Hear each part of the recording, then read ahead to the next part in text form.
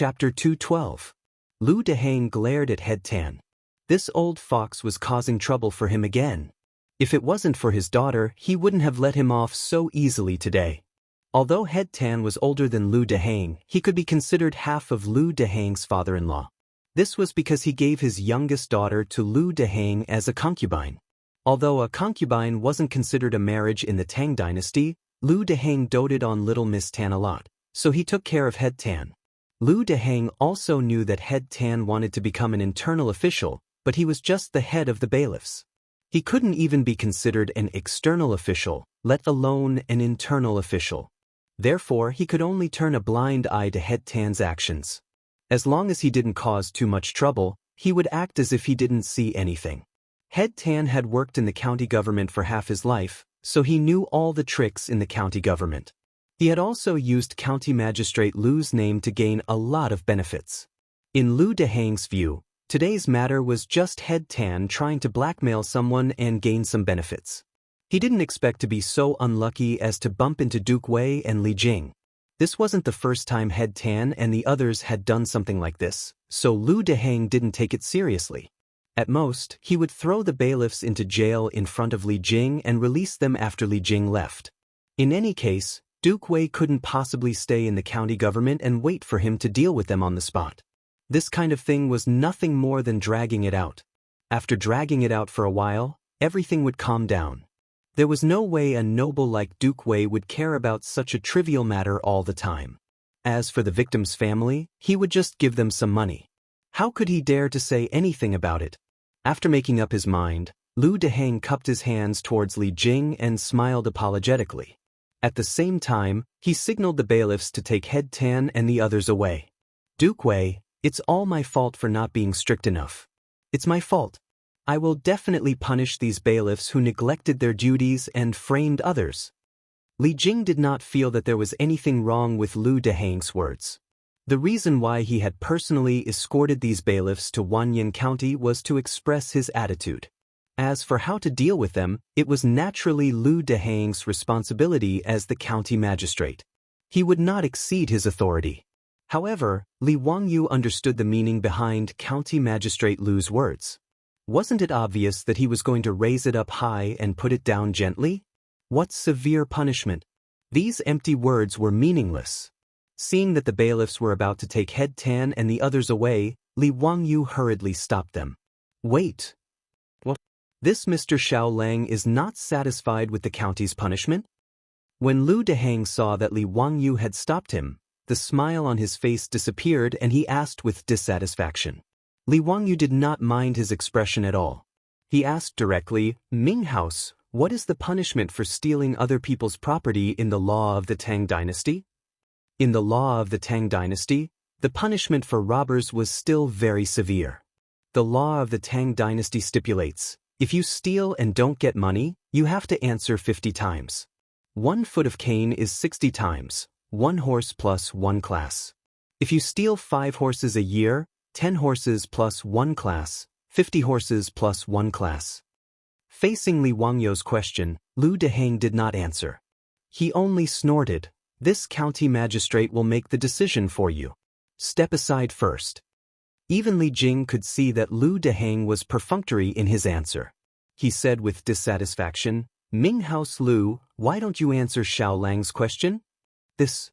Hearing Li Jing's words, Lu Dehang had no choice but to answer honestly. If you steal and don't get money, you have to answer 50 times? Hearing him recite the law of the Tang dynasty about robbers, Li Wangyu sneered and pointed at the gilded idol in Niu Wu's hands. The head of the class accused me of stealing this gilded idol. If it is true, how should I be punished? This idol was cast in copper and gilded in gold. Li Wangyu estimated that the price of this idol would not be lower than 100 strings of copper coins. Its value was obviously much higher than the value of 50 bolts of silk. According to the law of the Tang dynasty, if this idol was really stolen by Li Wangyu, according to the law, he would be exiled 3,000 miles away and serve 3 years of hard labor. Lu Dehang did not know how to answer. He vaguely guessed why Li Wangyu asked such a question. Sure enough, without waiting for him to answer, Li Wangyu pointed at the stone tablet at the west end of the county magistrate's tunnel. The words, false accusation plus 3 classes, were engraved on it. Ming House, according to the law of the Tang Dynasty, false accusation plus 3 classes. Am I right? Since the head of the class accused me of stealing, shouldn't I be punished plus 3 classes? False accusation plus 3 classes meant that the punishment for falsely accusing others would be increased. As soon as Li Wangyu said this, Lu Dehang's face immediately became very ugly. The faces of the head of the class and the group of Yamen runners also turned ashen. Enough. This county magistrate will investigate this matter and give you an explanation. Lu Dehang did not want to talk to Li Wangyu anymore. What a good investigation. The facts are in front of us. What else does the Ming House need to investigate? Li Wangyu asked. Lu Dehang could not help but be annoyed. How could this white-clothed youth be so insensible? He flung his robe and said coldly, "What? Do I need a young man like you to teach me how to judge a case?" Li Jing did not say anything. He wanted to see how Li Wangyu, who was rumored to be extraordinarily intelligent and talented, would deal with this matter. Li Wangyu said, "Ming House, the law of the Tang Dynasty states that those who falsely accuse others should sit opposite. Since the head of the class framed me for stealing, he should naturally sit opposite and be punished." This county magistrate knows. This county magistrate just said that he will investigate and give you justice. Xiao Lang, don't push your luck and forget your identity. Lu Dehang intended to use his official power to suppress Li Wangyu, this insensible white-clothed youth, so that he could turn around and let go of the head of the class. But after he finished speaking, he saw Li Wangyu sneer. My identity? If the Ming House did not mention it, I would have almost forgotten. He reached out and took out the goldfish talisman from his bosom and threw it directly to Lu Dehang. My identity? Isn't this it? The Ming House will know when you see it. Lu Dehang caught the goldfish talisman and wanted to throw it to the ground without looking at it. Just as he was about to throw it, he inadvertently caught a glimpse of the golden object in his palm. He thought that Li Wangyu threw a gold ingot to him to bribe him. How could he accept the gold ingot in front of Li Jing, not to mention that he wanted to protect the head of the class, his cheap father-in-law? Just as he was about to reprimand Li Wangyu, his eyes fell on the golden object in his hand and he could no longer pull them out. Goldfish talisman, you are the county magistrate of the founding county? What? Xiao Lang, you have been conferred a title? Before Lu Dehang could react, Li Jing heard his words and hurriedly rushed forward. He snatched the goldfish talisman from his hand and looked at it carefully. County magistrate of the founding county, conferred a title of county magistrate. Li Jing looked up at Li Wangyu in disbelief. Xiao Lang, you are only 16 years old this year, right? The sage actually conferred a title to you? His words scared the head of the class and the bailiffs, who were still standing on the side. Their legs went soft and they knelt down. Chapter 213. Li Wangyu could only smile and shrug his shoulders in response to Duke Wei's surprise. He didn't know how to answer. He was also surprised to be given a title by Pai Lupi. Who knew why the stingy Pai Lupi would give him a title just because he made a water wheel and a four-wheeled carriage? Pai Lupi was very cautious when it came to giving titles. He wouldn't give titles unless he made a great contribution. Just by looking at how even a great scholar like Kong Ingda couldn't get a title, one could tell how difficult it was to be given a title. The reason why Li Wangyu was confused about being given a title was because he underestimated the significance of the four-wheeled carriage to the Tang Dynasty. The blueprint of the four-wheeled carriage was given to the Ministry of Works by Pai Lupi. After some improvements, it was confirmed that 4 horses could be used to transport 30 dan of goods at a time and travel 300 li a day. This result shocked Pai Lupi, Fang Xianling, and the other ministers. For the vast Tang Dynasty, the four-wheeled carriage was too important. Its importance was far beyond Li Wangyu's imagination.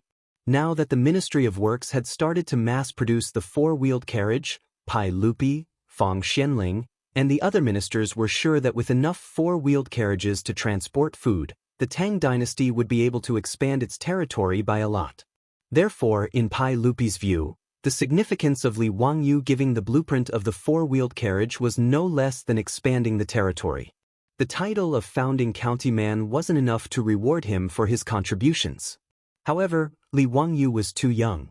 It wasn't necessarily a good thing to give him a higher title before he reached the age of adulthood. Out of love, Pai Lupi thought about it again and again before giving Li Wangyu the title of founding countyman. However, in the eyes of those who didn't know, it was too shocking. Li Wangyu's name was removed from the Li clan of Hu County, and his name was also erased from the Zongjing Temple's Yellow Book. But in Pai Lupi's eyes, that was purely the fault of the Huxian Li clan. The Li clan of Huxian didn't recognize Li Wangyu, but Pai Lupi now regarded him as a treasure. If it weren't for the fact that Li Wangyu had yet to reach the age of 20, Pai Lupi would have ordered Li Wangyu to return to the imperial family as the head of the family.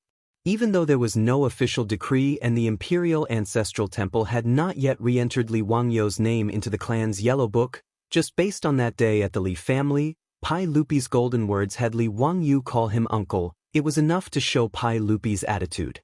Knowing that the young man in white in front of him was actually the man who founded the country, Lu Dehang felt unwell. He hurriedly and respectfully bowed to Li Wangyu. This official didn't know the identity of the man from Huxian. Just now, this official was too presumptuous. Please don't take offense. Li Wangyu still couldn't get used to hearing his title. It was too King unimpressive, okay? It was also an honorific title. Other people called him Duke of Wei, Duke of Lu. How domineering were they? Titles like Duke of Wei, Duke of Lu, how resounding were they? His title was Huxian. Could it be that when he was conferred the title of founding duke in the future, he would also be respectfully called Huxian Duke? Thinking of this possibility, Li Wangyu couldn't help but shiver. It was too frightening. Li Wangyu wasn't too surprised by Lu Dehang's change from arrogance to respect. He only nodded calmly. Lu Minghouse, no need to be so courteous. It's fine as long as you can give me an explanation. After saying this, he looked at Head Tan and the others kneeling on the ground and trembling. Lu Minghouse, let's start the trial now. I still have some matters to attend to in a while and need to go to the palace to seek an audience with the sage. I don't have much time to waste. Li Wangyu's words completely destroyed Lu Dehang's thoughts of protecting Head Tan. He could only helplessly make an inviting gesture to Li Jing and Li Wangyu and prepare to go to the main hall of the county yamen to start the trial. In the Wanyan County Yamen, a group of yamen runners and scribes cast sympathetic glances at Head Tan and the others kneeling on the ground. It seemed that Head Tan was doomed to be unlucky. Who told him to be so blind as to frame a founding duke? Wasn't this king courting death? Just as the crowd was about to move to the hall of the county government, more than a dozen figures rushed in from outside the county government. They were yelling loudly, "Lu Ding, get your ass out here right now. How dare you send people to capture us brothers? I'll skin you alive. Don't talk nonsense with them. Kill your way in and save Zio." The yamen runners of the Wanyan County Yamen didn't have time to stop them and were beaten to a pulp by the crowd that rushed into the county yamen. This sudden scene almost made Lu Dehang burst into tears. What kind of sin did he commit today? Li Jing, Duke of Wei, personally came to escort the yamen runners who committed the crime, and the victim was actually a founding duke. This was enough to give him a headache. Now, the county yamen has been invaded. What are you trying to do? Did they really take bean buns and not dry food? Did they not take him, a 6th-grade county magistrate, as a cadre? Lu Dehang's anger rose in his heart. He opened his mouth and wanted to call the yamen runners to arrest these people. But when he saw the people who had rushed into the county yamen, the anger that had just surged in his heart was immediately extinguished by him. The words that came out of his mouth were also somewhat flattering and fawning. "Young dukes, what are you doing? If you have any orders, I will do it." The people who rushed into the Wanyan County Yamen were Chung Chumo and the others. "Bastards, you yamen runners of the Wanyan County actually dare to capture my brother. Hurry up." Chung Chumo didn't finish his words when he finally saw Li Wangyu on the side and shouted in surprise, "Zio, are you okay? Did this group of bastards do anything to you?" Li Wangyu was greatly moved. He quickly smiled and waved his hand. "I'm fine. Thank you, brothers. Why are you here?" Fang Yai smiled and said, "Today we went to Dingzhou village to drink with you. Your housekeeper said you went to Xiandu Temple. We went to Xiandu Temple to find you. When we arrived, we heard from the young Daoist that you were captured by the Yamen runners of the Wanyan County. Didn't we immediately come to save you?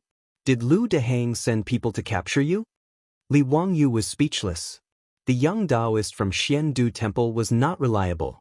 It was clearly him and Li Jing who had brought the group of Yamen runners to the county Yamen. How did it become him being captured by the Yamen runners? Without waiting for him to explain, Lu Dehang's face was bitter as he cried out, "Young dukes, how could I dare to let the Yamen runners capture a county man? Even if I had the courage, I wouldn't dare." He also didn't know how to explain the actions of Headband Tan and the others. "Wait, what did you say? A county man? Who is a county man?" Fang Yai suddenly interrupted him and asked. Cheng Chimo and the others also looked at each other. How come there was another county man? In Chang and City, they had never heard of this title of Baron of Founding County. Lu Dehang's face was full of surprise and he couldn't help but look at Li Wangyu. Before he could explain, Li Wangyu rubbed his nose and said embarrassedly, "Hee, brothers, I am a county man." "What? Ziyu, you were conferred a title? Brother, this is not a joke. When were you conferred a title? Why is there no news from the court?" "County? Aren't the important places in the capital not conferred titles? Where's the goldfish talisman? Quickly let me see." "Ziyu, why did the sage confer you a title?" The group of playboys immediately surrounded Li Wangyu, wanting to know what was going on. Chapter 214. Li Wangyu didn't know how to answer the questions from the foppish young masters. Suddenly, a heavy cough came from the side. "Cough, you guys, are you going to pretend that you didn't see me?" When the group of playboys heard the voice, they were so scared that they hurriedly bowed. Why was this big shot also in Wanyan County? "Greetings, Duke Wei." "Greetings, Minister Li." Li Jing walked up and seemed to be reprimanding them, but in fact he intimately gave each of them a chestnut. "You all didn't learn well. How dare you barge into Wanyan County? It seems that I have to talk to Jijie and Jingda about how they discipline their sons." Cheng Chumo begged for mercy with a bitter face. "Duke Wei, aren't we afraid that Zio will be bullied by Wanyan County? Hee, please forgive us this time." Li Jing's status in the military of the Tang dynasty was far beyond that of famous generals like Qing Yaojin and Yuqi Jingda. It wasn't an exaggeration to say that half of the Tang dynasty was conquered by Li Jing. From this, one could see his status. It was also because his contributions were too great and his status was too high that in his later years, in order to not be suspected by Li Er, and because he was falsely accused of treason, Li Jing closed his door to show his innocence and protect himself to have a good end. The old Tang book recorded that Li Jing closed his door to prevent guests from entering. Even his relatives were not allowed to enter. Closing his door meant that he was completely isolated from the outside world. He didn't even receive his relatives to prove that he didn't have any rebellious thoughts. In later novels, it was said that in order to prove his innocence, Li Jing opened his door and allowed people to visit as they wished. This was the opposite. With the Li family status as the founding duke, even if the door was opened, outsiders wouldn't be able to see anything. Because the duke's mansion was too big, Cheng Chumo and the other dandy young masters were all scared out of their wits when they saw Li Jing here. They dared to be unreasonable with Lu Dehang, but in front of Li Jing, they were all as obedient as kittens and didn't dare to get angry. Even Fang Yai and the others looked at Li Wangyu with resentment. "Brother, why didn't you say that this big shot was here earlier? You don't even know how to inform your brothers. You're really not loyal enough." Li Wangyu rolled his eyes speechlessly. "You guys directly attacked Wanyan County's Yamen, how am I supposed to inform you guys?" Li Jia Shaolang kicked each of their butts. "All right, no one dares to bully Li Jia Shaolang. You guys can scram now." Yes, we'll scram now." Cheng Chumo and the others felt as if they had been granted amnesty and quickly ran out. While they were running, they didn't forget to wink at Li Wangyu, signaling that they would wait for him outside the county yamen and that they would go drinking together later. Li Wangyu was both moved and speechless. This group of silk pants was really too cute. After the debauches left Wanyan County's yamen, Lu Deheng looked at the Yamen runners who had been beaten black and blue by the debauches. He wanted to cry but had no tears. This matter had yet to be resolved, and he did not dare to find trouble with those silk pants because of this matter. He could only pinch his nose and accept it. Lu Deheng angrily glared at Headband Tan, who was kneeling on the ground. Right now, he had no intention of protecting him. Lu Deheng made an inviting gesture to Li Jia Xiaolang and Li Wangyu. Then, he directly went to the county Yamen's main hall to interrogate the case. Headband Tan and a group of Yamen runners framed Li Wangyu. The evidence was conclusive and there was no way to deny it. Lu Deheng was also very straightforward. According to the third-class crime of false accusation, Headband Tan was sentenced to 80 beatings, 3,000 miles of exile, and 3 years of hard labor. The other Yamen runners who were accomplices were also sentenced to 30 beatings and had to resign from the county Yamen. Duke Wei, Li Wangyu, are you satisfied with this county's punishment? Lu Deheng asked Li Jia Xiaolang and Li Wangyu flatteringly. Li Jia Xiaolang did not comment. He just did not like the behavior of these Yamen runners. Li Wangyu shook his head. Lu Minghouse, I remember that the sentence for falsely accusing an official is even more severe than sitting on the bench. Li Wangyu's words made Lu Deheng feel a bit of a toothache. He knew that Li Wangyu was right. According to the laws of the Tang dynasty, the punishment for falsely accusing an official of high rank would be even more severe. But no matter what, Headband Tan was his cheap father-in-law. Could it be that he could sentence Headband Tan to death by hanging? If that happened, his Miss Tan would definitely jump into a well. Without waiting for Lu Deheng to defend himself, Li Wangyu sighed again. But forget it. Who told me to be so kind-hearted? Let's just leave it at that. In response, Lu Deheng quickly cupped his hands and thanked Li Wangyu. Seeing that Li Wangyu wasn't going to pursue his crime of falsely accusing an official, Head Tan, who had just finished 80 battles and was lying in the county Yamen's lobby with his buttocks dripping with blood, actually cupped his hands gratefully towards Li Wangyu to thank him for his magnanimity. Li Jia Xiaolang also thought that Li Wangyu let Headband Tan go, so he nodded with satisfaction while twisting his beard. He thought that Li Jia Xiaolang was really pure. In fact, the cynical man was not kind enough to let Headband Tan go. He wished that Lu Deheng could sentence this bastard to death and make an example of him so that no Tom, Dick, or Harry would dare to humiliate the Li family in the future. But Li Wangyu just remembered that it was the second year of Zhongguan era.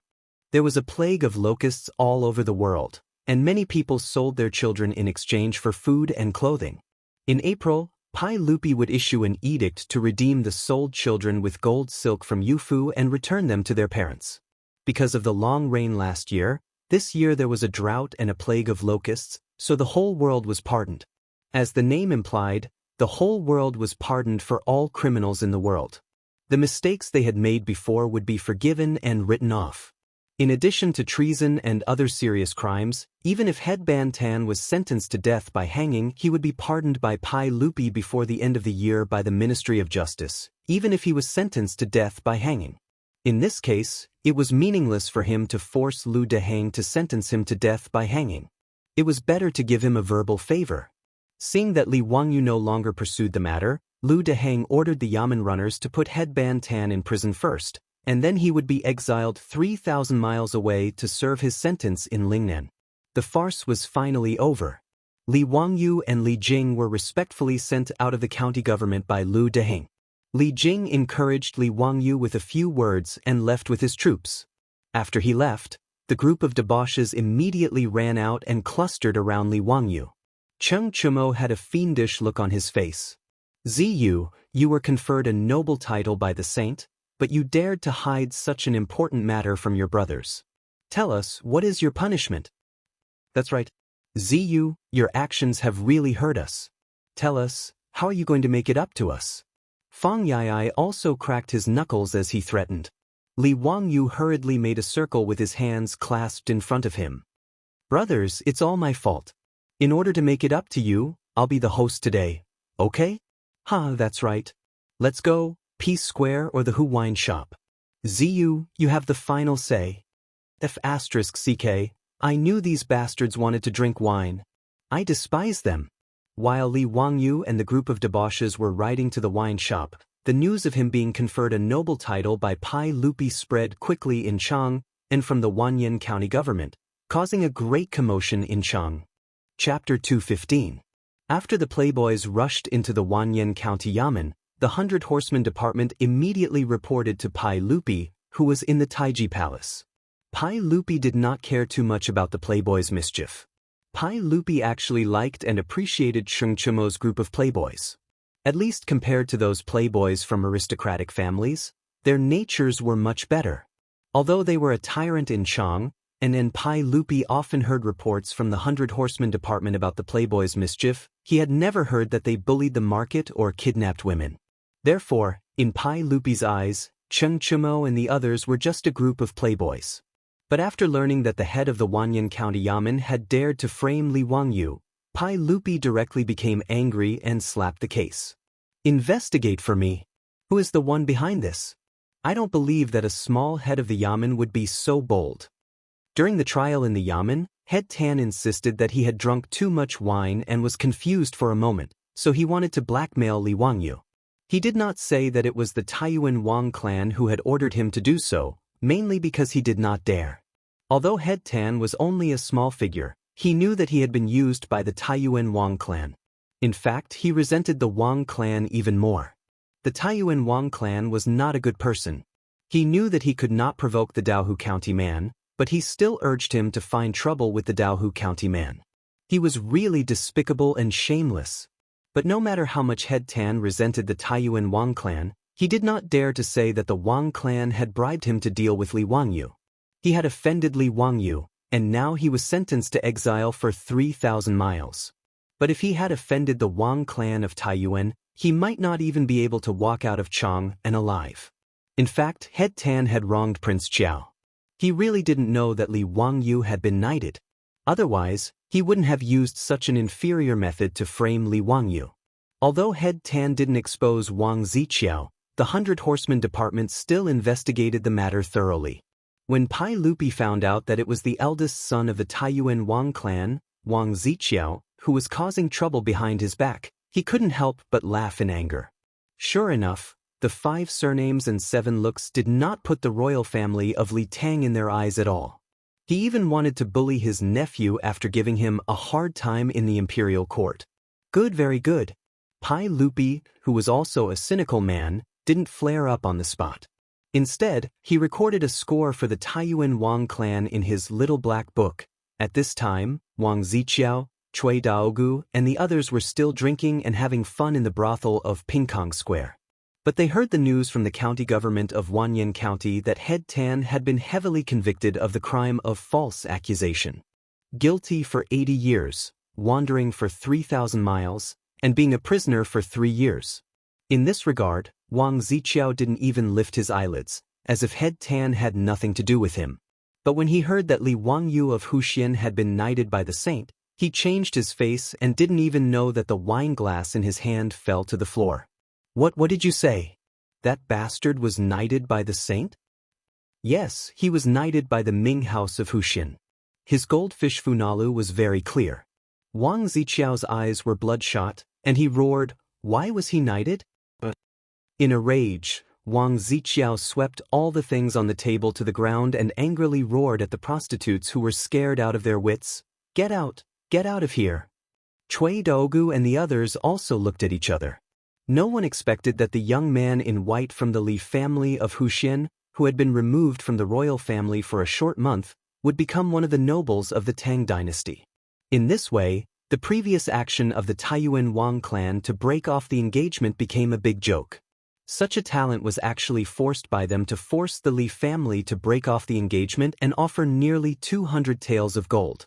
This was simply a stupid action of picking up sesame seeds and throwing away watermelons. Naturally, they were too lazy to comfort the furious Wang Ziqiao.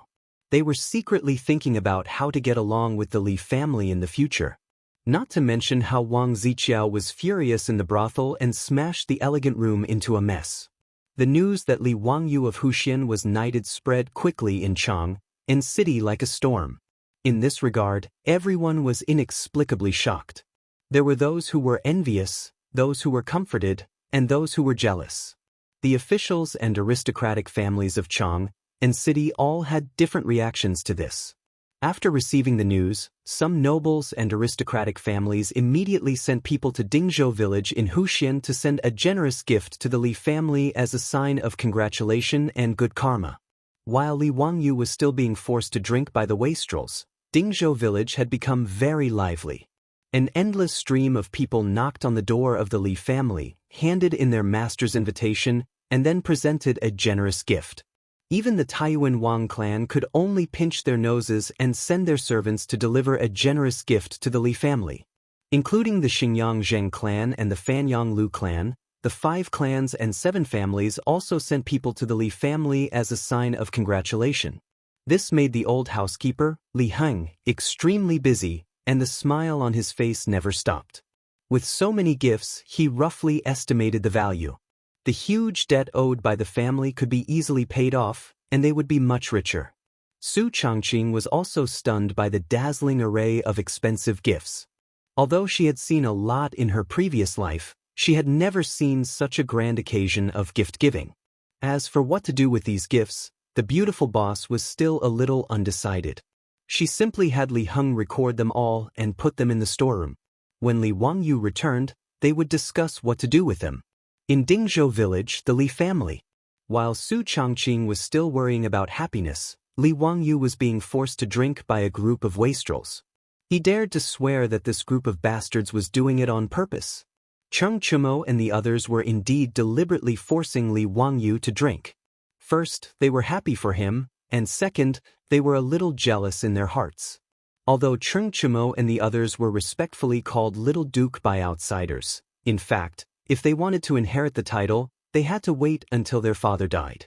Moreover, only the eldest son could inherit the title of their father. The others were not qualified. For example, Fang Yai had nothing to do with Fang Xuanling's title. It was only the elder brother, Fang Yizhi, who could inherit it. Among the 3 brothers of the Cheng family, only Cheng Chumo could inherit Cheng Yaojin's title. Moreover, when inheriting a title, the title would be reduced by 1 level per generation. After 3 generations, the title would no longer be inherited. Therefore, now that Li Wangyu was conferred a title, even if it was the lowest rank, it made a group of wastrels secretly envious. Especially after Li Wangyu took out his goldfish talisman in an extremely pretentious and indifferent manner and passed it around for the wastrels to see, the wastrels were even more unhappy. Who told you to be pretentious and force him to drink? The wastrels were unhappy, and as a result, Li Wangyu was once again forced to drink until he blacked out. Chapter 216. The next day, Li Wangyu woke up with a splitting headache, only to find that he had been sent back to Dingzhou village by those rich playboys the day before. Su Changqing glared at him angrily and ordered Perrin to bring him some hangover soup. After Li Wangyu freshened up, he finally woke up from his hangover. Su Changqing then told him about the endless stream of people from aristocratic families, powerful officials, and high-ranking officials in Chang and city who had sent gifts yesterday. Li Wangyu looked at the thick list of gifts and name cards in his hand and was a little dumbfounded. There really were no secrets in Chang and city. He had just revealed his identity in Wanyan County, and in less than 2 hours, the whole Chang and city knew about it. But looking at the number of gifts Li Heng counted, he felt a little happy in his heart. Gifts worth a total of 5 million a month ago. He was still worried about the huge debt of 2 million owed by his family. In the end, in just one afternoon, the gifts from the rich and powerful in Chang and city were worth 5 million. Sure enough, wine and meat stink behind the door, and bones freeze to death on the road. Li Wangyu muttered. Such a large sum of money, and it was just a congratulatory gift for a small county founding man. One could imagine how much wealth the rich and powerful families and officials had. What should we do with the money? Su Changqing asked. Li Wangyu thought for a moment and replied, keep it for now. If we can cooperate with Li Shim in this show, we'll send an edict to eliminate the locusts as soon as possible. If Guanzhong Road doesn't become a famine, we can use the money to set up a brewery or something. Don't you want to pay back the money first? Hey, it's still early anyway. We'll owe it first. Li Wangyu was not in a hurry to pay back the money. After all, he was now knighted. How could Yang Quan ask him to pay back the money? Besides, he had agreed with Yang Quan that he would pay back the money in a year. Why should he pay back the money so early? Su Changqing rolled his beautiful eyes and said, "You're bullying others. Yang Quan is an honest person." "How can you call that bullying? We trust each other." Li Wangyu said angrily, "Besides, that Yang Quan is an honest person. Humph, he has set me up many times, but I don't see how honest he is. He's not at all comparable to his teacher, Yu Shernan. That's the real earnest senior. Are you going to return Yu Shernan's 1 million yuan?" Su Changqing rolled his eyes. "Yes, this must be returned. When I go back, tell Li Heng to prepare the gold for me. When I go to Chang'an City, I will visit Yu Shernan." Su Changqing nodded. Then he suddenly thought of something and asked, "By the way, Wang Yu, why are the currencies of the Tang Dynasty gold and copper coins? What about silver? Is there no silver in the Tang Dynasty?" She had not noticed this before, but when she looked at the gift list yesterday, she found that the gifts were all gold, jewels, silk and satin, but no one sent any money, which made her curious. Li Wangyu patted his forehead. He remembered that he had not told her about this before, so he explained it casually. It turned out that silver was not a legal currency in the Tang Dynasty. Its main purpose was to make all kinds of jewelry, utensils, and pay taxes. In the Tang Dynasty, the provinces and counties would convert the taxes into silver and send it to the capital. The status of silver in the Tang Dynasty was similar to that in modern society. It was valuable but could not be used as a currency. You couldn't take an ingot of silver to shop in modern times, could you? You would be driven out. Therefore, in the Tang Dynasty, only copper coins were recognized as a currency. Gold, as a substitute for large payments, was naturally accepted and recognized. After Li Wangyou's explanation, Su Changqing suddenly realized that he had been deceived by the unscrupulous TV scriptwriter of the future. The two of them discussed the financial arrangements of the family, and then Li Wangyu remembered that he had not done the business. He hurriedly called Niu Wu and asked him if he had brought back the statue of the Tao ancestor. Of course, Niu Wu would not forget to bring the statue, although he did not understand why his Lang Jun wanted it. After asking Niu Wu to bring the statue of the Tao ancestor, Li Wangyu took Su Changqing and ran to the study in the backyard with the statue. After instructing that no one was to disturb them, Li Wangyu and Su Changqing stayed in the study mysteriously for the entire morning, which made Li Heng, Aphrodite, and Perrin very curious. It was not until noon that the door of the study in the backyard finally opened, and Li Wangyu came out with a sneaky smile on his face. After lunch, Li Wangyu hurried to Chang, and again with Niu Wu. He first went to the Xuandu Temple to confirm the preparation of the Heavenly Grand Ritual with Yuan Tiangang and the abbot of the Xuandu Temple. After they discussed for a while, Li Wangyu confirmed that there was no problem with the Heavenly Grand Ritual held in 2 days at the Taiji Palace, and then went to the Taiji Palace to see Pai Lupi. It was the first time Li Wangyu entered the Taiji Palace. He handed over his goldfish talisman and asked to see Pai Lupi. Not long after, he was welcomed into the palace by a chamberlain. In the Suite du Hall, Pai Lupi was sitting beside a few tables and looking at official documents. After the chamberlain informed him, Li Wangyu was invited into the hall. "Li Wangyu, a county official, pays my respects to your majesty." Li Wangyu respectfully bowed to Pai Lupi. Pai Lupi seemed to be in a good mood. He waved the chamberlain away, and then said to Li Wangyu with a smile, "Okay, I told you to call me uncle in private." Li Wangyu naturally took advantage of the situation and agreed without hesitation. "Zio, how is the preparation for the Heavenly Grand Ritual?" "Uncle, I have invited Immortal Yuan Tiangang to preside over the Heavenly Grand Ritual.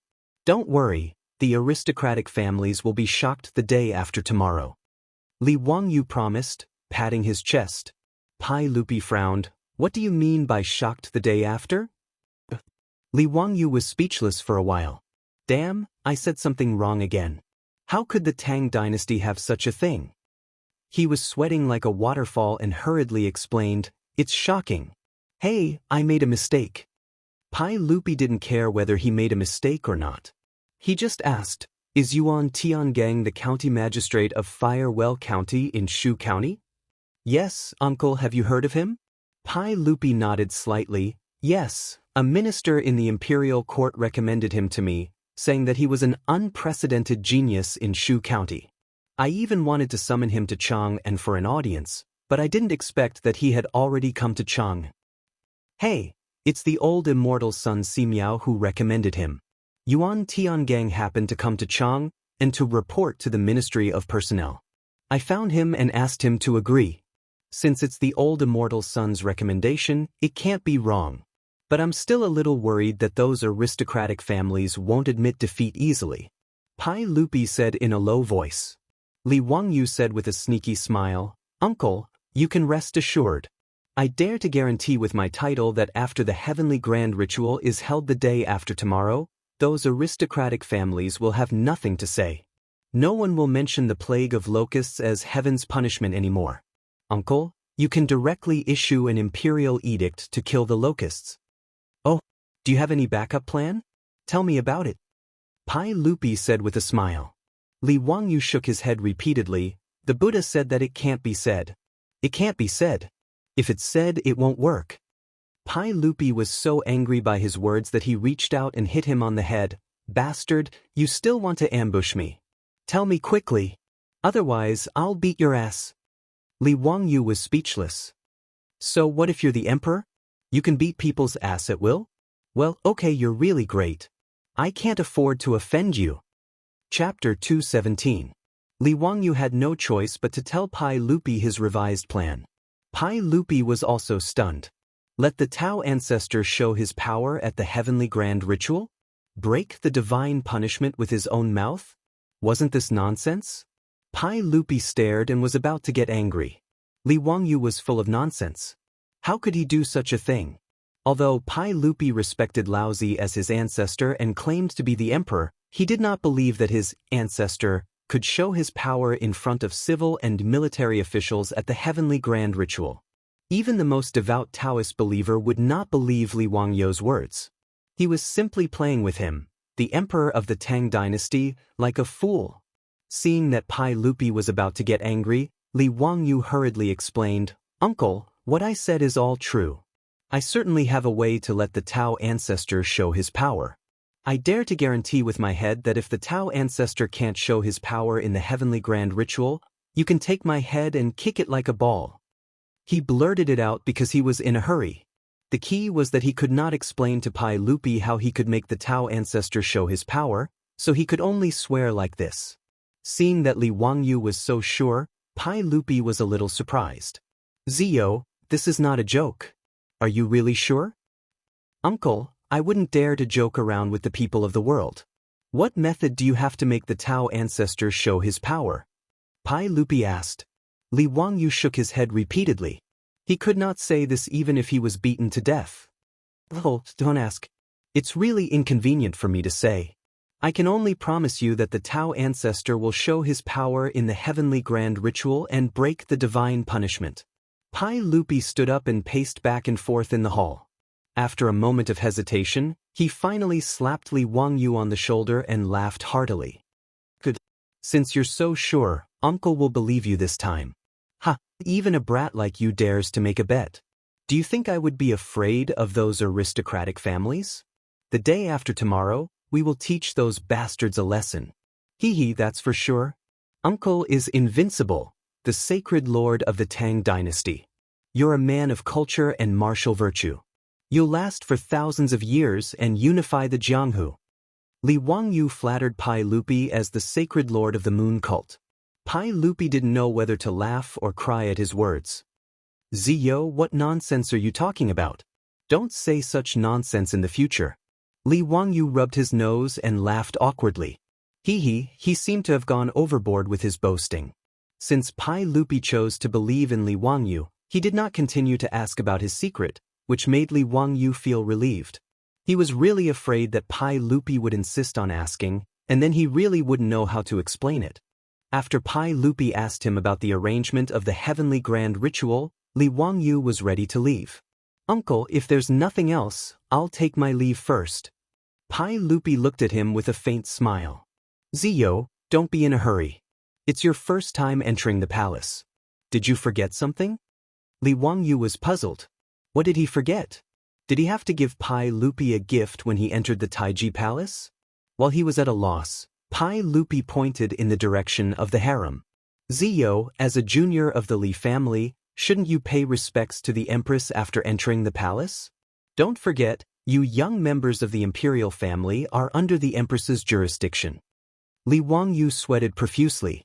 He had completely forgotten this. All of Pai Lupi's children, whether they were born by Empress Zhongsun or not, were taught and managed by Empress Zhongsun.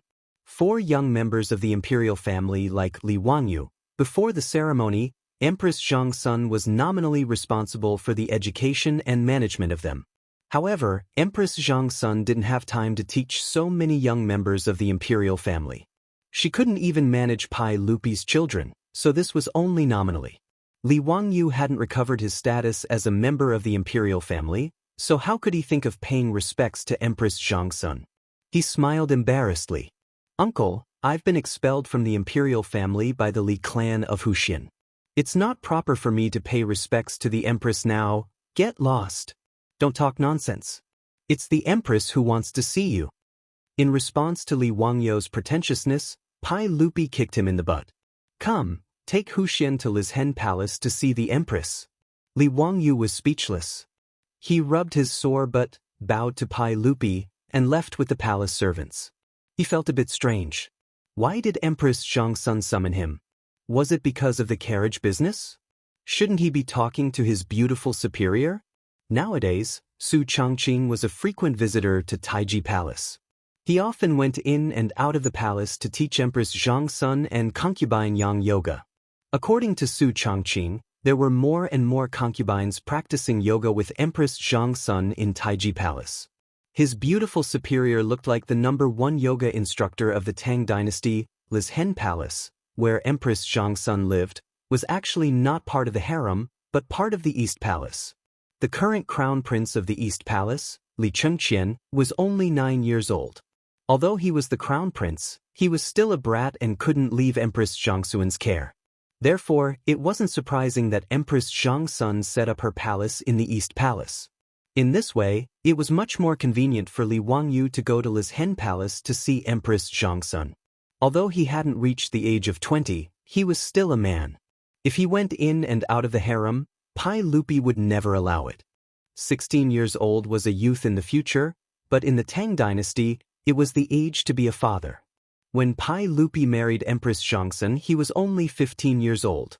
Therefore, Li Wangyu naturally couldn't go to the forbidden area of the harem. However, Lizhen Palace was located in the East Palace, so it was an exception. Li Wangyu followed the chamberlain and turned left and right in Noda's Taiji Palace. After passing through several forbidden areas, he came to the Lizhen Palace of the East Palace. Reporting to Your Highness, Wuxian male Li Wangyu requests an audience. Let him in. Empress Zhongsun's voice came from the palace. After getting permission, Li Wangyu followed the chamberlain into Lizhen Palace. He saw a beautiful woman in her late 20s smiling at him. Li Wangyu knew that this was Empress Zhongsun and hurriedly bowed to greet her. This subject, Wuxian male Li Wangyu, greets Your Highness. Li Wangyu noticed that Empress Zhongsun was pregnant and immediately realized that the baby in her belly was the next emperor of the Tang dynasty, Emperor Gaozong of the Tang dynasty, Li Ji. Empress Zhongsun had already given birth to 2 sons and 1 daughter for Pai Lupi. They were Crown Prince Li Chengqian, Prince Yu Li Tai, and Princess Royal Li Lizzie. In addition to Li Ji, who was still in her belly, Li Mingda, and Xinqing Princess, Empress Zhongsun had given birth to a total of 3 sons and 4 daughters for Pai Lupi. Li Wangyu could only secretly criticize Pai Lupi's powerful ability to sow seeds. It was really too powerful. Alright, you already called Erlang uncle. Why are you still calling me Your Highness? In the future, Ziyo, you can also call me Aunt in private. Empress Zhongsun smiled. Li Wangyu naturally nodded. Yes, Aunt, please accept this nephew's bow. This guy's skin was definitely thick enough. Before he transmigrated, he wasn't much younger than Pai Lupi and Empress Zhongsun. Now, he called them uncle and aunt without a trace of embarrassment or awkwardness. Chapter 218. Empress Zhongsun nodded with satisfaction. However, what she said almost made Li Wangyu stumble. Actually, it wasn't me who was looking for you. It was Chang'e who was looking for you. Chang'e wants to see her brother very much and wants you to play with her. Wangyu, are you willing? Li Wangyu was so shocked by Empress Zhangxuan's words that he could not close his mouth for a long time. Nanny?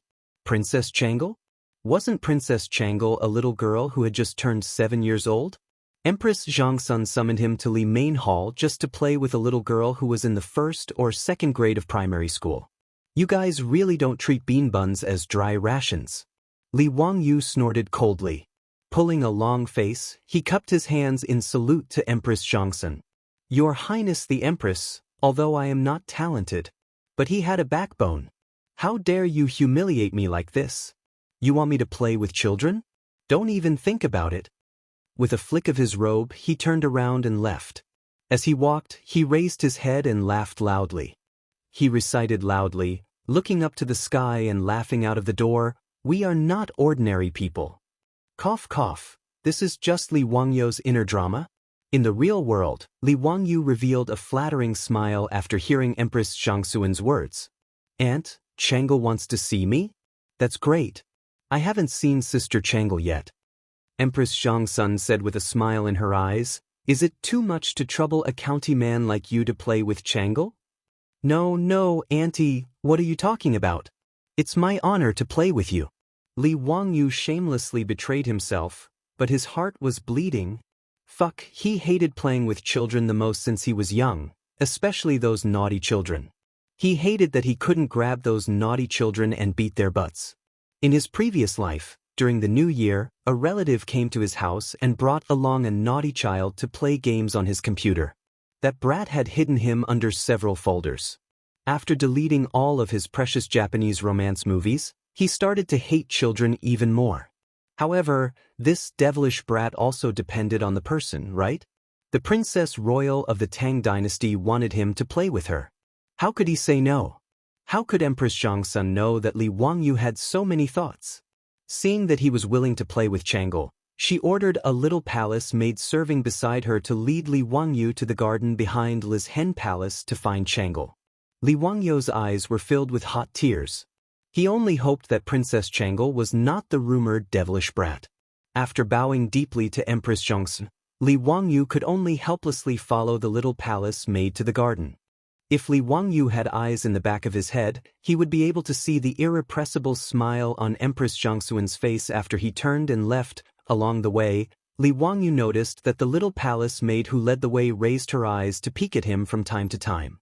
Her face was flushed, and he couldn't help but feel a little strange. What did that mean? Was he too handsome? Sure enough, being handsome was a sin. While Li Wangyu was still secretly rejoicing, he saw the little palace maid hesitate again and again. Seeing that there was no one around, she finally gathered her courage and whispered to Li Wangyu, "Huxian man, your poems are very good. I love your Xuqi Chun Jiangxing the most." Stunned, Li Wangyu halted his steps and looked at the little palace maid. What did she mean? His poems had even reached the Taiji Palace? This little palace maid was also one of his fans? Somewhat embarrassed, he rubbed his nose and said, Hee, it's a clumsy work. It's not worth mentioning. No, Huxian man, your poems are all works that have been passed down for generations. Even Her Imperial Highness the Empress said so. The little palace maid was very serious, looking at him with a burning gaze filled with worship. Her words made Li Wangyu feel embarrassed. He could only laugh dryly, not knowing how to respond. In the end, Li Wangyu still felt somewhat guilty. After all, those poems were all plagiarized. Being looked at with worship by this little girl, no matter how thick-skinned he was, he still felt somewhat embarrassed. He hurriedly changed the topic and began chatting with the little palace maid. With his eloquence, which had been nurtured by various internet jokes in his later life, he quickly amused the little palace maid into covering her mouth and giggling, nearly leading him astray. The two chatted as they walked. Just as they reached the garden behind the main hall, Li Wangyu heard the voice of a little girl. Jing Shangyi, I know I was wrong. Please don't tell mother, okay? That won't do. Princess Chang'e, if you don't finish reciting Principles for Women today, I will definitely tell Empress Xianxia and have her punish you. Recite with me right now. Those who abstain from extravagance must come before frugality. A man's cultivation must be refined and extravagant. Abstain from extravagance. Those who abstain from extravagance must come before frugality. The little girl's voice carried a sobbing tone as she recited with him. Li Wangyu raised his eyes and saw a young female official holding a ruler, forcing a tender little lowly to recite a book in the garden. He understood that this little lowly must be Princess Changel. Li Wangyu knew that the principles for women that the female official was reciting was written by Empress Xianxia. It collected the gains and losses of women in ancient times and commented on them. However, forcing a 7-year-old girl to recite this plaything, Li Wangyu felt that it was truly too boring. Princess Changel, recite it for me. Abstain from extravagance. Those who abstain from extravagance. How could the little lowly recite it? Tears were already welling up in her eyes. Stretch out your hand. Seeing that Princess Changel was unable to recite, the female official's expression immediately became severe. She prepared to use the ruler to strike the little lowly's palm as punishment. Feeling wronged, the little lowly stretched out her small hand, so afraid that her eyes were tightly shut. Seeing that the female official was actually going to use the ruler to strike Princess Changel, Li Wangyu could not help but feel anxious. He hurriedly called out to stop her. Stop!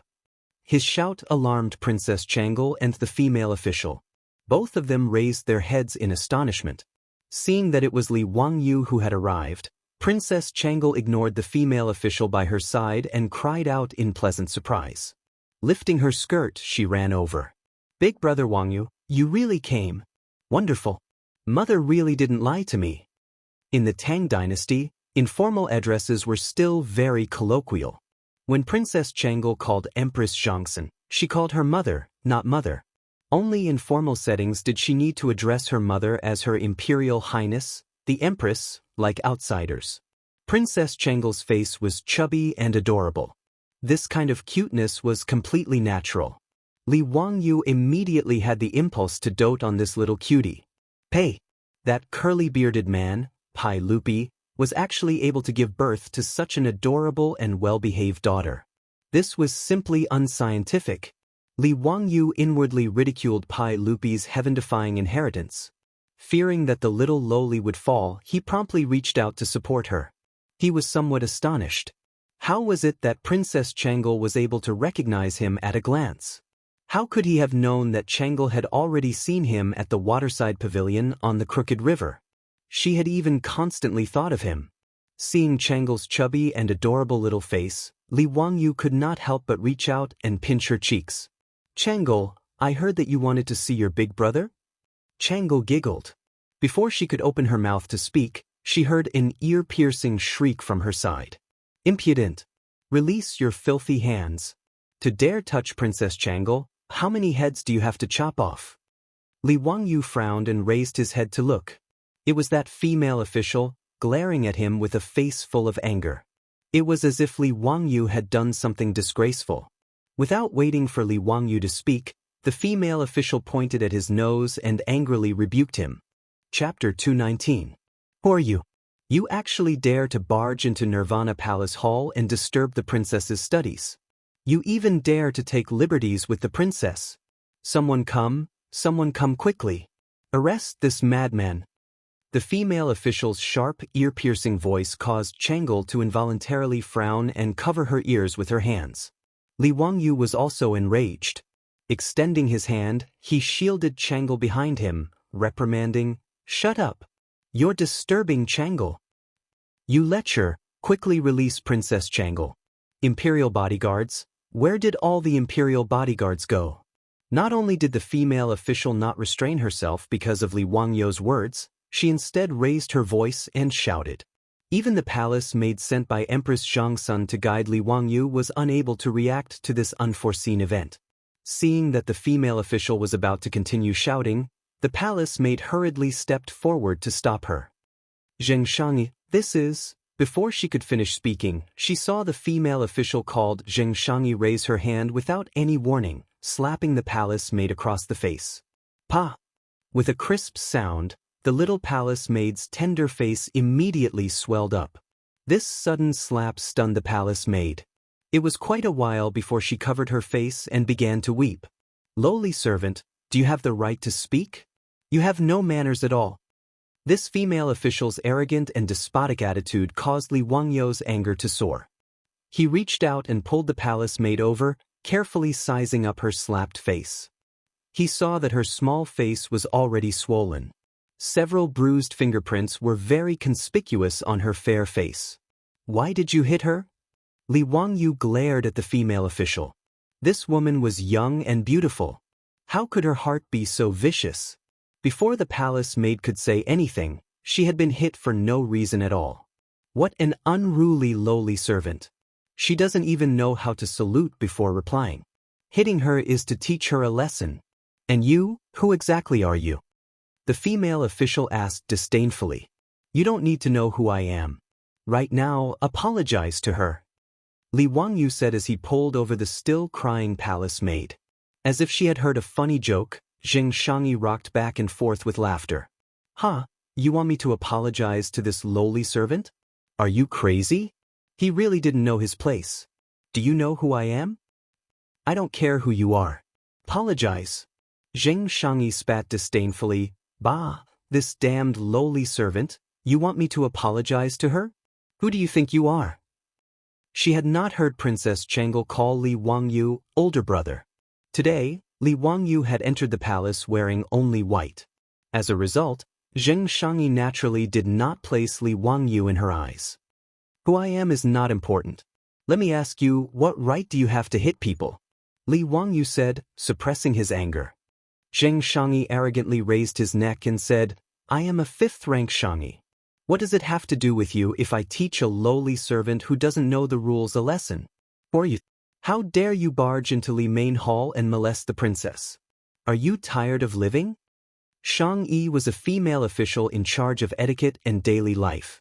She was a fifth-rank female official. Female officials referred to high-ranking palace maids. They had a certain rank and received a salary. Their scope of work included managing low-ranking palace maids, training new palace maids, and taking care of princesses and princes. The so-called fifth-rank female officials were actually no more than high-ranking palace maids. Their rank could not be compared to that of the true officials of the imperial court. Although this female official was a fifth-rank official, Li Wangyu's position as the founding magistrate of the country was equivalent to a fifth-rank official. It appeared that her official rank was one level higher than Li Wangyu's.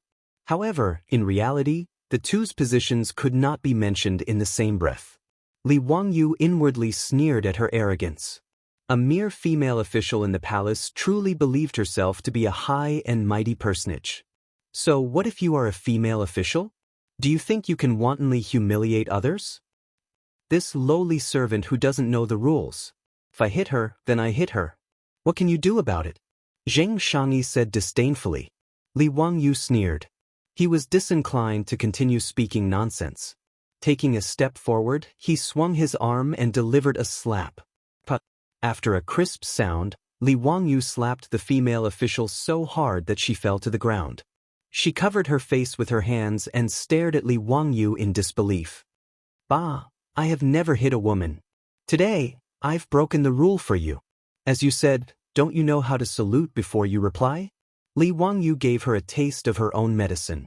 He imitated the words of the female official and directly returned it. The reason why Li Wangyu was so angry was that the female official called Xianxia was too hateful. Just now, when he saw that she wanted to punish Changel with a ferule, Li Wangyu was vaguely angry in his heart. Although it was the first time that Li Wangyu saw Changel, he had already fallen in love with this cute little princess. However, this female official was so cruel that she wanted to hit Changel with a ferule. This made Li Wangyu immediately feel protective of her. Not only that, this female official called Xianxia beat the little palace maid who led him here for no reason. Moreover, she spoke rudely and called her a lowly maid. This kind of person was really hateful and deserved to be beaten. Li Wangyu was definitely not a pedantic person. Although it was disgraceful to beat a woman, it depended on the situation. For a vicious woman like Xianxia, Li Wangyu would not feel guilty at all when he hit her. How dare you hit me? How dare you hit me? Do you know who I am? You're dead. You're dead. Xianxia covered her face and looked at Li Wangyu with resentment. She squeezed out the words from the gaps of her teeth and said in a cold tone. Li Wangyu glanced at her as if looking at an idiot. He was too lazy to say anything. She was just a female official in the palace. She really thought of herself as a big shot. What he did not know was that Xianxia, who had been hit by him, was a member of a branch family of the Zheng clan of Xinjiang. She had been recommended to the palace to assume the position of female official. Because she was born in the Zheng clan of Xinjiang, although she was from a branch family, she felt that her status was noble. As a result, she was accustomed to being arrogant and despotic towards ordinary palace maids and eunuchs. Just now, when the little palace maid had spoken to her, she had slapped her simply because she had not paid her respects.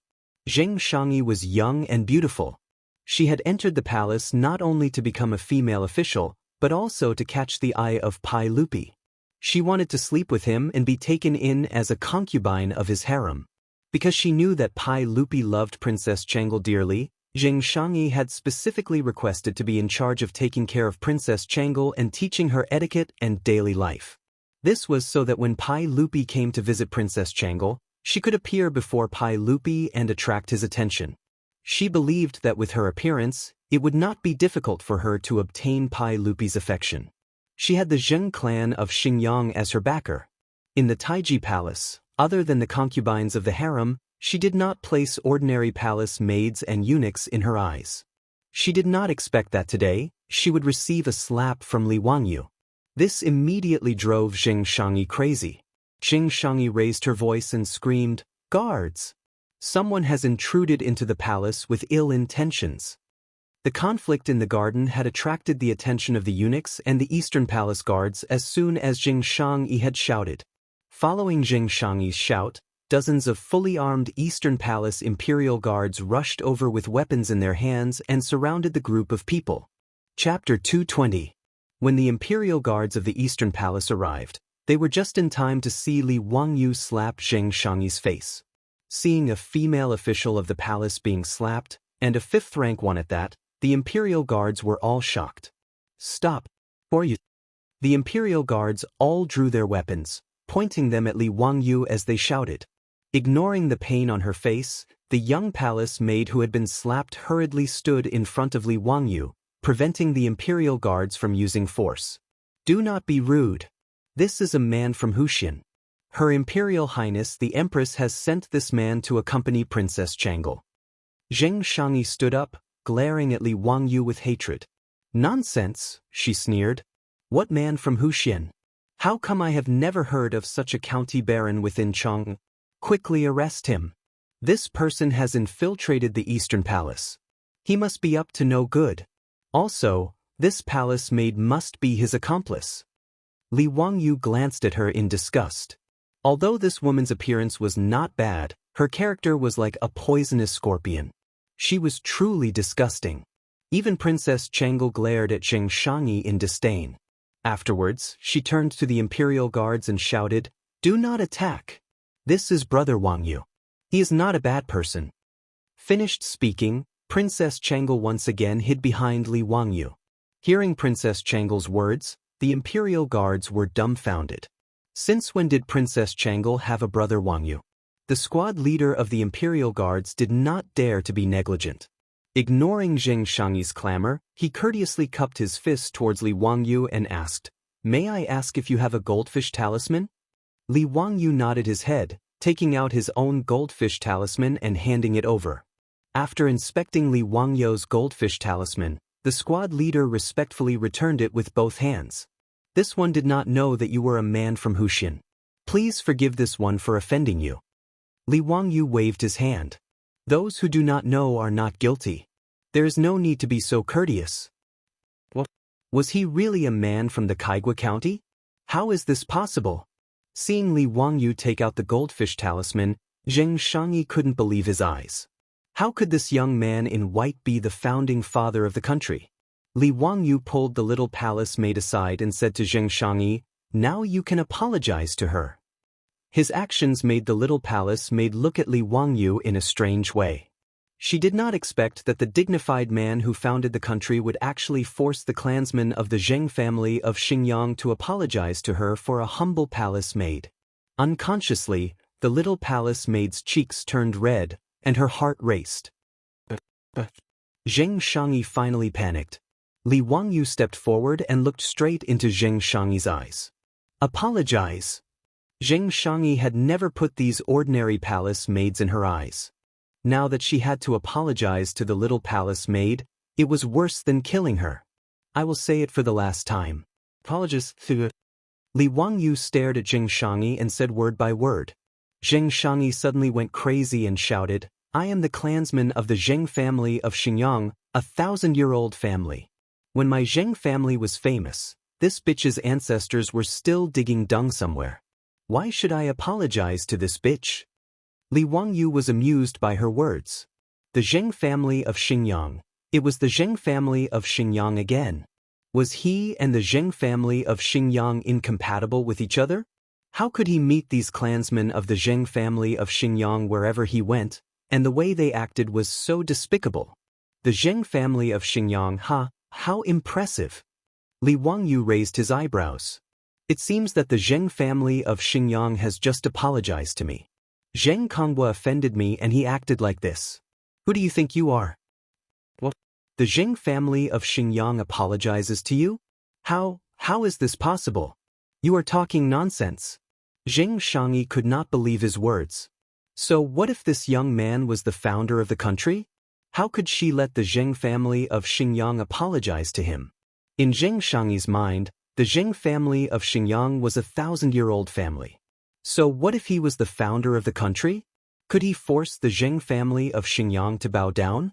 Li Wangyu stepped forward again and stared into Zheng Xianxia's eyes. I will say it for the last time. Apologize. Zheng Xianxia stepped back in panic and suddenly straightened her neck. You want me to apologize to this bitch? Don't even think about it. So what if you are the founder of the country? Do you dare to continue to commit murder in front of everyone in Taiji Palace? Her action made Li Wangyu a little dumbfounded. This female official was so straightforward that Li Wangyu could not continue to act up. The slap he gave Zheng Xianxia just now was purely out of hatred. He wanted to force this female official to apologize to the little palace maid and let this matter drop. However, Zheng Xianxia actually went against him, putting Li Wangyu in a difficult position. Continuing to violently assault Zheng Xianxia was clearly out of the question. Firstly, he was unwilling to be rough with women. Just now, he was an exception because he was angry. Secondly, Zheng Xianxia was, after all, a female official of the palace. As the founder of the country, if he were to assault a female official in the palace, his reputation would be tarnished. Who knew how those of the 5 clans would spread rumors about him behind his back? He was unwilling to be the bad guy.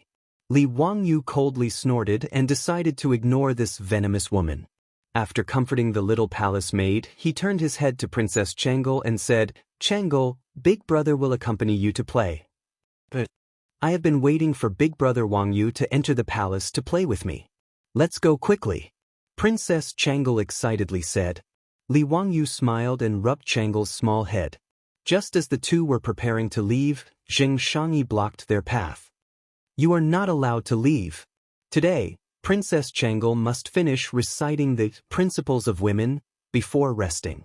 Li Wangyu gnashed his teeth in anger at this woman who did not know what was good for her. In a low voice, he roared, Scram! Don't force my hand. I am Xianxia. Princess Changel is under my tutelage. Today, if Princess Changel does not finish reciting the principles of women, she is not allowed to go anywhere.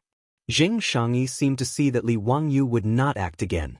Thus, she became even more aggressive, roaring loudly. Li Wangyu was so infuriated that he was speechless. How could there be such a shrew in the Taiji Palace? Princess Changel puckered her lips, her face filled with displeasure. As for the imperial guards of the Eastern Palace, they were all stupefied. This Zheng Xianxia was truly valiant, not giving the slightest bit of face to the county official and Princess Changel. Although it appeared as if Zheng Xianxia was responsible for Princess Changel, in reality, she only wanted to use this opportunity to retaliate and cause trouble for Li Wangyu. How could Jing Shangyi know how to teach Changle? She only knew how to teach like the teachers in private schools. She only knew how to have Princess Changle read and recite. If she could not recite, she would be punished with a ruler. Because Empress Zhongsun was usually very strict with her children, although the little Princess Changle was greatly doted on, she did not dare to disobey these female officials when it came to learning. Even if she was to be punished with a ruler, she could only stretch out her hand in grievance and allow these female officials to punish her. How could Li Wangyu bear to part with this tender and adorable Changle? Furthermore, he had Jing Shangyi punish her with a ruler. He looked down even more on this simple and crude method of teaching. Scram. As for how to teach Princess Changle, I will explain it to the Saint and Her Imperial Highness the Empress. There is no need for you to make a fuss here. Li Wangyu pushed aside Jing Shangyi, preparing to pull Changle away. However, he suddenly heard a burst of laughter from outside the shrubbery. Ah, Zio, since you have said so, we will agree. Chapter 221. Li Wangyu stiffly turned his neck, looking towards the source of the sound.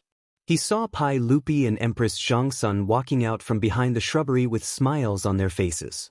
The majestic emperor and empress of the Tang dynasty were actually hiding on the side and listening to a thief's words? Can't you two be a bit more reasonable? Father, mother. Princess Changle ran over to Pai Lupi's side in pleasant surprise. Pai Lupi smiled as he reached out and picked her up. The sudden appearance of Pai Lupi and Empress Zhongsun frightened Jing Shangyi, the young palace maid, and the imperial guards of the Eastern Palace into kneeling and paying their respects. Greetings to your Imperial Majesty. Greetings to your Imperial Highness the Empress. You may all rise. Pai Lupi smiled and waved his hand towards them. Jing Shangyi inwardly let out a long sigh. Just as he was about to follow the others and stand up, he heard Pai Lupi say sinisterly, Jing Shangyi, we are not talking about you. Pai Lupi's words caused Jing Shangyi's heart to thump. Frightened, he once again knelt down, not even daring to raise his head. Li Wangyu was disinclined to pay attention to the kneeling Jing Shangyi. After paying respects to Pai Lupi and Empress Zhongsun, he asked in confusion, Uncle, what did you mean by your words just now? What do you mean by responding to me? Responding to what? Ha, Izio, didn't you just say that you were responsible for teaching Princess Changle? We agree. Li Wangyu nearly spat out a mouthful of blood. When did I say such a thing? Pai Lupi, do you need to go see an otolaryngologist? He faintly sensed that he had been tricked by Pai Lupi and Empress Zhongsun. Uncle, this little nephew was talking about how to teach Princess Changle. This little nephew will naturally explain to uncle and aunt. I did not say that this little nephew is responsible for teaching Princess Changle. Pai Lupi glared. Could it be that Zio is saying that we and Guanyin misunderstood? Li Wangyu was at a loss for words. Are you guys King shameless? Empress Zhongsun looked at Jing Shangyi, who was kneeling on the ground, and said, Erlang, it's fine if Zio is unwilling. Let Jing Shangyi continue to be in charge of teaching Changle. She then said to Jing Shangyi, you must remember not to relax your teaching of the little princess, do you understand? If you need to use a feral, then use a feral. This palace agrees. Changle was so scared by her mother's words that her face turned pale. She looked at Li Wangyu pitifully. Li Wangyu rolled his eyes speechlessly. That's enough, you two. Do you think I'm stupid? One was playing the good cop, while the other was playing the bad cop. Did they think that I was a fool? He did not understand what Pai Lupi was trying to do. Why did he suddenly want him to be in charge of teaching Changle? But he was blocked by the words of Pai Lupi and Empress Zhongsun. Did he really not care about Changle and let her be taught by the damn Jing Shangyi with a feral? Although it was the first time that Li Wangyu saw Changle, he had already fallen in love with this cute little princess. How could he bear to let others beat her little hand with a feral? Li Wangyu had no choice but to bow his head to the evil force. He replied in a muffled voice, Uncle, Aunt, I'll just teach Changle. Why do you have to scare her? Look at her pale face. Pai Lupi saw that he agreed and laughed. That's great. Zio, you are full of wisdom and talent. Since you can teach Ma Zhou and Yen Liban, why can't you teach Changle? Li Wangyu's eyes almost rolled to the back of his head. How could this be compared? Ma Zhou and Yan Liben were adults, but Chengel was only 7 years old. In his heart, he absolutely did not want to be a nanny and take care of a child. No matter how noble, lovable, or adorable a princess was, she was still a child at this age. However, since things had already developed to this point, there was no point in saying more. Li Wangyu could only pinch his nose and accept the task of teaching Princess Changel. Uncle, while I can teach Princess Changel, I cannot enter the palace every day to teach her. Li Wangyu still wanted to struggle. Pai Lupi waved his hand. What does this matter? We will have the eunuchs send Changel to Dingzhou village every day.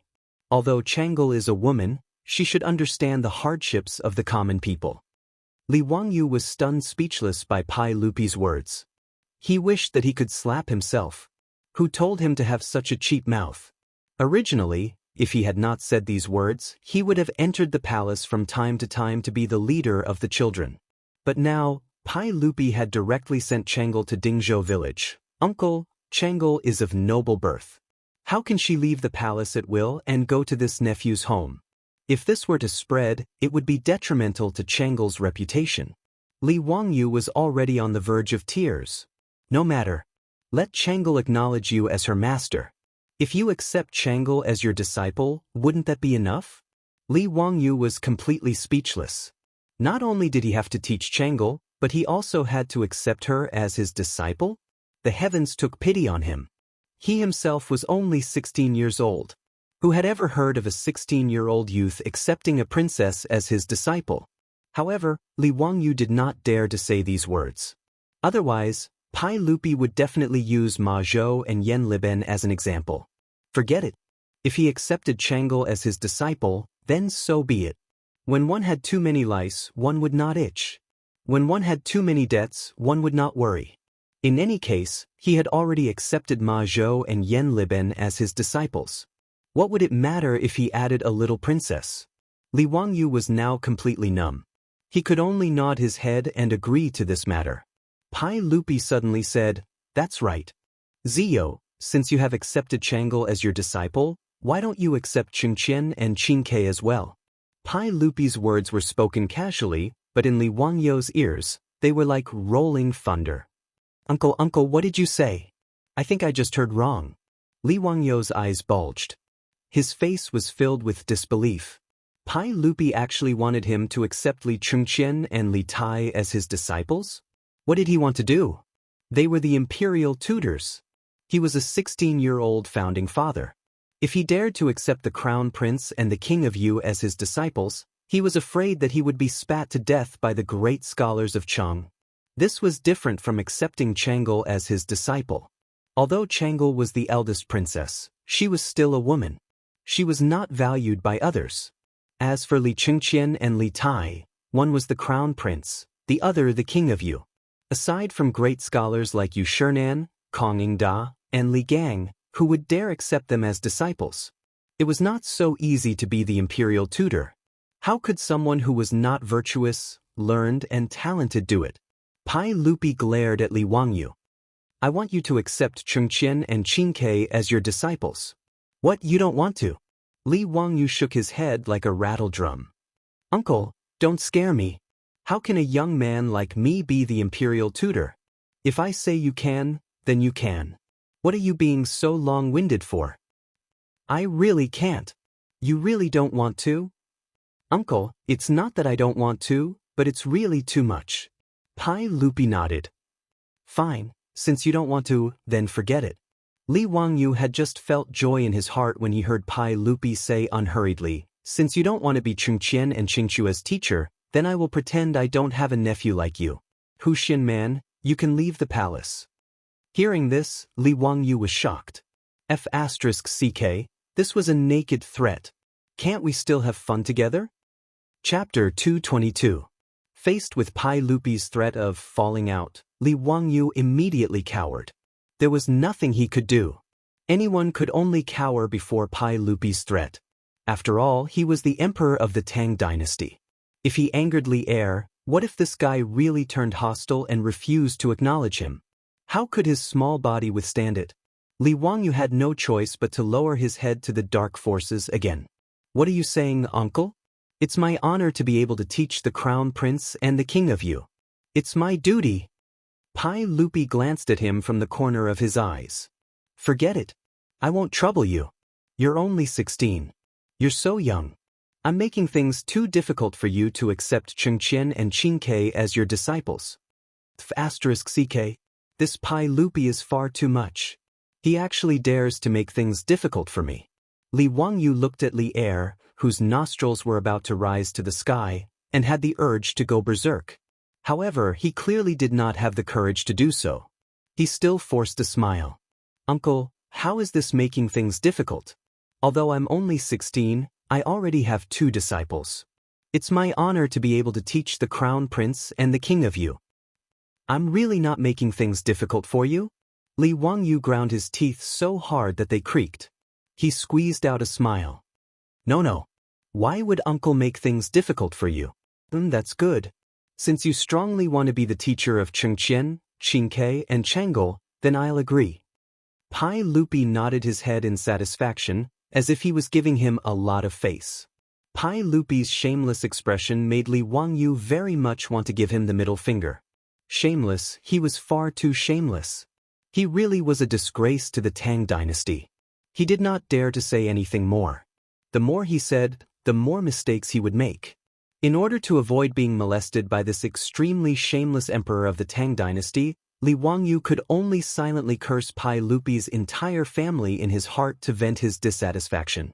Pai Lupi immediately had the chamberlain summon Li Chengqian and Li Tai. He was prepared to have his 3 children take Li Wangyu as their master today. Today, it was indeed Pai Lupi and Empress Xiangxia who set a trap for Li Wangyu. Their goal was to make Li Wangyu accept Li Chengqian and the others as disciples. There was a reason why he chose Li Wangyu over so many great Confucians in the imperial court. One of them was Li Wangyu's outstanding talent.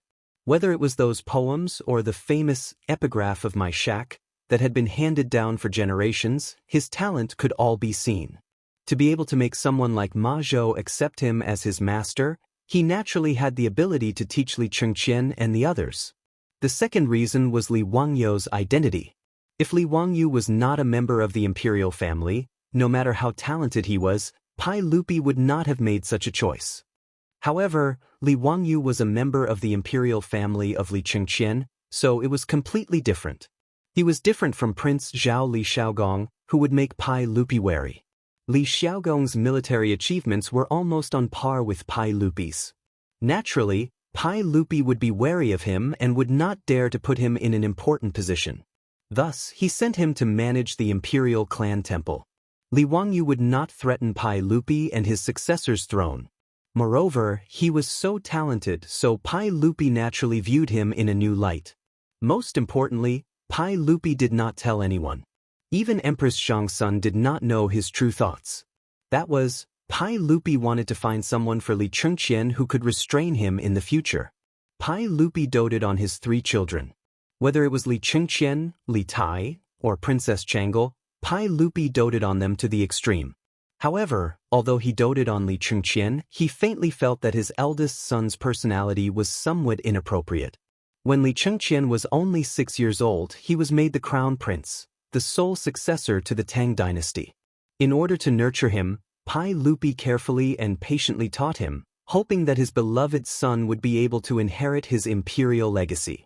However, after Li Chengqian had only been crown prince for 3 years, Pai Lupi discovered that he had begun to not abide by the rules and lived extravagantly.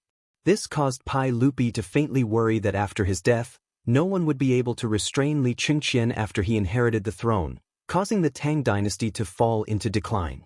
Since Li Wangyu was Li Chengqian's younger brother and later his teacher, his status was naturally noble. In the future, after Li Chengqian ascended the throne, if he were to become an incapable ruler, there would be someone to advise him. Pai Lupi was also far-sighted. He found a hoop curse for the 9-year-old Li Chengqian. Naturally, Li Wangyu did not know of Pai Lupi's imperial schemes. He only felt that it was too troublesome to be the king of children, so he had a bitter expression on his face. Just as he was feeling depressed, he saw Xianxia, who was still lying in front of him. His mood became even worse. The cynical man pointed at Xianxia and said to Pai Lupi, "Uncle, this female official beat up a palace maid for no reason. Her behavior is vile. Uncle, please uphold justice for the palace maid." Li Wangyu did not know that as soon as he followed the little palace made out of Li main hall, Pai Lupi and Empress Zhangsun followed him. The conflict between Jing Shangyi and Li Wangyu had already been seen by Pai Lupi and Empress Zhangsun. This was also the reason why Pai Lupi let Jing Shangyi continue to kneel on the ground. When Pai Lupi saw that Jing Shangyi was going to beat Chang'e with a ferule, he was already furious. If Li Wangyu had not shouted quickly at that time, it was estimated that Pai Lupi would have rushed out himself. Empress Zhangsun was a strict mother, but Pai Lupi was a standard kind father. He could not bear to see his baby daughter being punished by Jing Shangyi with a ferule. As for Jing Shangyi, even if Li Wangyu did not say it, Pai Lupi, who was crazy about protecting his daughter, would not let her go. Jing Shangyi has behaved unscrupulously. She is dismissed from the position of Shangyi and sent to Yeding Palace. Pai Lupi directly opened his mouth and sentenced Jing Shangyi, who was kneeling on the ground, to capital punishment. Yeding Palace was part of Taiji Palace. Yeding Palace was where palace maids lived. At the same time, it was also responsible for imprisoning guilty concubines, princesses, and the wives and daughters of criminal officials who had been banished. In addition, some unfavored concubines also lived here. The predecessor of Yeding Palace was Wang Lin in the Western Han Dynasty.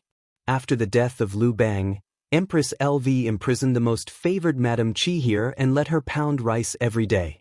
Finally, she sent people to make her into human swine.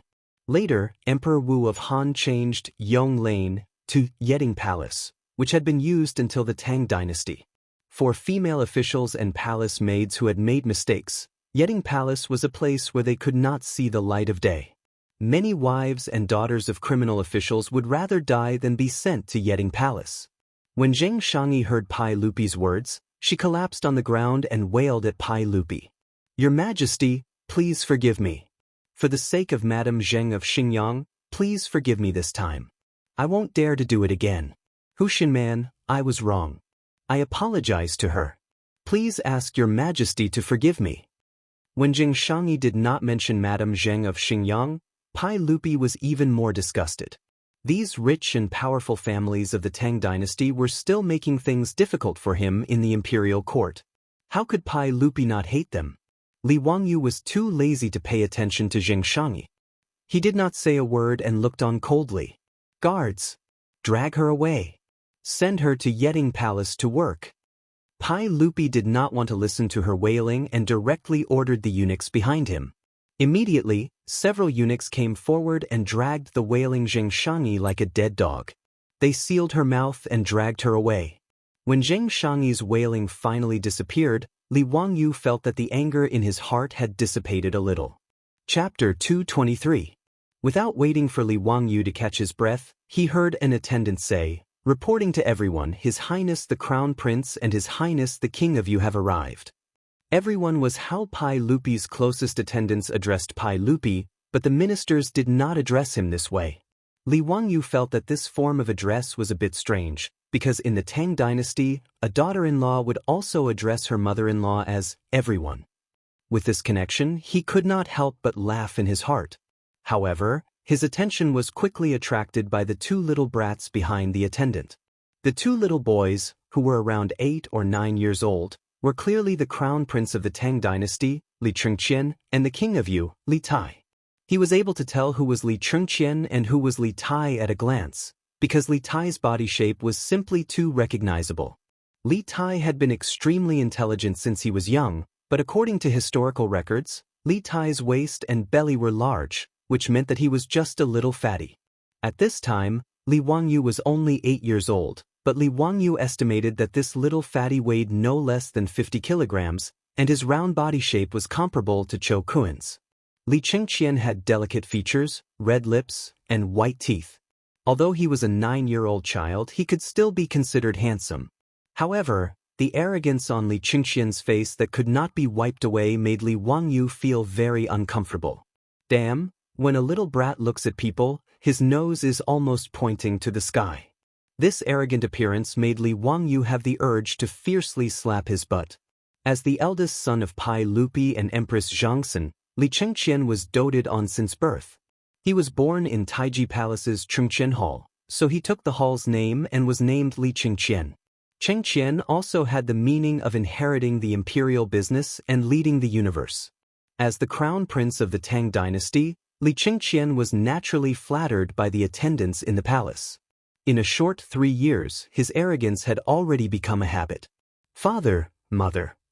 When Li Chengqian and Li Tai saw their parents, their faces were filled with joy and they hurriedly went up to greet them. Pai Lupi smiled and waved at the two of them.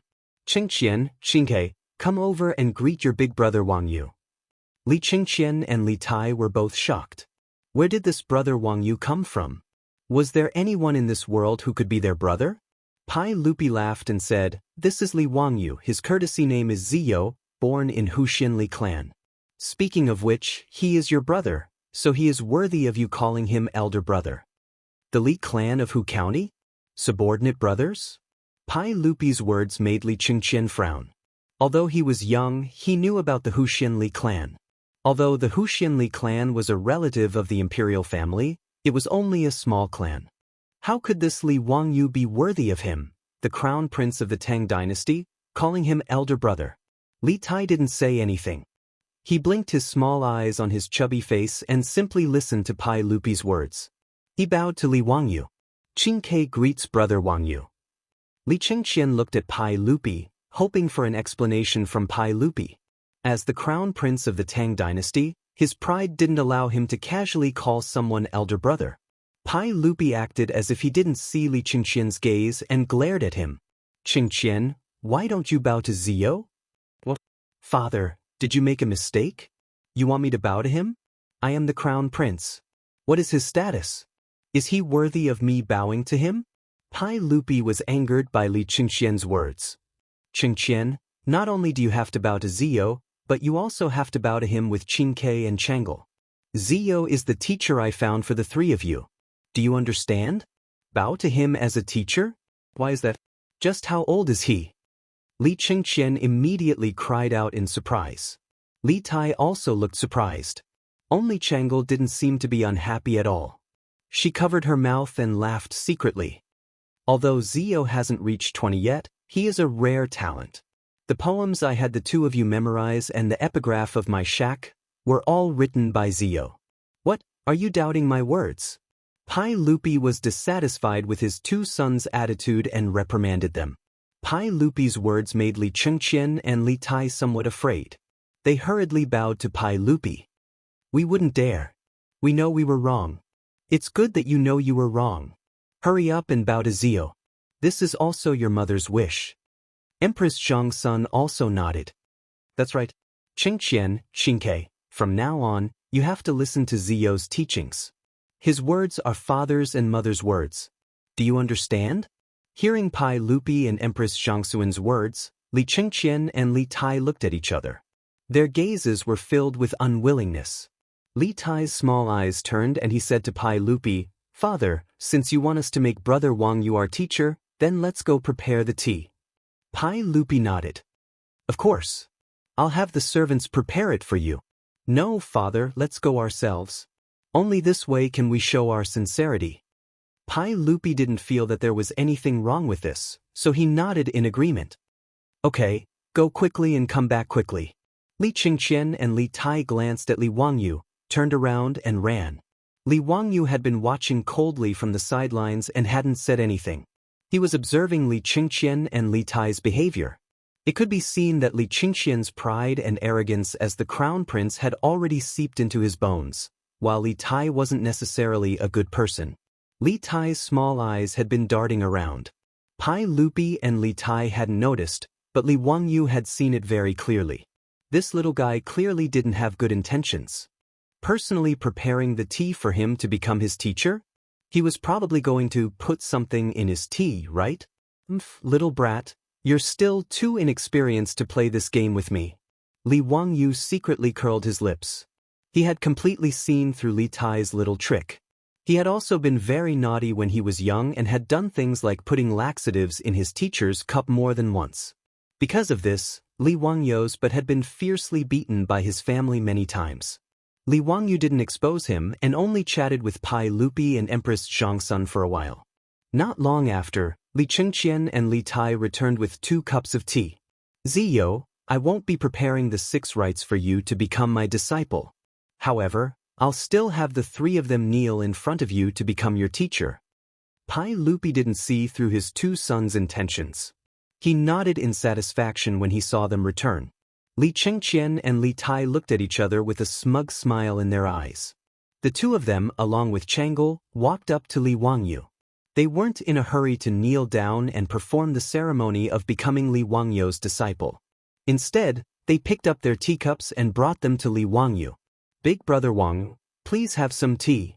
Li Wangyu looked at them meaningfully and reached out to take the teacups, looking like he was about to drink. Under Li Chengqian and Li Tai's expectant gazes, Li Wangyu suddenly put down the teacup that had just reached his mouth. Chengqian, Chang'e, since the 3 of you are willing to take me as your teacher, then I have some words for you. Li Chengqian and Li Tai were greatly disappointed when they saw that Li Wangyu didn't drink the tea. Big brother Wangyu, please drink the tea.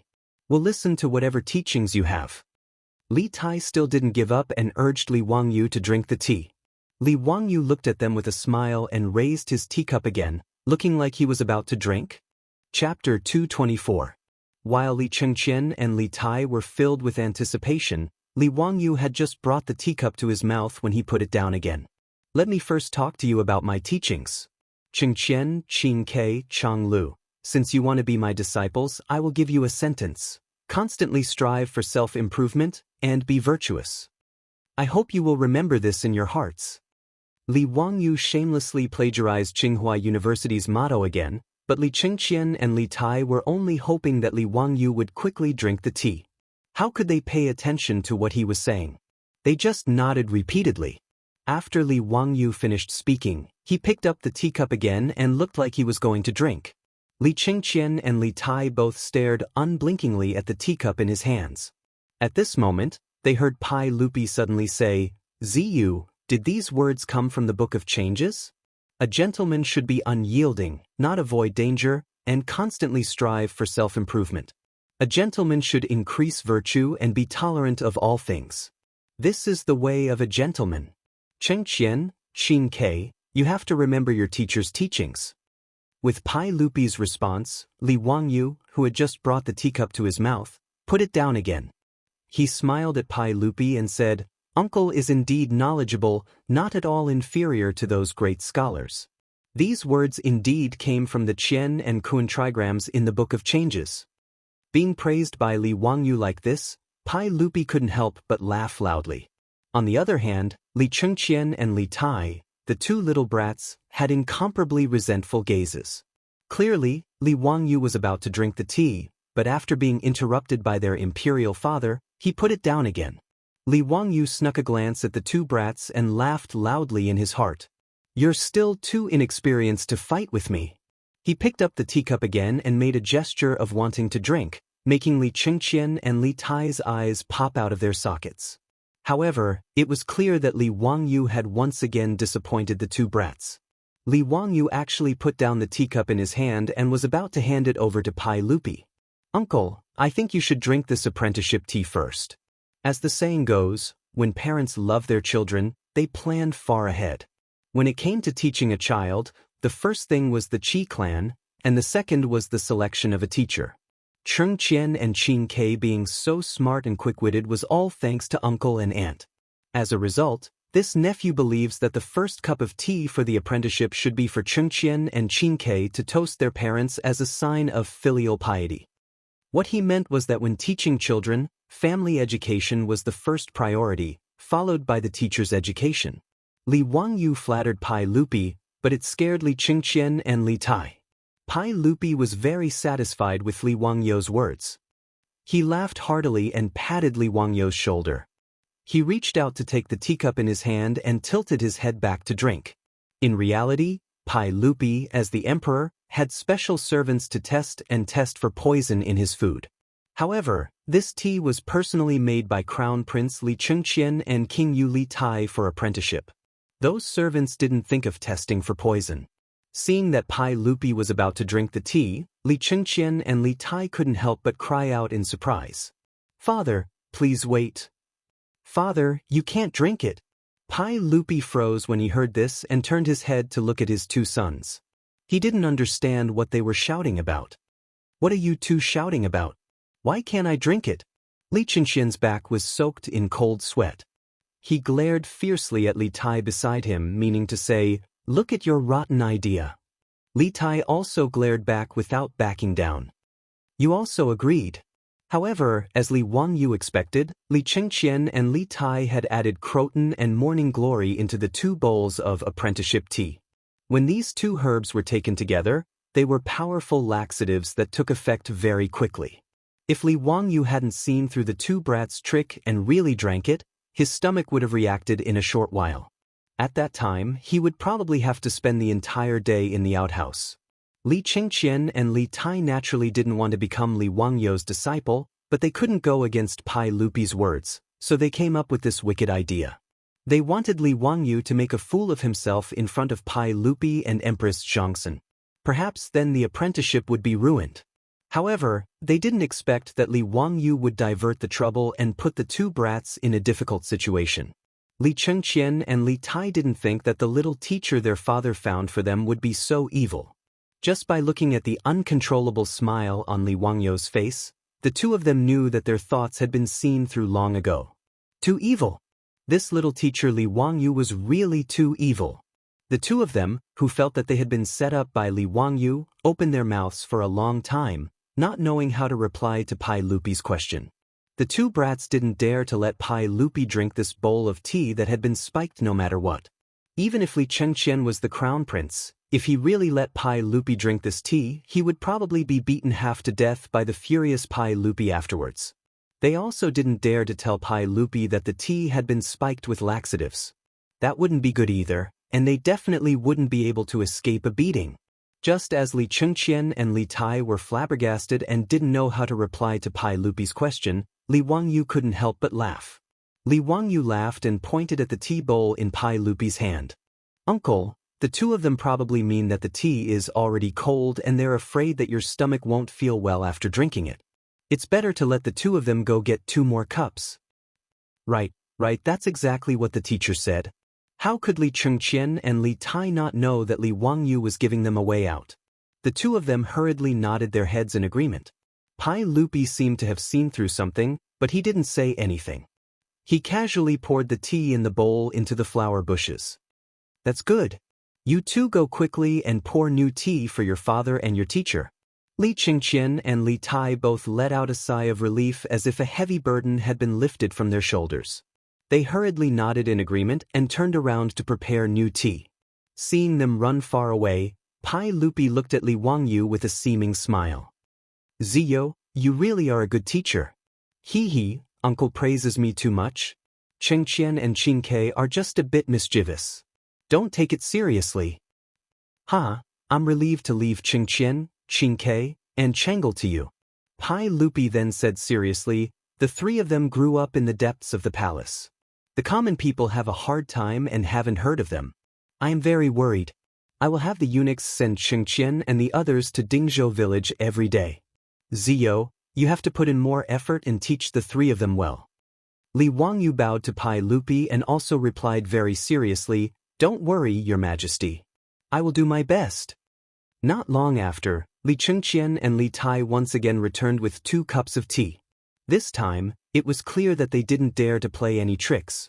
After Pai Lupi and Li Wangyu each drank their tea, Li Chengqian, Li Tai, and Princess Chang'e respectfully knelt before Li Wangyu and performed the ritual of taking him as their teacher. Li Wangyu extended his hand to help Pai Lupi's 3 children up, his heart filled with a myriad of emotions. He was a white-collar worker from the future, the pride of the entire village. How did he end up becoming the imperial tutor of the Tang dynasty? Chapter 225. After officially taking in Li Chengqian, Li Tai, and Li Lizzie as his disciples, Li Wangyu's attitude had changed a little. Previously, he did not want to be the teacher of the emperor, as it would be troublesome and cause a lot of trouble. However, Pai Lupi's words had given him some other ideas.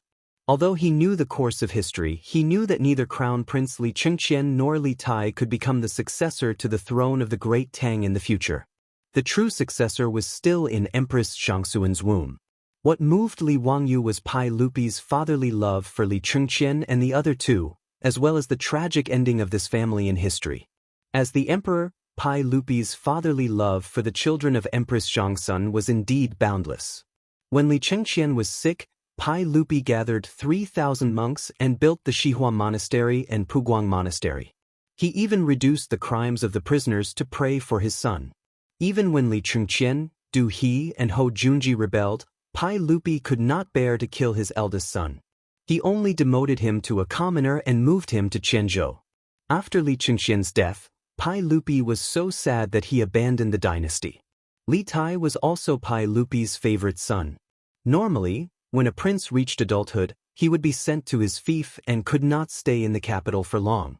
However, Li Tai was favored by Emperor Taizong, so he was given special permission to move his son into the Wuda Hall. It could be said that the reason why Li Tai fought with Li Chengqian for the throne was because Pai Lupi doted on him. It was because of Pai Lupi's endless doting that Li Tai had the misconception that as long as he pulled down his brother, Li Chengqian, he would be able to become the heir. In the end, Li Tai was demoted because of his plotting. Pai Lupi was heartbroken and deposed Li Tai, demoting him to the Donglai prefecture prince. It could be said that although Li Er doted on his own son, his education of his children was a complete failure. He could be said to be a negative example. Pai Lupi had a total of 14 sons. Among them, the crown prince, Li Chengqian, attempted to rebel and was demoted to a commoner. His third son, Li Ku, the prince of Wu, was falsely accused of treason and was killed. His fourth son, Li Tai, the prince of Wei, moved to a secluded residence and died of depression. His fifth son, Li Yu, the prince of Qi, was sentenced to death for treason and was demoted to a commoner. His sixth son, Li Gei, the prince of Shu, was demoted and died in exile.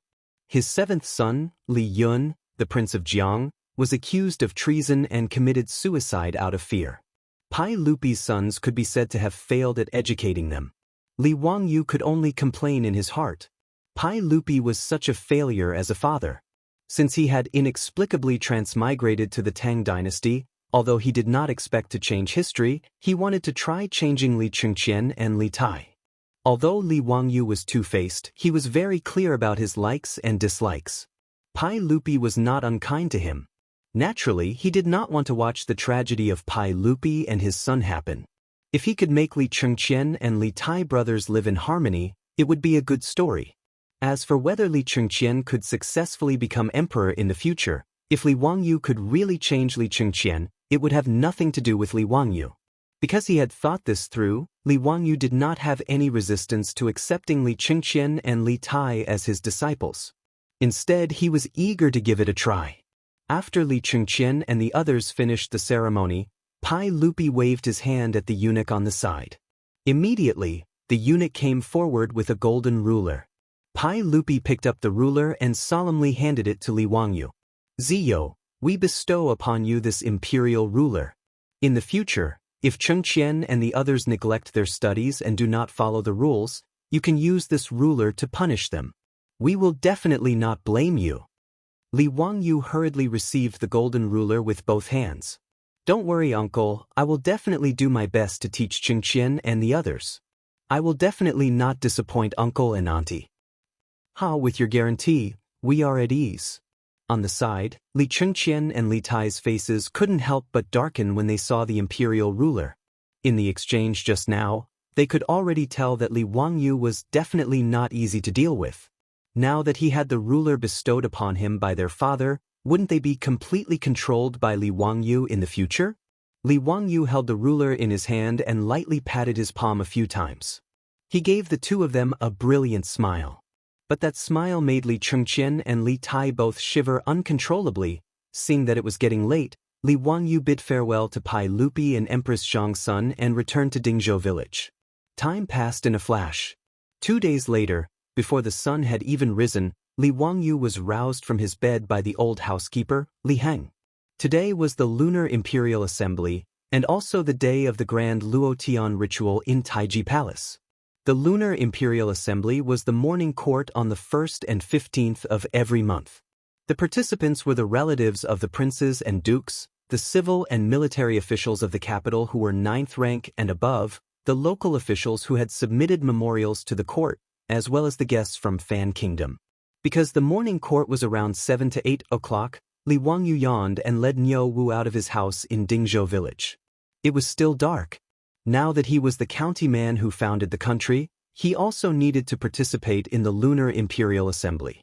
Moreover, he had an important task today, so he naturally had to participate in the grand Luotian ritual. When Li Wangyu arrived in Chang'an City, the drum of dusk had just sounded and the illustrious Virtue Gate had just opened. When he arrived outside Taiji Palace, the light of dawn was gradually descending, and the green spring scenery of Taiji Palace could be vaguely seen.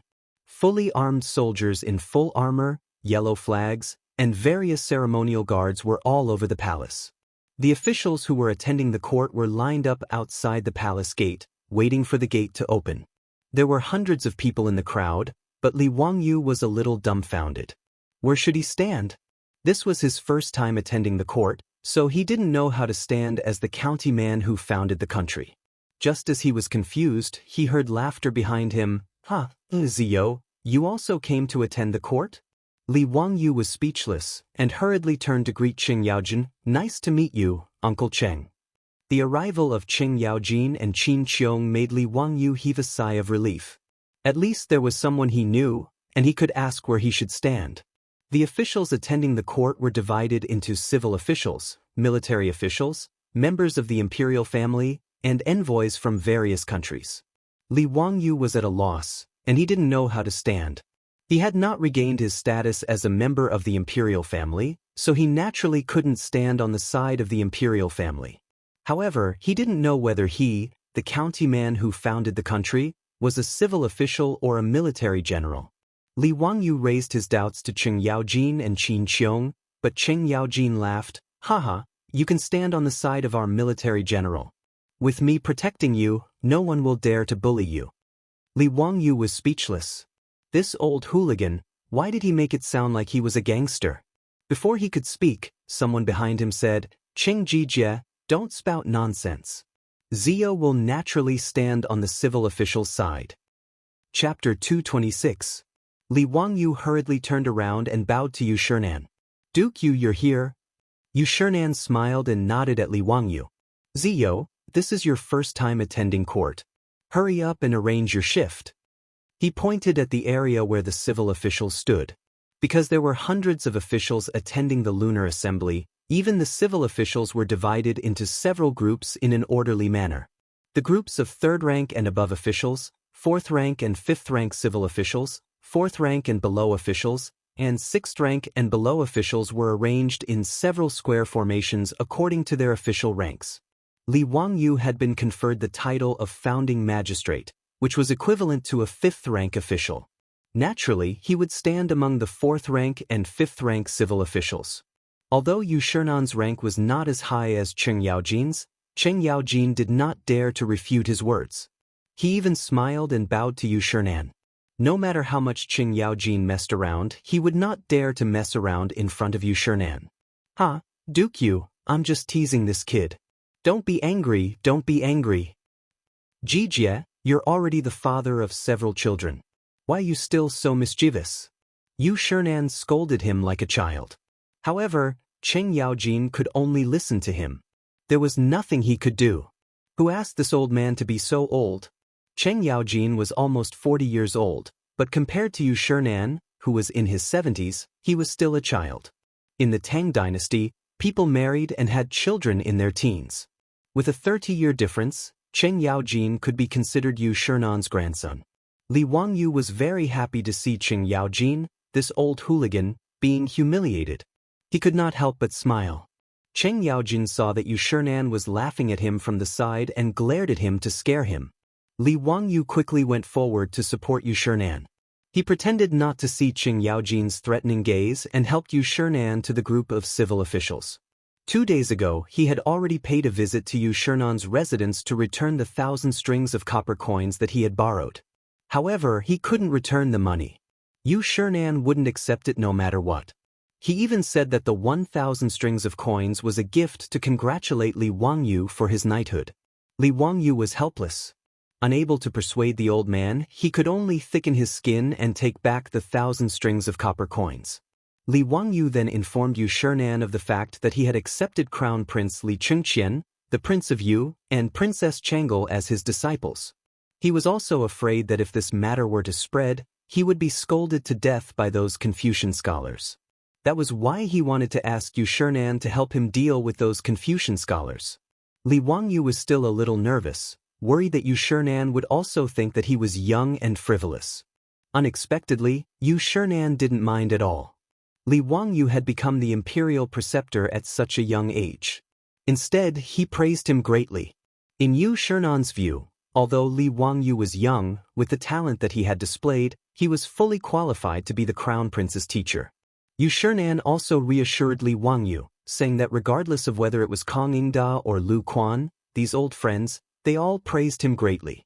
They definitely wouldn't be dissatisfied with Li Wangyu just because he was the crown prince's teacher. With Yu Shinan's assurance, Li Wangyu could finally relax. It could be said that a small worry had been lifted off his mind.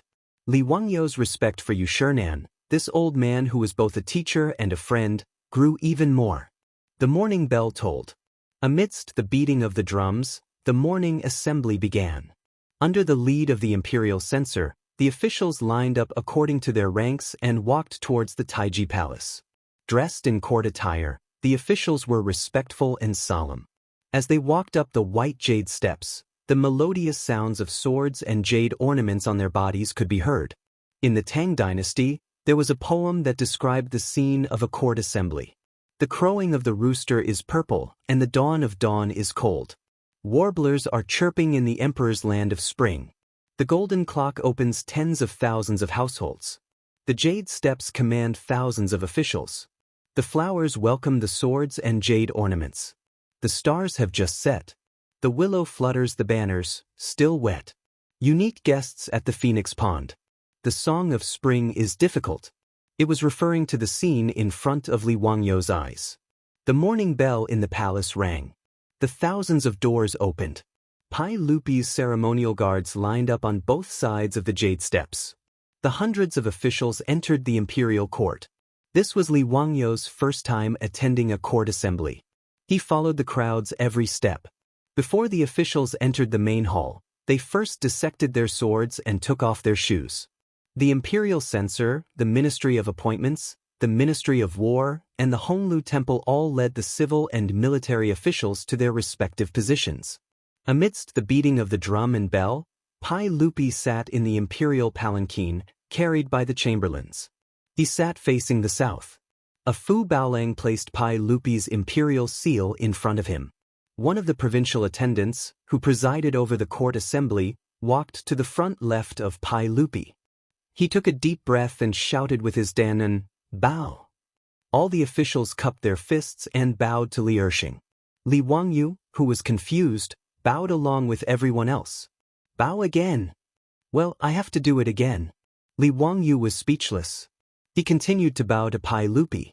After bowing twice, Li Wangyu just got up. He had an expression as if he had seen a ghost. He blinked his eyes hard to make sure that he was not mistaken. He discovered that in the solemn and sacred hall, the officials had actually begun to dance like a bunch of demons. Damn, why does this scene look so familiar? It seems that Chung Chumo's group of debauches were also like this when they drank too much. This was the Lunar Palace, not a place for square dancing or disco dancing. Li Wangyu was speechless. What kind of F***king rule is this? All right, let's dance together with the gray-haired and bearded official in front of us. Stretch your arms and kick your legs. 3 circles to the left, 3 circles to the right. Twist your neck, twist your butt. Go to bed early and wake up early. Let's do some exercise. After a set of procedures, Li Wangyu felt that he was about to sweat. This court assembly was also a physical activity. He wondered how Yu Shinan's 70-year-old body could hold on. No wonder Yu Shinan wanted to resign. This was simply too difficult for an old man. Everyone took their seats. Li Wangyu also braced himself. He wanted to see how the battle between Pai Lupi and the aristocratic families would play out.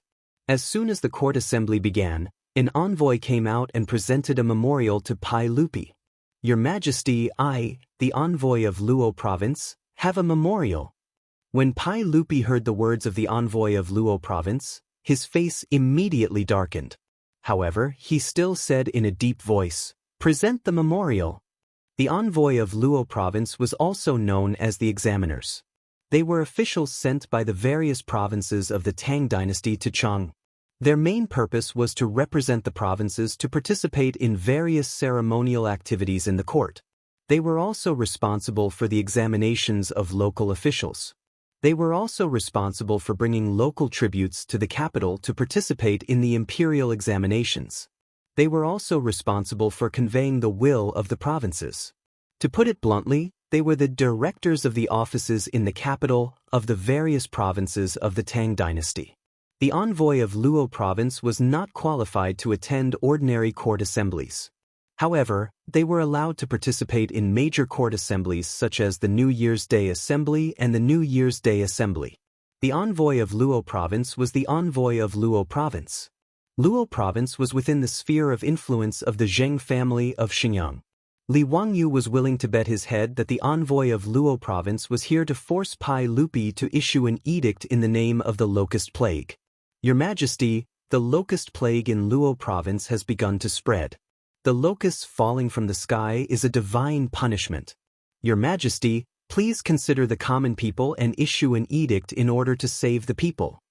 The words of the envoy of Luo province had already been expected by everyone in the hall.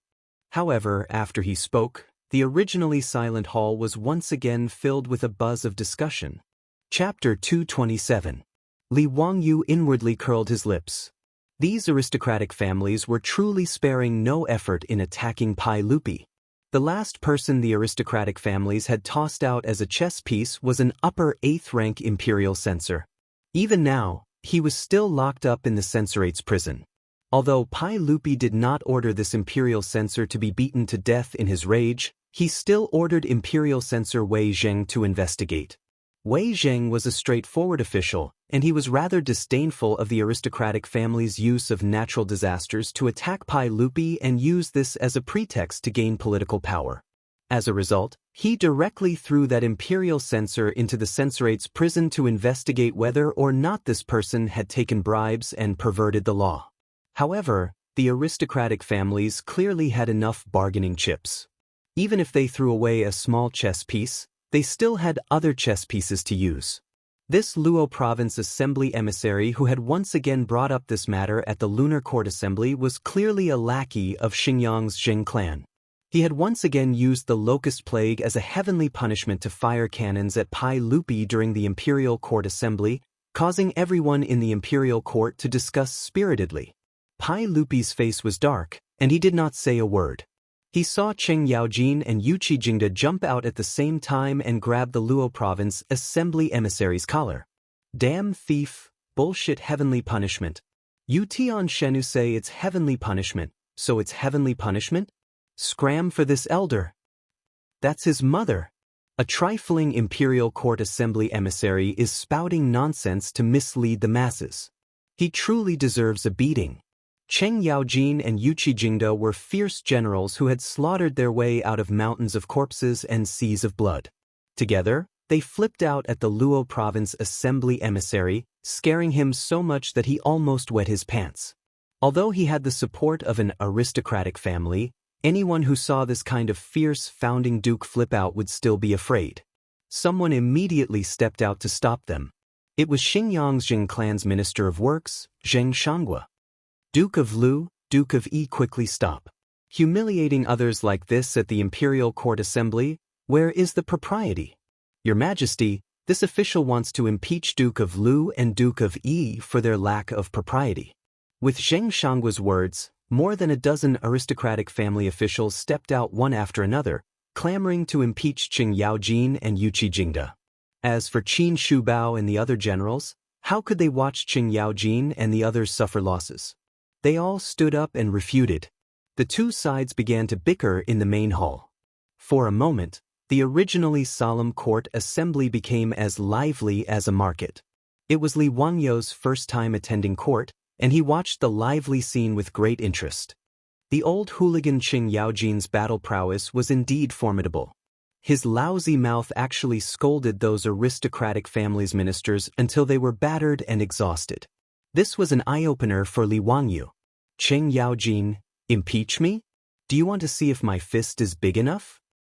Vulgar martial artist. The plague of locusts is the wrath of the heavens. This is the punishment of the heavens for not cultivating morality. Qing Yaojin, I'm going to fix your mother. You're such a scoundrel. I've killed so many people, why haven't I seen any divine punishment? Hi Duke Lu, aren't you afraid that the locust god will punish you for using such vulgar language? Qing Yaojin, the locust god is nothing. Can you beat the duck god? If you're not afraid of the duck god's wrath, why should I be afraid? Duck god? What duck god? Finally, someone was confused by Qing Yaojin's words. Where did this duck god come from? Qing Yaojin, wah, you bunch of idiots. The locusts have their locust god. The ducks have their duck god. The ducks can feed on locusts, which means that the duck god is more powerful than the locust god. You farmhouse slaves must have eaten a lot of ducks every day, right? Aren't you afraid of the duck god's wrath? Where did this duck god come from? Who has heard of the existence of the duck god? Qing Yaojin sneered. Then why don't you go and find the locust god for me to see? There are gods 3 feet above our heads. How can there be no duck god? His words made all the ministers speechless. What kind of logic was this? Li Wangyu was also speechless. He put his hand to his forehead and felt a headache coming on. This old scoundrel, Qing Yaojin, after hearing Li Wangyu talk about how the duck god was used to fool the farmers, he actually used Li Wangyou's excuse to shut the mouths of the aristocratic families. He was shameless enough. However, although the duck god was a little shameless, it was effective. At least the ministers of the aristocratic families could not think of a way to refute the old scoundrel's words. Seeing that the situation was not good, the head of the Zheng family of Xingyang, Zheng Yuanshou, could not help but stand up. He bowed to Pai Lupi and said, Your Majesty, the locusts are a natural disaster. How can we get rid of them? Moreover, killing too many of them will harm the harmony of the world. Only virtue can eliminate the natural disaster. Your Majesty, please reconsider and think for the sake of the people. Zheng Yuanshou's words were extremely vicious. He did not mention that he was guilty, nor did he mention that the plague of locusts was caused by Pai Lupi.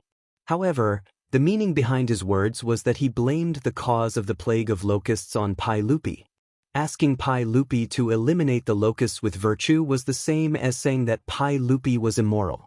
Seeing that Zheng Yuanshou had stood up, the ministers who were arguing with Qing Yaojin immediately found a direction and stopped arguing with him. They all bowed to Pai Lupi and said, Your Majesty, please reconsider and think for the sake of the people. Your Majesty, please reconsider and think for the sake of the people. Under Zheng Yuanshou's lead, nearly half of the hundreds of ministers who came to attend the Lunar Palace assembly stood up and said in unison to pressure Pai Lupi, who was sitting on the throne. There was no doubt that these ministers were from the aristocratic families headed by the 5 surnames and 7 nobles. Li Wangyu could not help but feel a little shocked. No wonder Pai Lupi did not dare to forcibly eliminate the locusts. Half of the ministers in the imperial court were from the aristocratic families. A slight move in one part would affect the whole situation. Pai Lupi's face became gloomier and gloomier in the face of the minister's pressure, but he did not speak. The atmosphere in the hall suddenly became tense. The ministers who came out to force the abdication also did not say a word. They stubbornly fought with Pai Lupi in a silent arena. The imperial court assembly hall, which was very noisy just now, immediately became silent. In the stalemate, Fang Xianling and Du Ruhui came out and bowed to Pai Lupi. Your Majesty, the plague of locusts is a natural disaster. I request that you hold the Luotian grand ritual to pray for the blessings of the people in the world and the Tang dynasty. Pai Lupi immediately nodded. Yes. Yes means that the emperor has agreed to it. The attendant of the Minxia province immediately said, Yes. This means that the imperial edict was to be read out. The ministers of the aristocratic families could only all be silent at this time. Hundreds of ministers bowed down. Hold the Luotian grand ritual to pray for the people. As soon as his voice fell, before the ministers in the hall could react, the eunuch began to read the edict loudly. Hold the Luotian grand ritual to pray for the people. As the eunuch in the palace read the edict loudly, Yuan Tiangang and other Taoists who had been waiting for a long time outside the Taiji palace immediately filed in. In the surprised eyes of the ministers, they began to build altars and prepare to worship the gods of heaven and earth. Li Wangyu directly rolled his eyes. Damn, Fang Xianling and Pai Lupi are not acting at all. You need to study Stanislavski's Self-Cultivation of Actors. Chapter 228. As soon as Fang Xianling asked for the heavenly grand ritual, Pai Lupi agreed immediately. Then Yuan Tiangang and others showed up. This was simply telling others that they had planned it long ago. They were so careless that their acting was so perfunctory. Li Wangyu despised them. However, this sudden turn of events greatly surprised Jing Yuanshou and the other aristocratic families.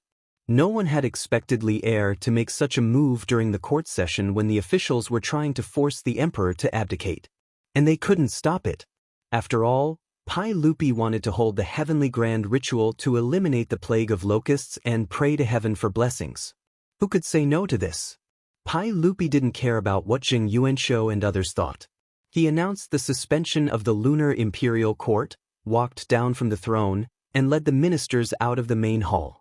Zheng Yuanshou and other ministers could only look at each other and follow him out of the main hall of Taiji Palace. In the eyes of Zheng Yuanshou and others, Pai Lupi wanted to hold the heavenly grand ritual just to delay the time. They also made up their minds that they must take the opportunity of today's imperial court to force Pai Lupi to yield. When the heavenly grand ritual was completed, the imperial court would continue. At that time, they would see how Pai Lupi would deal with it. Outside the Taiji Palace was the square of Noda. There were drum towers and bell towers on both sides of the square. The heavenly grand ritual to pray for the plague of locusts was held in the square in front of the Taiji Palace. Yuan Tiangang wore a brand new purple Taoist robe embroidered with various auspicious patterns of Taoism with gold and silver threads. He walked in front of the Taoists with a solemn expression. The Taoist robes of the Tang and Song dynasties were not the yellow Taoist robes seen in later TV series. Instead, they were based on the illusion of purple qi from the east, when the Taoist ancestor came out of seclusion on an ox. Therefore, Taoism advocated purple Taoist robes. Behind Yuan Tiangang were the abbots of the 58 Taoist temples in Chang'an City. They were also wearing purple Taoist robes. Then there were hundreds of Taoists from the 58 Taoist temples. Some were holding God's tablets, some were holding banners, and some were holding various celestial weapons. They were singing ancient tunes. In fact, the formal heavenly grand ritual was very complicated. The whole ceremony would take several days. However, no matter if it was Pai Lupi or Li Wangyu, their ultimate goal was not to worship heaven itself. Therefore, today's heavenly grand ritual in front of the Taiji Palace was actually a simplified version of the ritual. The group of Daoists quickly set up the altar and enshrined 1,200 tablets of the gods. In the middle of the altar, there was a gilded bronze statue of the Dao ancestor. Li Jing stood among the officials and felt that the statue on the altar was exceptionally familiar. No matter how he looked at it, it looked like the statue that Li Wangyu's troops were hugging outside the Xuandu temple that day. However, he didn't think too much about it. He thought that it was possible that Li Wangyu had brought the statue home to worship for a few days. This wasn't strange. As the officiator of today's heavenly grand ritual, Yuan Tiangang was also the deacon of the altar. He performed gang steps, made gestures and chanted spells. Under the chanting of a group of Taoists, he burned incense, opened the altar, invited water, raised the banner, announced the results, and emptied filth. In Li Wangyu's opinion, a series of rituals were done professionally. Well, for Li Wangyu, a good young man who was born in New China and grew up under the red flag, he didn't believe in any religion at all. Yuan Tiangong's dazzling operation, in his opinion, was an old liar with professional attainment. However, in the eyes of Pai Lupi and other officials, Yuan Tiangang was Jing Feichen, Yan Xuanda, Hui Sanjie, and Li Jing Feichen. He was like an immortal. The simplified version of the heavenly grand ritual soon came to the step of inviting the sage. Yuan Tiangang, who was performing gang steps and making gestures and chanting spells, couldn't help but peek in the direction of the officials to see where Li Wangyu was. At this time, Pai Lupi also began to turn his head to look for Li Wangyu's figure, because Li Wangyu had promised him before that the Tao ancestor would show his divinity in the heavenly grand ritual and personally break the saying that the plague of locusts was the punishment of heaven. Now the inviting the sage ceremony began. Pai Lupi and Yuan Tiangang, who presided over the grand ritual, were both nervous. They didn't know how the Tao ancestor would show his divinity. However, Pai Lupi frequently looked back, but he didn't see Li Wangyu's figure among hundreds of officials behind him. Pai Lupi was anxious. He reached out and beckoned the servant beside him. He whispered a few words and asked them to find Li Wangyu, the man from Hu County. If this bastard played a trick on him, Pai Lupi would be furious. Pai Lupi's behavior made Fang Xianling and others, who didn't know the inside story, a little puzzled. His Majesty kept looking back. What was he looking for? Zheng Yuanshou and other masters of aristocratic families looked on coldly and sneered in their hearts. They thought that Pai Lupi was too naive. Even if he made such a heavenly grand ritual, what could he do? This group of old foxes more or less guessed the intention of Pai Lupi and Fang Xianling at this time. They just wanted to use the heavenly grand ritual to break the saying that the plague of locusts was the punishment of heaven. The deacon who presided over the ritual was a minister of aristocratic families. Some people recognized him as a famous Taoist priest in the land of Shu, named Yuan Tiangang. It was said that he was an unprecedented genius in divination. So what? Zheng Yuanshou and Jing Shanghua, as well as the masters of the Fanyang Lu family, the Taiyuan Wang clan, the Qinghe Chui family, and the Boling Chui family, looked at each other silently and coldly. Even if the heavenly grand ritual was over and the deacon, Yuan Tiangang, claimed that the plague of locusts was not the punishment of heaven, they would not take half a step back. Zheng Yuanshou and the others did not believe that Li Er would be able to turn the tables because of the heavenly grand ritual, even though there were hundreds of courtiers present. Ma Zhou, who proposed this plan, was also in the hall at this time. He had now joined the censorate as an imperial censor. Naturally, he needed to attend the lunar imperial censor today. Just now, he also saw his junior teacher, but it was not convenient for him to go forward and greet him. Ma Zhou was the one who proposed the heavenly grand ritual. He had been paying attention to the reactions of those aristocratic families. When he noticed Zheng Yuanshou and others sneering, Ma Zhou's heart couldn't help but thump. He vaguely felt that something was wrong. He seemed to have underestimated the determination of these aristocratic families to fight Pai Lupi to the death. Originally, he thought that with Pai Lupi's imperial prestige and the addition of the heavenly grand ritual, the famous Taoist Gao Zhen claiming that the plague of locusts was not the punishment of heaven should be enough to make these aristocratic families give in. But now it seemed that it was wishful thinking. Ma Zhou couldn't help but feel anxious. He gave the idea to Pai Lupi. Was it really useless for Mo Fei? He also began to look for Li Wangyu in the crowd frequently. He wanted to ask his junior teacher how to deal with the next attack of the aristocratic families. However, Li Wangyu seemed to have disappeared from the crowd. Neither Ma Zhou nor the eunuchs sent by Pai Lupi found Li Wangyu in the crowd of officials. The heavenly grand ritual was still in progress. Because he didn't know what Li Wangyu was going to do, Yuan Tiangang worshipped, burned incense, announced the form, and recited the incantation uneasily. He only knew that yesterday, Li Wangyu came to the Xuandu temple and returned the borrowed statue of Tao Zu. Li Wangyu also told Yuan Tiangang to enshrine the statue in the center of the altar, saying that it was the key to the Tao Zu's divine manifestation.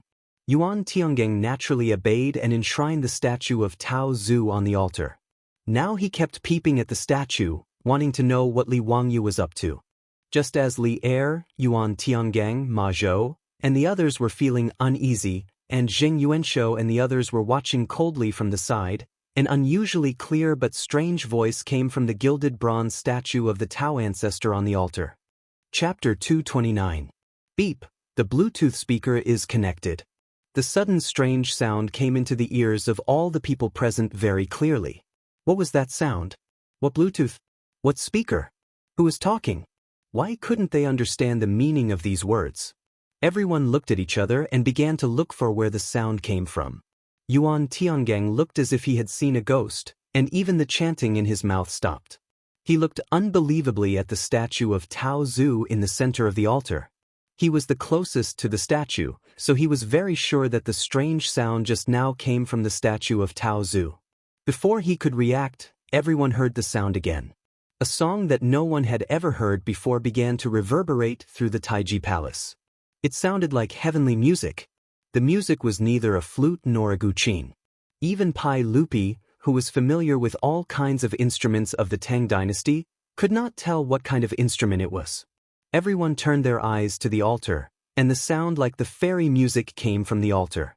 Pai Lupi's face changed greatly, and he suddenly stepped toward the altar.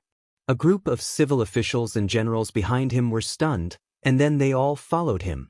At this time, there was no censor correcting the etiquette. All the officials were shocked by the inexplicable music. When they walked to the altar, Pai Lupi and the officials behind him were stunned, just like Yuan Tiangang. The music was clearly from the statue of Tao Zhu in the center of the 1,200 god positions on the altar. What is this sound? A minister murmured. Yuan Tiangang suddenly shouted excitedly, "Fairy music, this must be fairy music. Tao Zhu is showing his holiness. Tao Zhu is showing his holiness." His shout confused Li Er and the group of civil and military officials. Could it be that the heavenly grand ritual had really invited the Taoist ancestor? But if that wasn't the case, then why would there be such heavenly music coming out from the altar without any reason and without any cover? Pai Lupi was also beginning to be confused. Could this be the Tao ancestor's divine manifestation that Li Wangyu swore? But this was too inconceivable. Was it really the Tao ancestor showing his divinity, or was it Li Wangyu, that little brat, who was playing tricks? If this was Li Wangyu's doing, how did he do it with such godly means? In the crowd, Zheng Yuanshou and the others also looked as if they had seen a ghost. He did not care about being disrespectful in front of the emperor, and directly pushed aside the ministers in front of him and ran up to the spiritual altar to confirm what was going on. However, after reaching the altar, Zheng Yuanshou became even more confused.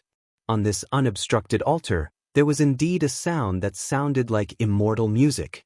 Moreover, the source of the sound was the Tao ancestor statue that was enshrined in the center of the altar.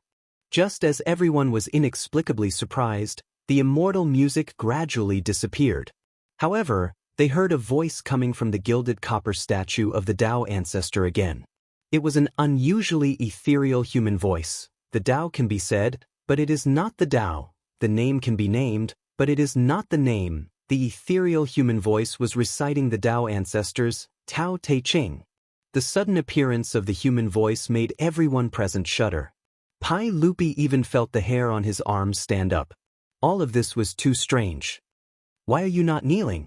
Just as everyone was at a loss, they heard the ethereal voice coming from the Tao ancestor statue again. Pai Lupi composed himself, swallowed a mouthful of saliva, and said, Who are you?" "I am Taishang Laojun. I was born without beginning and without cause. I am the ancestor of all Daoists, the ancestor of vitality, the ancestor of chaos, the parent of heaven and earth, and the master of yin and yang." When Pai Lupi heard this, it was as if he was struck by lightning. His knees went soft and he knelt down. "Emperor Ancestor, please accept my worship." At this moment, Pai Lupi had no choice but to believe it.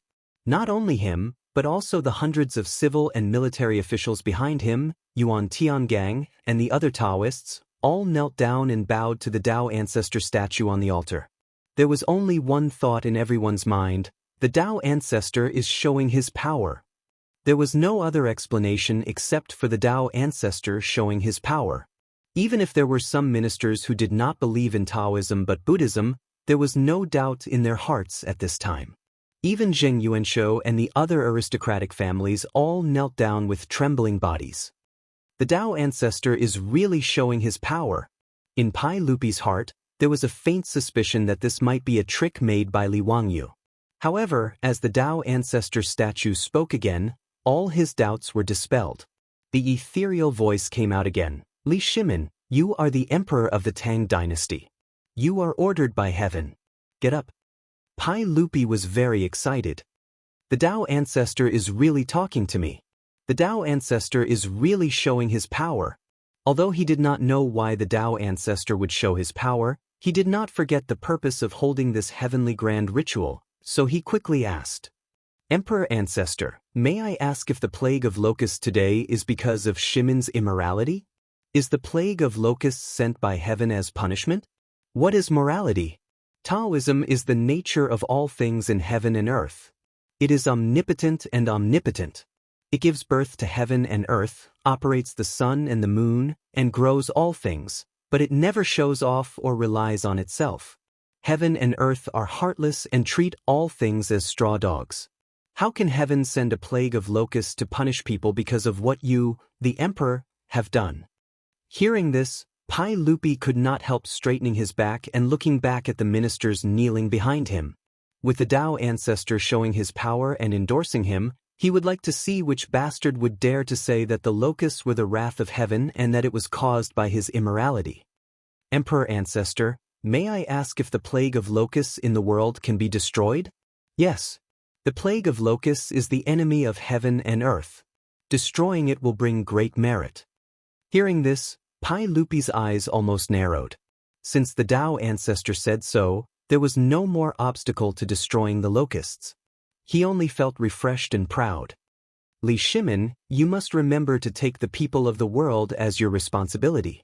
The sage is to govern the country, correct the law, and correct the punishment. He will save the chaos of the world and get rid of the calamity of the world. He will make the strong not bully the weak, and the masses not oppress the few. The elderly will be satisfied, the young will be raised, the borders will not be invaded, the ministers will go on blind dates, the father and son will protect each other, and there will be no danger of death. This is also the greatest merit. Yes, Shimin will remember the emperor ancestor's decree. That's good. I'm leaving. The Dao ancestor's ethereal voice came out. After the last sentence, another burst of heavenly music came out, and then there was no more sound. On the altar, under the sunlight, the Dao ancestor's gilded bronze statue seemed to be plated with a layer of golden light, emitting a dazzling light. Farewell, Emperor Ancestor. Under the leadership of Pai Lupi, everyone once again kowtowed 3 times and 9 times, kowtowing to the Dao ancestor statue on the altar. Yuan Tiangang also came back to his senses at this time, and quickly led a group of Taoists to recite the Tao Te Ching. Although Zheng Yuanshou and others followed the crowd to kowtow 3 times and 9 times to the Dao ancestor at this time, all of their faces were gray, and their hearts were like being cut by a knife. The Dao ancestor actually showed his divinity, and personally dispelled the locust plague as the wrath of heaven. It was heaven's punishment for Pai Lupi for not cultivating personal morality. It could be said that Pai Lupi was almost erected by the Dao ancestor to protect his body. In the future, no one in the world would dare to use the change of the Xuanwu Gate to attack Pai Lupi. At this time, Zheng Yuanshou and other aristocratic families had begun to wonder if the world really had nothing to do with them, the 1,000-year-old families. When everyone was kowtowing to the Dao ancestor, no one noticed that Li Wangyu, who had disappeared before, crept out from a secluded place in the main hall. Chapter 230. There was no doubt that the Tao ancestor's show was just a trick made by Li Wangyu. That day when she traveled through the Tang dynasty with her beautiful boss, her mobile phone was in Li Wangyu's carry-on bag that was dropped in the bathtub. And in the small mezzanine bag of her bag, there was a mini Bluetooth speaker that Su Chongqing used to listen to music. That day when she and Li Wangyu checked the items in the bag, they almost ignored it. But even if Su Chongqing found the Bluetooth speaker in the bag later, she didn't care too much. After all, there was no electricity in the Tang dynasty. Her mobile phone was turned off for a long time and couldn't be used, let alone this Bluetooth speaker. However, when Li Wangyu was thinking about how to make the Taoist ancestor show his divinity in the heavenly grand ritual, he suddenly thought of Su Chongqing's mobile phone and Bluetooth speaker. These 2 electronic products, which were commonly seen in the later generations, were excellent props in the Tang Empire for pretending to be mysterious. So he asked the abbot of Xuandu Temple for a hollow statue of the Tao ancestor. Together with Su Changqing, he fixed the mini Bluetooth speaker in the statue. The sound of the mini Bluetooth speaker was not low. Plus, the speaker was fixed in the hollow copper statue, so it played the role of a sound amplifier. This was the same principle as when Li Wangyu listened to songs with his mobile phone in the future. Sometimes he thought the volume of the mobile phone was too low, so he put the mobile phone in a glass cup to play the effect of a loudspeaker. After Li Wangyu's experiment, the wireless connection distance of the Bluetooth speaker was about 10 meters, which gave him enough room to operate. When the heavenly grand ritual was going on, Li Wangyu slipped to a secluded place in the Taiji Palace and connected the Bluetooth speaker with the beautiful boss's mobile phone while everyone's attention was attracted by Yuan Tiangang, who was performing dipper steps and reciting spells on the altar. Yuan Tiangang and others heard the beep. The Bluetooth speaker is connected. There was no doubt that it was the sound after the mobile phone was connected to the Bluetooth speaker. To Pai Lupi and the others, the music that sounded like heavenly music was actually the music that their beautiful boss had downloaded on her phone. If a friend from the future transmigrated to this Taiji Palace, they would definitely realize that this was the theme song of the movie Big Fish Begonia. As for the Dao ancestor showing his divinity and talking to Pai Lupi, it was even simpler. Li Wangyu used the voice-changing software in his phone to make his voice ethereal, just like the voice of a celestial character in a TV series. To put it bluntly, the so-called Daoist ancestor show of divinity was nothing more than Li Wangyu playing a wonderful magic show in front of the emperor and ministers of the Tang dynasty by using the high-tech electronic products of later generations. This was not worth mentioning in the future, and it could not even fool elementary school students. However, 1,300 years ago, it was a real miracle, an undeniable Dao ancestor showing his divinity. With Su Changqing's mobile phone and mini Bluetooth speaker, Li Wangyu showed off fiercely in the Tang dynasty, and his level was quite high. He pretended to show his divinity, and even Pai Lupi, the emperor, knelt down. It was very exciting. However, it was obvious that Li Wangyu could only rot in his stomach for such an exciting thing. Even if Pai Lupi interrogated him later, he could only insist that it was the Dao ancestor showing his divinity, and that he did not do anything behind the scenes. Otherwise, Pai Lupi would have skinned him alive. What made him even more regretful was that Su Changqing's mobile phone was completely out of power after such a toss. The beautiful boss's mobile phone did not have much battery left. Even if it had been turned off for more than a month, the battery in the mobile phone was still running out. Plus the battery of the mobile phone that he and Su Changqing consumed when they were at home and did experiments, there was only about 20% battery left in the mobile phone. After he fooled the emperor and ministers of the Tang dynasty, the battery of the mobile phone finally ran out and was turned off, which made Li Wangyu very sad. After putting away the phone that had no battery, Li Wangyu slipped back to the group of ministers in the shock brought by the Dao ancestor showing his divinity, and also made a surprised expression. Outside the Taiji Palace, Yuan Tiangang became more and more excited. He worked harder on a series of ceremonies, such as summoning, following the stars, submitting the report, dropping the banner, and sending the sage. Due to the unexpected Dao ancestor showing his divinity, the heavenly grand ritual, which was originally a simplified version, would be extended to 49 days in the Taiji Palace under the decree of Pai Lupi. Pai Lupi did not waste any more time. He turned around and walked into the main hall of the Taiji Palace. He returned to the throne, and the court meeting continued. After the civil officials and military generals took their seats again, the atmosphere in the main hall was completely different. The envoy of Luo Zhou, who had previously proposed to let Pai Lupi write an edict of self-condemnation to save the people, was now kneeling in his position, trembling like a sieve. Before Pai Lupi could speak, Fang Xianling came out again and asked Pai Lupi, "Your Majesty, the envoy of Luo Zhou misled the public and slandered the sage. I ask you to remove the envoy of Luo Zhou from his official position and arrest him to serve as a warning to others." "Yes. Your Majesty, please spare my life. Your Majesty, please spare my life." The envoy of Luo Zhou finally screamed and turned his eyes to Jing Yuanshou for help. In this regard, Jing Yuanshou could only turn his head and pretend that he did not see the envoy's eyes for help. Now, who would attack Pai Lupi with the excuse that the plague of locusts was the punishment of heaven? Wasn't that seeking death? At this time, Jing Yuanshou could not even protect himself, so how could he care about the envoy?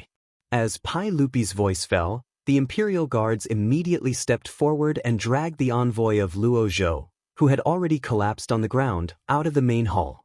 Pai Lupi looked at the envoy of Luo Zhou being dragged away and felt even more delighted. This group of bastards from aristocratic families had previously used the plague of locusts as an excuse to make trouble for him. This had already made Pai Lupi very sullen. If it were not for the great influence of the aristocratic families, Pai Lupi would have already killed them to vent his anger. Today, Dao Zhu actually showed his divinity in front of the civil and military officials. This had completely relieved Pai Lupi of his worries. In the imperial court, there were no more restrictions. Pai Lupi could not help but smile. Minister Zheng, do you have anything else to say? The black-bellied Pai Lupi could now be said to be elated, sweeping away the bad luck of being forced to abdicate by hundreds of aristocratic family officials. He looked at Zheng Yuanshou and was prepared to ridicule the head of the Zheng family of Xingyang. However, Zheng Yuanshou no longer had the intention to arm wrestle with Pai Lupi. Today's imperial court had completely exceeded their expectations. It could be said that they had suffered a crushing defeat. In the face of Pai Lupi's aggressive questioning, Zheng Yuanshou obediently knelt down and said, "Your Majesty is wise. I have misunderstood Your Majesty's painstaking efforts. I hope Your Majesty can forgive me." Li Er let out a cold snort from his nostrils. Zheng Yuanshou's lowering of his head and admitting defeat was within his expectations. Pai Lupi then looked at the heads of the other aristocratic families. Before Pai Lupi could speak again, the heads of the Chui clan of Qinghe, the Chui clan of Bowling, and the Lu clan of Fanyang all knelt down and said, "Your Majesty is wise." Pai Lupi, who had obtained great satisfaction, raised his head and laughed heartily. Noda's Taiji Palace was filled with Pai Lupi's proud laughter.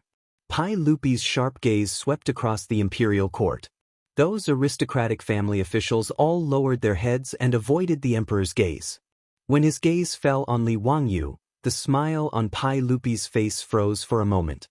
Chapter 231. Looking at Li Wangyu, Pai Lupi couldn't help but feel suspicious. What was going on with the Tao ancestor showing his divinity just now? Was it Li Wangyu's trick? After all, Li Wangyu had promised him that the Tao ancestor would show his divinity in the heavenly grand ritual. Pai Lupi had naturally heard of the little tricks of Taoism. Originally, he thought that Li Wangyu was just colluding with Yuan Tiangang to make some tricks to confuse the officials. But in Pai Lupi's view, the scene just now was the real Tao ancestor showing his divinity. There was no doubt about that. This set off waves in Pai Lupi's heart.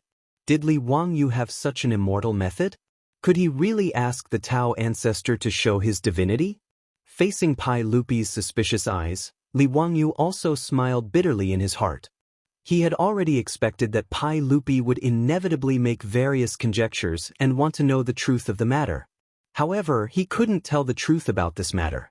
Li Wangyu could only force himself to be calm and show a bright smile to Pai Lupi, who was staring at him. Fortunately, in the main hall, in the presence of civil and military officials, Pai Lupi couldn't catch Li Wangyu and interrogate him even if he was anxious. He could only withdraw his gaze from Li Wangyu. He coughed softly and said, "Come on, give me a banquet." Give a banquet? Pai Lupi's words made all the officials stunned. Why would the court give everyone a banquet for no reason? Was it to congratulate the Tao ancestor showing his divinity just now? The officials were confused. Only Li Wangyu couldn't help but show a sneaky smile. With Pai Lupi's order, the palace maids who had been prepared for a long time came in from outside the hall. Each of them held a food box in their hands and began to distribute food to the officials in the hall. It was very simple, just a plate and a pair of chopsticks. However, the food on the plate turned the originally solemn hall into a wet market once again. The officials discussed animatedly, and it was very lively. What is this? They look like locusts. How can this be eaten? Your Majesty, how can this worm be eaten? In the Taiji Palace of Noda, only Li Wangyu, Fang Xianling, Qing Yaojin, and the others were smiling as they looked at the food in front of them. Pai Lupi ordered people to deliver plates of fried locusts to the officials in the name of a banquet. In front of Pai Lupi's throne, there was also a plate of fried locusts. Pai Lupi opened his mouth under the gaze of all the officials in the hall. The people live by the grain, and you eat it. I would rather eat you to save the people. After saying that, Pai Lupi stretched out his chopsticks and picked up a locust that was fried until it was yellow and fragrant. He opened his mouth and was about to eat it. Your Majesty, you can't eat it. Your Majesty, you can't eat it.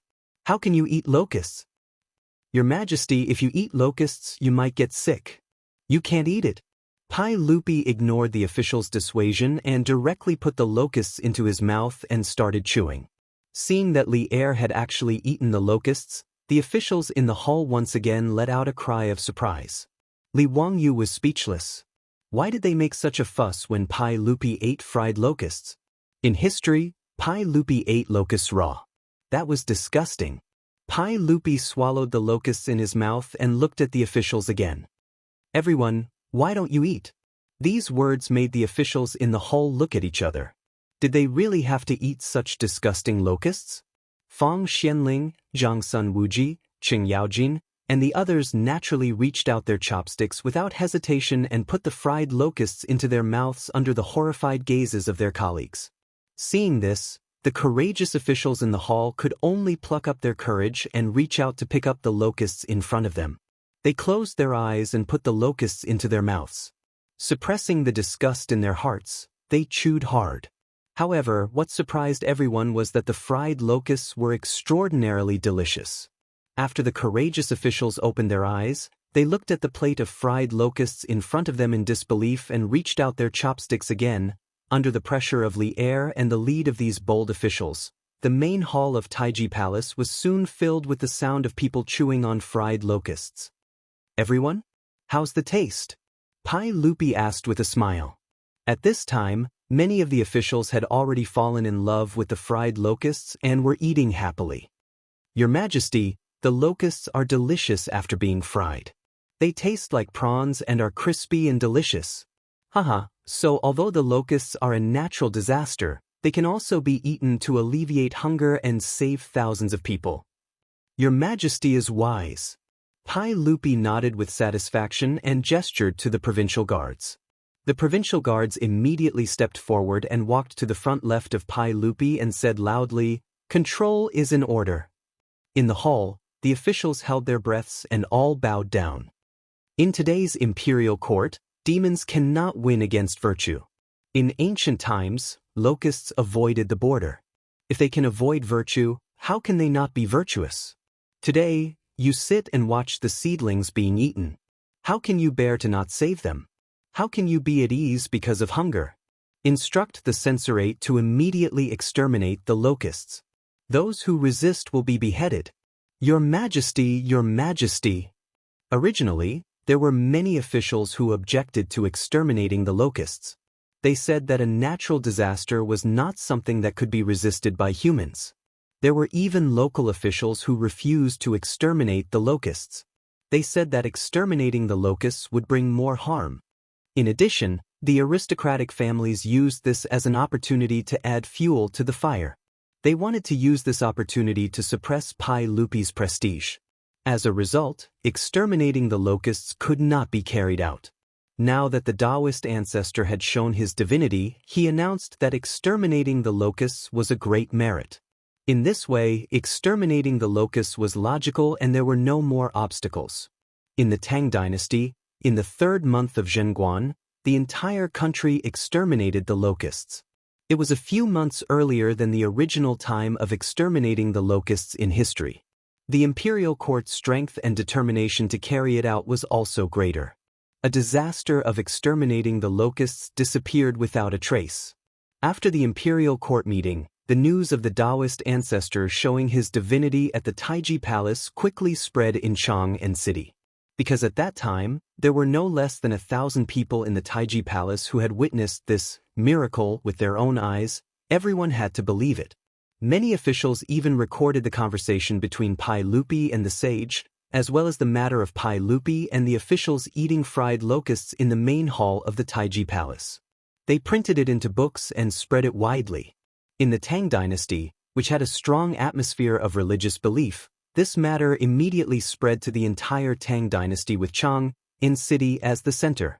For a time, the Taoist temples that were originally prosperous in the Tang dynasty became even more prosperous. The people of the Tang dynasty went to the Taoist temples in groups to burn incense and kowtow to the Daoist ancestor, asking for the Daoist ancestor's blessing. Under the strong push of Pai Lupi, the Tang dynasty began to exterminate the locusts. Exterminating the locusts was not complicated. At night, a fire would be lit, and the locusts would fly to the fire and be burned to death. Then, a pit would be dug to bury the locusts. In addition, with the help of manpower and other methods, exterminating the locusts was not too difficult. The landlords and villagers who were originally worshipping the locust god immediately changed their minds when they heard from the officials and scholars that the Daoist ancestor had shown his divinity at the Taiji Palace in Chang'an city and personally passed down a verbal order saying that the locust plague was the enemy of heaven and earth. Exterminating the locusts would be a great merit. In this year, the locusts were not a disaster. However, Li Wangyu was not happy at this time. He was racking his brains, thinking of how to fool Pai Lupi. Chapter 232. In the Yin and Yang Hall of Tai Chi Palace, Li Wangyu was restless. From time to time, he would raise his eyes to look at Pai Lupi, who was sitting at the side and reviewing memorials. As soon as the court meeting ended, Li Wangyu wanted to blend into the hundreds of officials and slip away. However, before he reached the entrance of Tai Chi Palace, he was stopped by the palace eunuchs, who were summoned by Pai Lupi. He knew very well why Pai Lupi summoned him. This was also the reason why he wanted to slip away. Feeling uneasy, he followed the eunuchs into the Yin and Yang Hall. However, he saw Pai Lupi sitting behind a few tables and reviewing memorials, completely ignoring him. Li Wangyu complained in his heart, "Isn't this King's psychological warfare?" He had seen a lot of movies and TV shows in his previous life.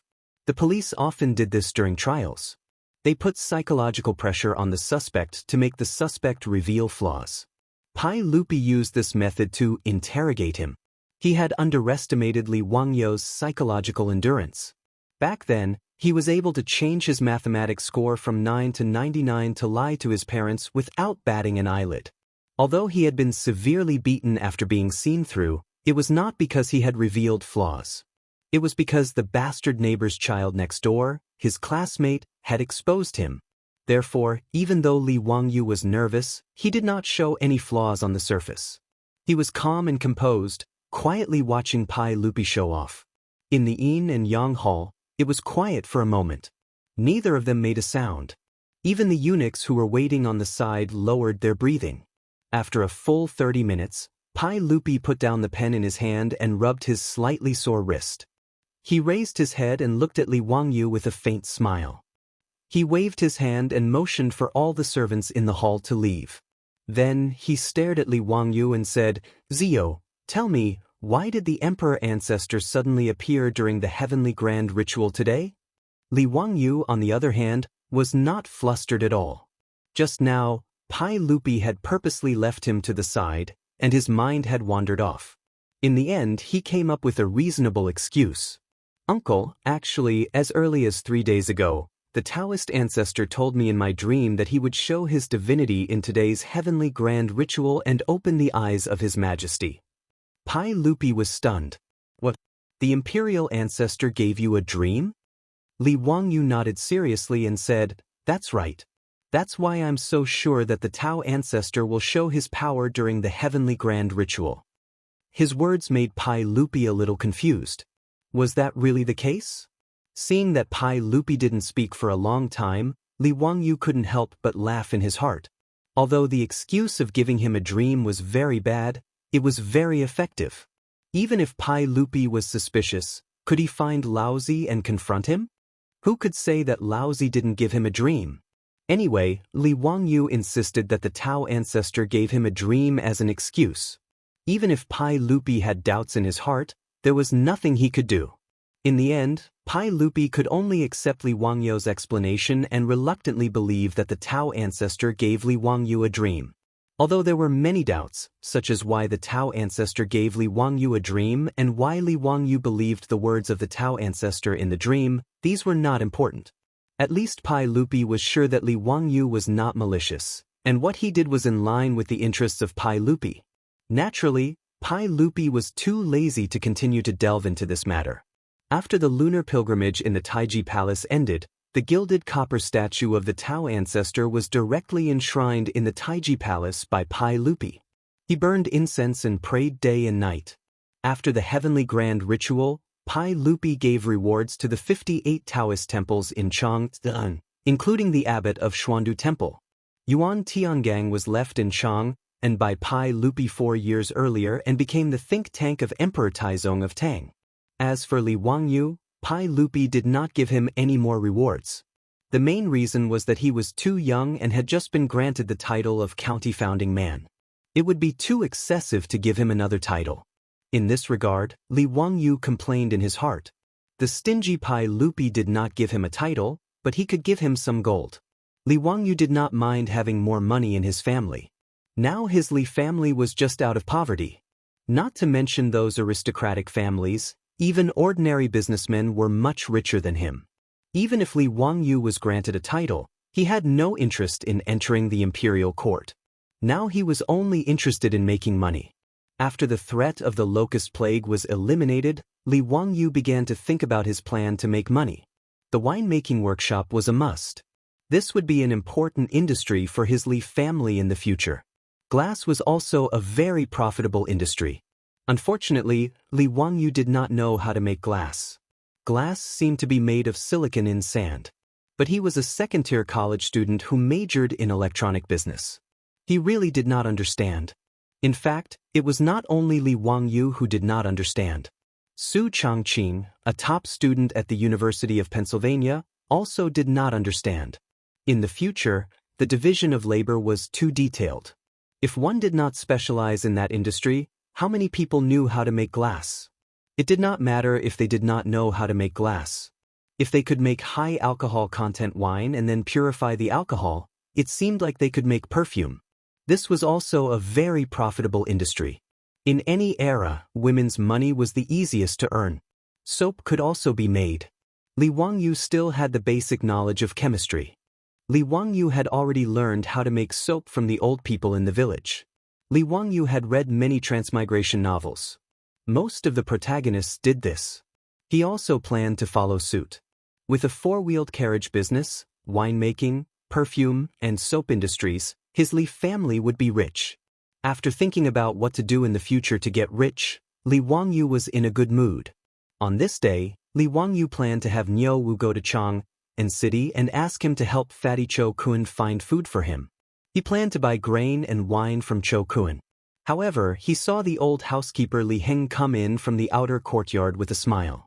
Lang Jun, Minister Feng of the Ministry of Works, is here to visit. Li Wangyu was stunned for a moment before he reacted. He could not help but reveal a look of surprise. He remembered that when he was knighted, Pai Lupi personally promised to build him a manor for free. In the Tang dynasty, there were 6 ministries: officials, rights, soldiers, punishments, and works. Each ministry had 4 divisions under it. Under the Ministry of Works, there were 4 divisions: Ministry of Works, Ministry of Land, Ministry of Works, and Ministry of Water. The Ministry of Works Minister Assistant Minister and Minister Assistant Minister were in charge of city labor. They were the assistants of the Minister of Works and the Minister of Works. This Minister Feng from the Ministry of Works was probably here to build a residence for him. Li Wangyu hurriedly told Li Heng to invite Minister Feng to the central room. He would be there soon. After Li Heng went to greet Minister Feng, Li Wangyu turned around and took out a scroll of blueprints from the study. These were the blueprints that he and his beautiful boss had come up with after Pai Lupi agreed to let him design the manor. Li Wangyu unfolded the blueprints and looked at them with satisfaction. Then he rolled up the blueprints and walked to the central room in the outer courtyard. Big house. I'm coming. Chapter 233. In the central room of the Li family, Dr. Feng from the Ministry of Works had been in a daze for a long time. His eyes were absent-minded as he stared at the blueprint on the table in front of him. Li Wangyu was only a white-collar worker in the future. He had managed to get a mortgage and buy a house with great difficulty. However, before he could hand over the house, his soul had transmigrated to the Tang dynasty. Li Wangyu was very excited to be able to own a mansion that was almost impossible to own in the future. After Li Wangyu and his beautiful superior discussed how to build their new house, he used his sketching skills and went through several drafts. Finally, he drew a sketch that satisfied both of them. However, when he took out the sketch of the county magistrate's mansion and showed it to Dr. Feng, this rank 6 official from the Ministry of Works was shocked. "County magistrate, are you sure you want to build your mansion like this?" Dr. Feng finally regained his senses and asked with difficulty. Li Wangyu nodded and said, "Yes." "Is there a problem? I don't really understand. This shouldn't be against the rules, right?" Dr. Feng from the Ministry of Works was in his 50s. He had worked in the Ministry of Works for more than 10 years. He could be considered a top-notch construction engineer in the Tang dynasty. However, when he saw Li Wangyu's sketch of the building, he was also dumbfounded. This was because he didn't know whether this building was against the rules or not. The Tang dynasty had strict regulations regarding the mansions of officials and nobles. The width of the main hall of a county magistrate's mansion could not exceed 5 rooms. The depth of the main hall could not exceed 9 shelves. The width of the main hall was the space, and the depth of the main hall was the shelf. The space between 2 adjacent purlins was a shelf. The width of 5 rooms referred to the 6 pillars in the main hall. There would be 5 spaces in the middle, and the width of the main hall could not exceed 5 rooms. The depth of the main hall could not exceed 9 shelves. However, these data and requirements were based on the traditional architectural and garden design requirements of China. However, the sketch Li Wangyu showed him was an architectural style that Dr. Feng had never seen before. Of course, in this era, other than Li Wangyu and Su Changqing, no one else could draw such an architectural blueprint. Li Wangyu's sketch of the mansion was actually a large and luxurious manor, not a traditional Chinese building. To the Li Wangyu of the future, the manor was just a dream. He reckoned that even if he worked hard for the rest of his life, got promoted, got a raise, married a rich and beautiful woman, and reached the pinnacle of life, he might not have the chance to own a luxurious manor that could only be seen on TV. But now, his soul had transmigrated to the Tang dynasty, and he had been granted a title of nobility for no apparent reason. Pai Lupi had even generously offered to give him a county mansion, so he immediately thought of his dream of a manor. His beautiful superior naturally wouldn't reject his idea. Even if Su Changqing's family conditions were good, owning a manor was still out of his reach. Therefore, the two of them hit it off and joined hands to design an architectural blueprint that would create a new world in the Tang dynasty. Dr. Feng had never seen an architectural blueprint like this before, so he couldn't help but lose his composure. In Li Wangyu and Su Changqing's design, Noda's manor was based on the designs of many of the world's top manors. In this aspect, his beautiful superior, who was a sea turtle, had the right to speak. When she was studying in America, she often traveled to Europe and America during winter and summer vacations, so she had a deep impression of those top manors. For example, the garden in front of the manor's main building was a miniature version of the Palace of Versailles. All kinds of roads, trees, ponds, pavilions, and flower beds formed a symmetrical geometric pattern that was very magnificent. Li Wangyu even designed a Noda lake in the manor, which made Dr. Feng click his tongue. The manor didn't only have Western garden designs, but Li Wangyu and Su Changqing also incorporated Eastern garden designs. Jiangnan's Yu Garden and Humble Administrator's Garden were representative garden designs, and all kinds of pavilions and waterside pavilions were also copied by Li Wangyu. The main building of Noda's manor was a small 3-story castle. In order to design the castle, Li Wangyu didn't forget to find Aphrodite and discuss it with her for a long time.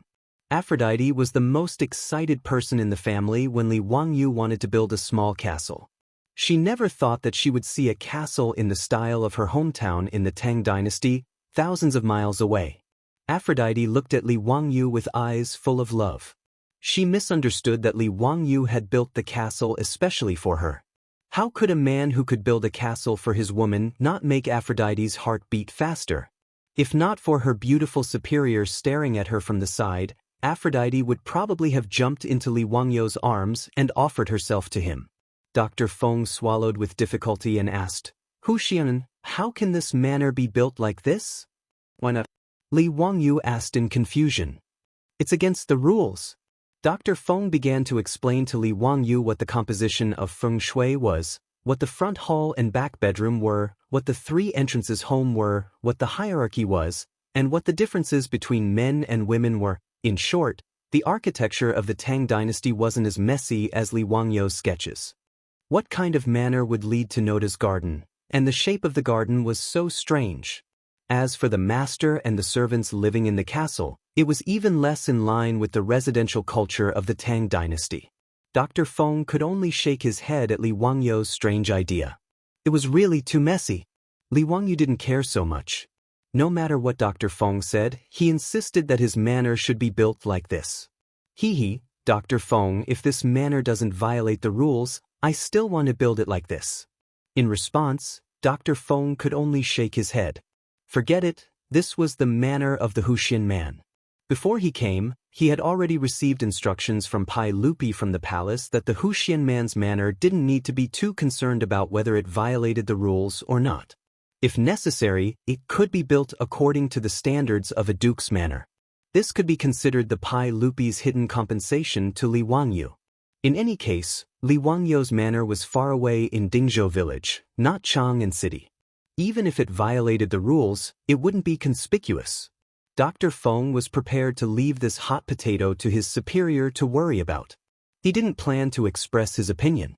As long as Pai Lupi and the Minister of Works agreed to build according to Li Wangyu's sketches, then everything would be fine.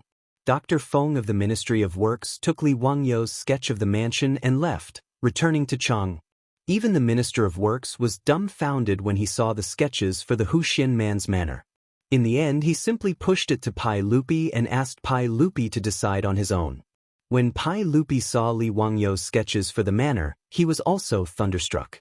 However, he was quite open-minded. If Li Wangyu wanted to build it this way, then so be it. 100 years later, the world-famous Li clan's manor in Wuxian was ready to break ground with Pai Lupi's approval. When Li Wangyu heard that Pai Lupi had actually agreed to build a manor for himself, he was so happy that he couldn't close his mouth. However, his good mood didn't last for long. Following the arrival of the brats, Li Wangyu once again had the urge to go berserk. As expected, no matter which dynasty the brats were from, they weren't good people. Especially when one of these 2 brats was called Li Chengqian and the other Li Tai, it was even more so. Chapter 234. After Crown Prince Li Chengqian and Li Tai had acknowledged Li Wangyu as their master, Pai Lupi did not rush to have the eunuchs send them to Dingzhou village to study with Li Wangyu because Li Wangyu was busy preparing the heavenly grand ritual. Now that the matter had been settled, Pai Lupi finally remembered to have his 3 sons and daughters go to Dingzhou village to study with Li Wangyu and learn about the hardships of the common people. Although Li Chengqian and Li Tai had been forced to kneel and pay their respects to Li Wangyu and acknowledge him as their master, how could the 2 of them be willing to truly regard Li Wangyu as their master? What qualifications did an insignificant founding county official, only 16 years old, have to become the crown prince's master? They did not know what kind of bewitching potion Li Changshu had fed their imperial father, forcing the 2 of them to acknowledge him as their master. Of the 3, only the youngest, Chang'e, did not reject this matter. However, it was clear that she could not influence her 2 elder brothers. On the road from Taiji Palace to Dingzhou village, Li Chengqian and Li Tai were huddled together, discussing something in hushed tones. Princess Chang'e wanted to stop her 2 elder brothers, but at this moment, how could Li Chengqian and Li Tai listen to the little lowly's words? They directly cast her to the side. Li Lizzie angrily glared at Li Chengqian and Li Tai, but she was helpless. The little lowly's lips were so pouty that one could hang an oil bottle from them. When Pai Lupi escorted Li Chengqian and the others to Dingzhou village, he naturally did not bring out the full crown prince's ceremonial entourage. Only a few palace guards accompanied him, as well as a few eunuchs from the Eastern Palace. Li Wangyu had naturally received advance notice from Pai Lupi, but he did not take it too seriously. Regardless of whether it was Li Wangyu or Su Chongqing, their reverence for imperial authority was limited. There was no need to count on the two of them to have any reverence for three brats. Therefore, Li Wangyu did not instruct the old steward, Li Heng, to clean the streets and use yellow soil to pave the way. He also did not open the main door to welcome the arrival of the crown prince and the others. When Li Qingxian's car stopped in front of the Li family in Dingzhou village, not a single person from the Li family came out to greet them. Before Li Qingxian and the others could say anything, the eunuchs of the Eastern Palace flew into a rage. These eunuchs of the Eastern Palace felt that they were the people around the future emperor of the Tang dynasty, so they were very proud. Even though he knew that Li Wangyu was the crown prince and the others' teacher, he didn't take it seriously. Li Qingxian naturally had a teacher to teach him in the Eastern Palace. However, Li Qingxian's teachers were also very respectful to the crown prince due to their fear of imperial power. They didn't have the dignity of a teacher at all. This gave the eunuchs by Li Qingxian's side the misconception that the so-called emperor's teacher was nothing more than this. Now that the crown prince had condescended to visit the Li family in Dingzhou village, not a single person came out to welcome him. Therefore, without waiting for Li Qingxian's orders, they ran up to the door and smashed it down. "Open the door! Is everyone dead? Tian Shilang, you have no manners at all. Who do you think you are? Hurry up and open the door." The door of the Li family's old residence was not very sturdy to begin with, so it was almost torn down by the eunuchs. The door was on the verge of collapse. Li Heng, who had no idea what was going on, was shocked when he heard the door being smashed. He hurriedly opened the door to check. Why are you smashing the door? This is the residence of the county magistrate of Wuxian. Don't be impudent. Li Heng was so angry that his beard was sticking up. He pointed at the plaque on the door and roared at the eunuchs who were smashing the door. The plaque on the door of the Li family had already been replaced with the words, County Magistrate of Wuxian. This was the old man's pride. How could he tolerate others looking down on him? However, Li Heng's words only caused the eunuchs to sneer. T County Magistrate of Wuxian. Does a mere county magistrate who founded the country think he's something? Hurry up and tell the county magistrate of Wuxian to come out. We've seen plenty of princes and dukes in Chang. How dare a mere county magistrate who founded the country bring it up? It really is Tian Shilang. His Highness the Crown Prince has arrived. That bastard Li Wangyu actually dares to not come out to welcome him. Is he trying to rebel? Do you believe that we'll tear down your T County Magistrate of Wuxian for neglecting His Highness the Crown Prince like this? The old steward, Li Heng, was shocked when he heard their words. His Highness the Crown Prince had come to the Li family? He didn't know what was going on, so he hurriedly sent a servant girl to inform his Lang Jun. The eunuchs wanted to push Li Heng aside and rush into the residence. However, Li Heng wasn't willing to let them pass. He didn't care about his old age and reached out to stop them. "Old man, get out of my way. Be careful that we don't beat you to death, Tian Shilang. Why bother with him? Rush in and find Li Wangyu to talk to him." Li Wangyu was in the back courtyard, but he had already heard the commotion from the outer courtyard.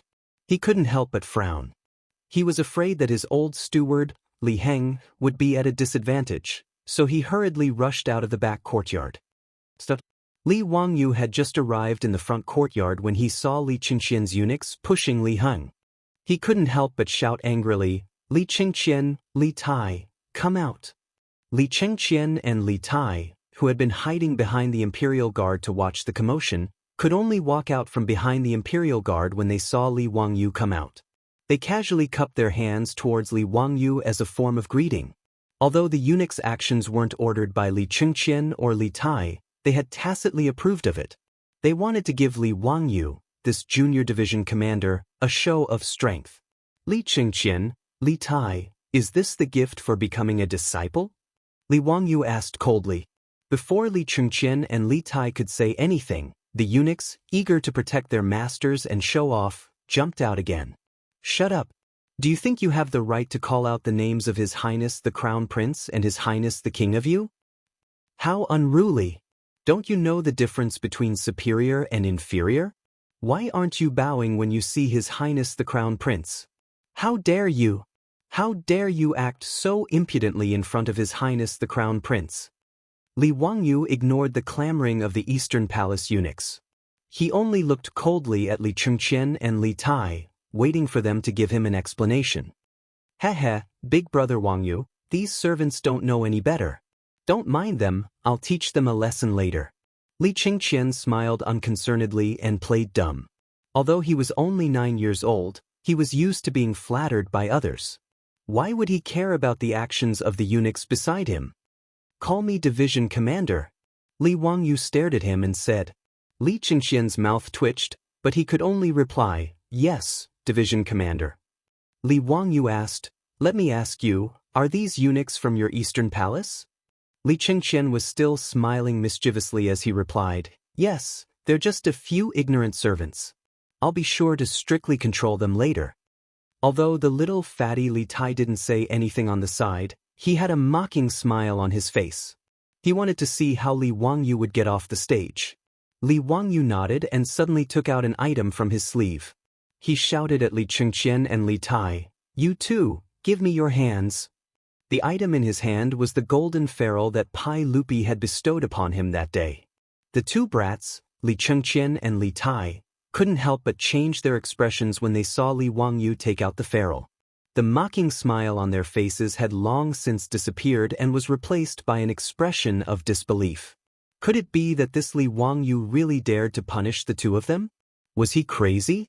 Chapter 235. In Li Chengqian and Li Tai's minds, although their father had given Li Wangyu the golden ruler, it was only a gift for him to become a disciple. Could it be that this little Huxin man really dared to punish the two of them? Even in the palace, although Empress Zhangsun was strict with her children, no one dared to actually punish the two of them. Unlike Chang'e, Li Chengqian was the crown prince and Li Tai was the king of Yu. Their statuses were different. The palace maids dared to use the ruler to punish Chang'e and Pai Lupi's other children, but no one dared to touch the two of them. As for Li Chengqian and Li Tai's original teachers, they were also afraid of the imperial power and abided by the rules of a ruler. Why would they use the ruler to punish them? It could be said that from birth until now, no one dared to touch a single hair on Li Chengqian and Li Tai's heads. When they saw their father give Li Wangyu the golden ruler, the two brats were still a bit afraid. However, the eunuchs beside them comforted them, saying that Huxin man, Li Wangyu, definitely did not have the guts to punish them. The two brats thought about it and felt that it was true. They were the most beloved sons of the Tang dynasty's crown prince and Pai Lupi. How could Li Wangyu, a mere founding county man, dare to touch them? It was because of this thought that they tacitly allowed the Eastern Palace eunuchs to provoke Li Wangyu. They wanted to give Li Wangyu a show of strength. Who would have thought that Li Wangyu would not play by the rules? He directly took out the golden ruler and prepared to punish them.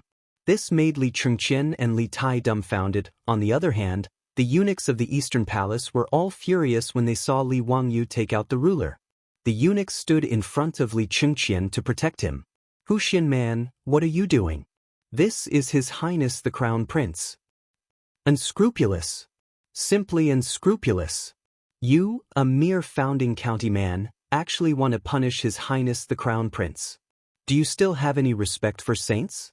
Huxin man, do you want to offend your superiors? Protect the Crown Prince. Don't let this madman hurt the Crown Prince and His Highness. Guards! Guards! Protect the Crown Prince. The Eastern Palace chamberlain jumped up and down, trying his best to show that he was loyal to his master. However, the palace guards who had followed him to Dingzhou village were dumbfounded. Should they stop Huxin Nan, or should they pull away the eunuchs? They couldn't be blamed for their hesitation. Before they set off, the imperial guards had already received a warning from Pai Lupi. After going to Dingzhou village, they were only responsible for the safety of the three princes and princesses. They were not allowed to interfere with anything else and allowed Huxin Xianxia to make the decision. But now, Huxin man wanted to beat the crown prince and the king of Yu. Should they protect the crown prince and the others, or should they let Huxin man make the decision? The imperial guards in the palace all looked at the imperial guard leader doubtfully, waiting for his decision. The leader of the guards gritted his teeth and silently shook his head at his subordinates, indicating that he would not interfere in this matter. Li Wangyu paid no attention to the clamoring of the Eastern Palace chamberlains, only coldly staring at Li Chengqian and Li Tai. What? You too have the courage to indulge your servants, but don't have the courage to bear the consequences? To the side, Princess Chengel hurriedly ran forward. After curtsying to Li Wangyu, she acted coquettishly and cutely towards Li Wangyu. Brother Wangyu, please forgive Brother Crown Prince and Brother Qingke. They won't be like this in the future, okay? Li Wangyu's originally frosty expression was immediately melted by the little loli's pleading. That damned Pai Lupi! How did he give birth to such an adorable little loli? Smiling, he dotingly stroked Princess Changel's small head. Since Chengel has pleaded for leniency on their behalf, then the 10 lashes each will be changed to 3 lashes each as punishment for their lack of respect for their elders. Okay? How could Princess Chengel, a 7-year-old little loli, be a match for Li Wangyu? She believed that Li Wangyu had truly pleaded for leniency on behalf of her 2 elder brothers, reducing the punishment of each being struck by the ferule 7 times. On the other hand, Li Chengqian and Li Tai were on the verge of tears. This scoundrel of a junior commander was bullying them again. Both sides were going to beat them, yet he was still trying to swindle a favorable impression from their younger sister. Truly a scoundrel. However, Li Chengqian and Li Tai did not dare to disobey. After all, Li Wangyu was currently holding the golden ferule bestowed by their imperial father. On that day, the two had clearly heard Pai Lupi's words. If Li Wangyu were to use this ferule to punish them, Pai Lupi would definitely not blame them. In a sense, this ferule bestowed by Pai Lupi to Li Wangyu represented the authority of Pai Lupi. How could the 2 brats have imagined that Li Wangyu would be so forceful? They had only tacitly allowed the eunuchs to do as they pleased, yet the punishment was now in their hands. At this moment, the 2 were in a dilemma. They could only use silence to resist Li Wangyu. As for the eunuchs, they were unwilling to let the matter go. They stood in front of Li Chengqian and Li Tai, cursing incessantly. Out of the way! Li Wangyu coldly shouted at the group of eunuchs. These eunuchs were currently immersed in resisting the evil demon and protecting the crown prince. How could they possibly listen to Li Wangyu's words? Li Wangyu could not be bothered to pay them any attention.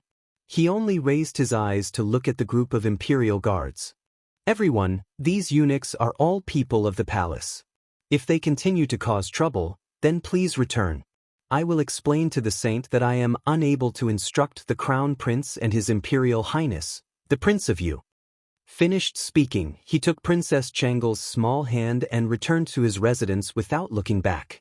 After he entered, the main doors of the Lai hut behind him slammed shut. Seeing Li Wangyu not give them any face, whether it was the imperial guards, Li Chengqian or Li Tai, they were all dumbfounded. This county man had shut them out of the main doors just like this? He even wanted to drive them back to Chang. The eunuchs were still unaware. Seeing Li Wangyu return to his residence, they began to urge Li Chengqian and Li Tai on. Your Imperial Highness, the Prince of Yu, this county man is truly repulsive. Let us return to the palace. That's right, Your Imperial Highness, let us return and ask the saint to uphold justice for us. We must punish this arrogant and despotic county man with a crime of great disrespect and have him demoted and stripped of his noble title. This kind of vile character is truly arrogant. Your Imperial Highness, let us return to the Eastern Palace. Her Imperial Highness, the Empress, will definitely uphold justice for you. At this moment, Li Chengqian and Li Tai were not listening to the clamor of the eunuchs. They only smiled bitterly and looked at each other.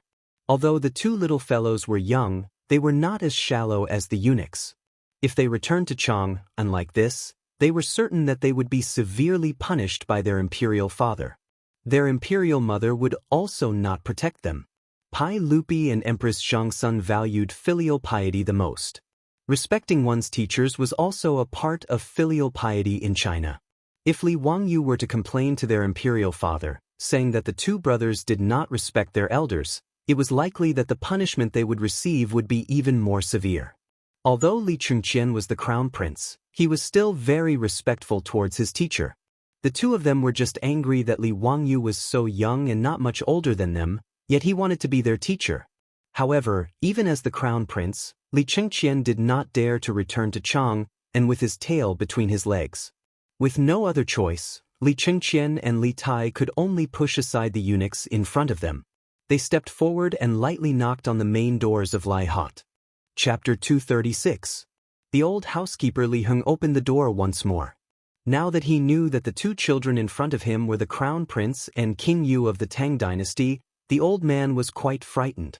However, he still mustered up his courage and asked Li Chengqian and Li Tai according to his Longjuan's instructions, "Your Highness, King Yu, are you willing to accept your punishment?"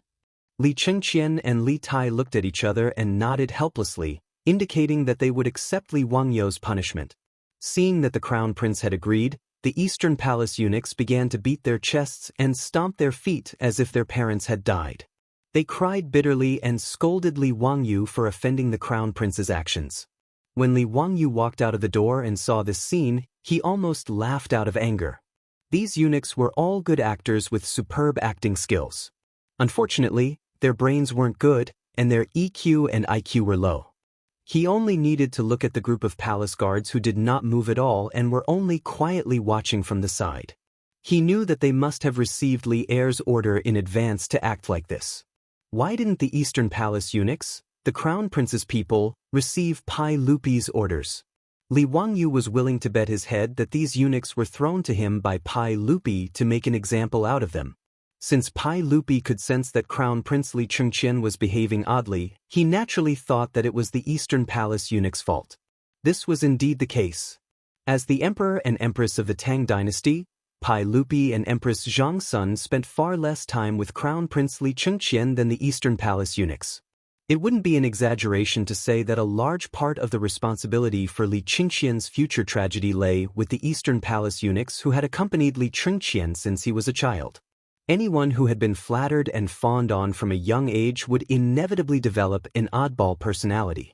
After Li Wangyu figured out what Pai Lupi was thinking, he couldn't help but gnash his teeth in anger. This damned bearded man actually wanted him to be the bad guy and help him teach the crown prince's close servant a lesson. However, even though he despised Pai Lupi for using someone else to do his dirty work, he did not object to being the bad guy.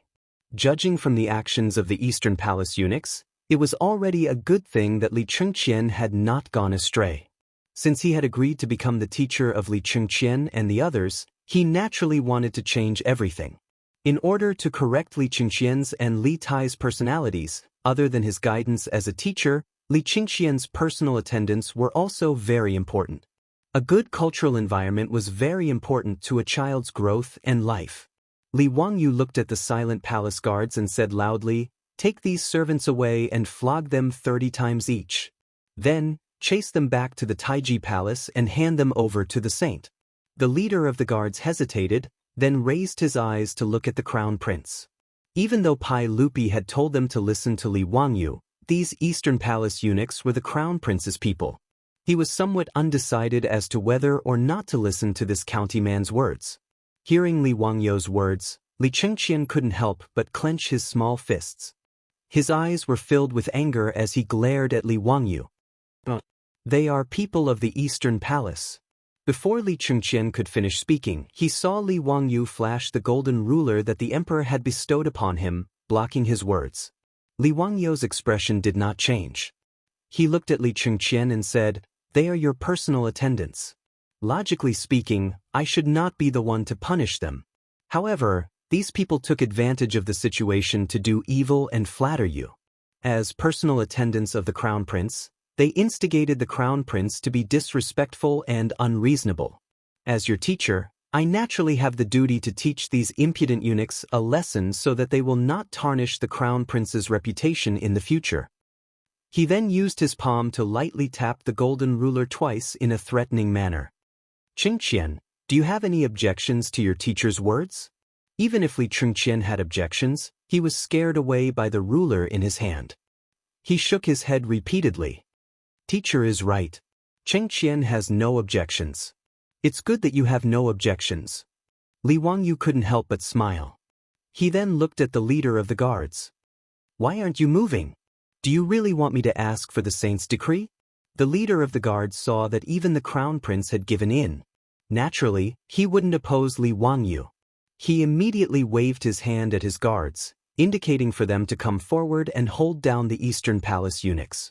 When they were pressed to the ground by the ferocious guards, the Eastern Palace eunuchs finally dared to feel fear. Your Highness the Crown Prince, please save me. How can I let Tian Shileng humiliate you so wantonly? County man, I know I was wrong. Please spare me. Crown Prince, save me.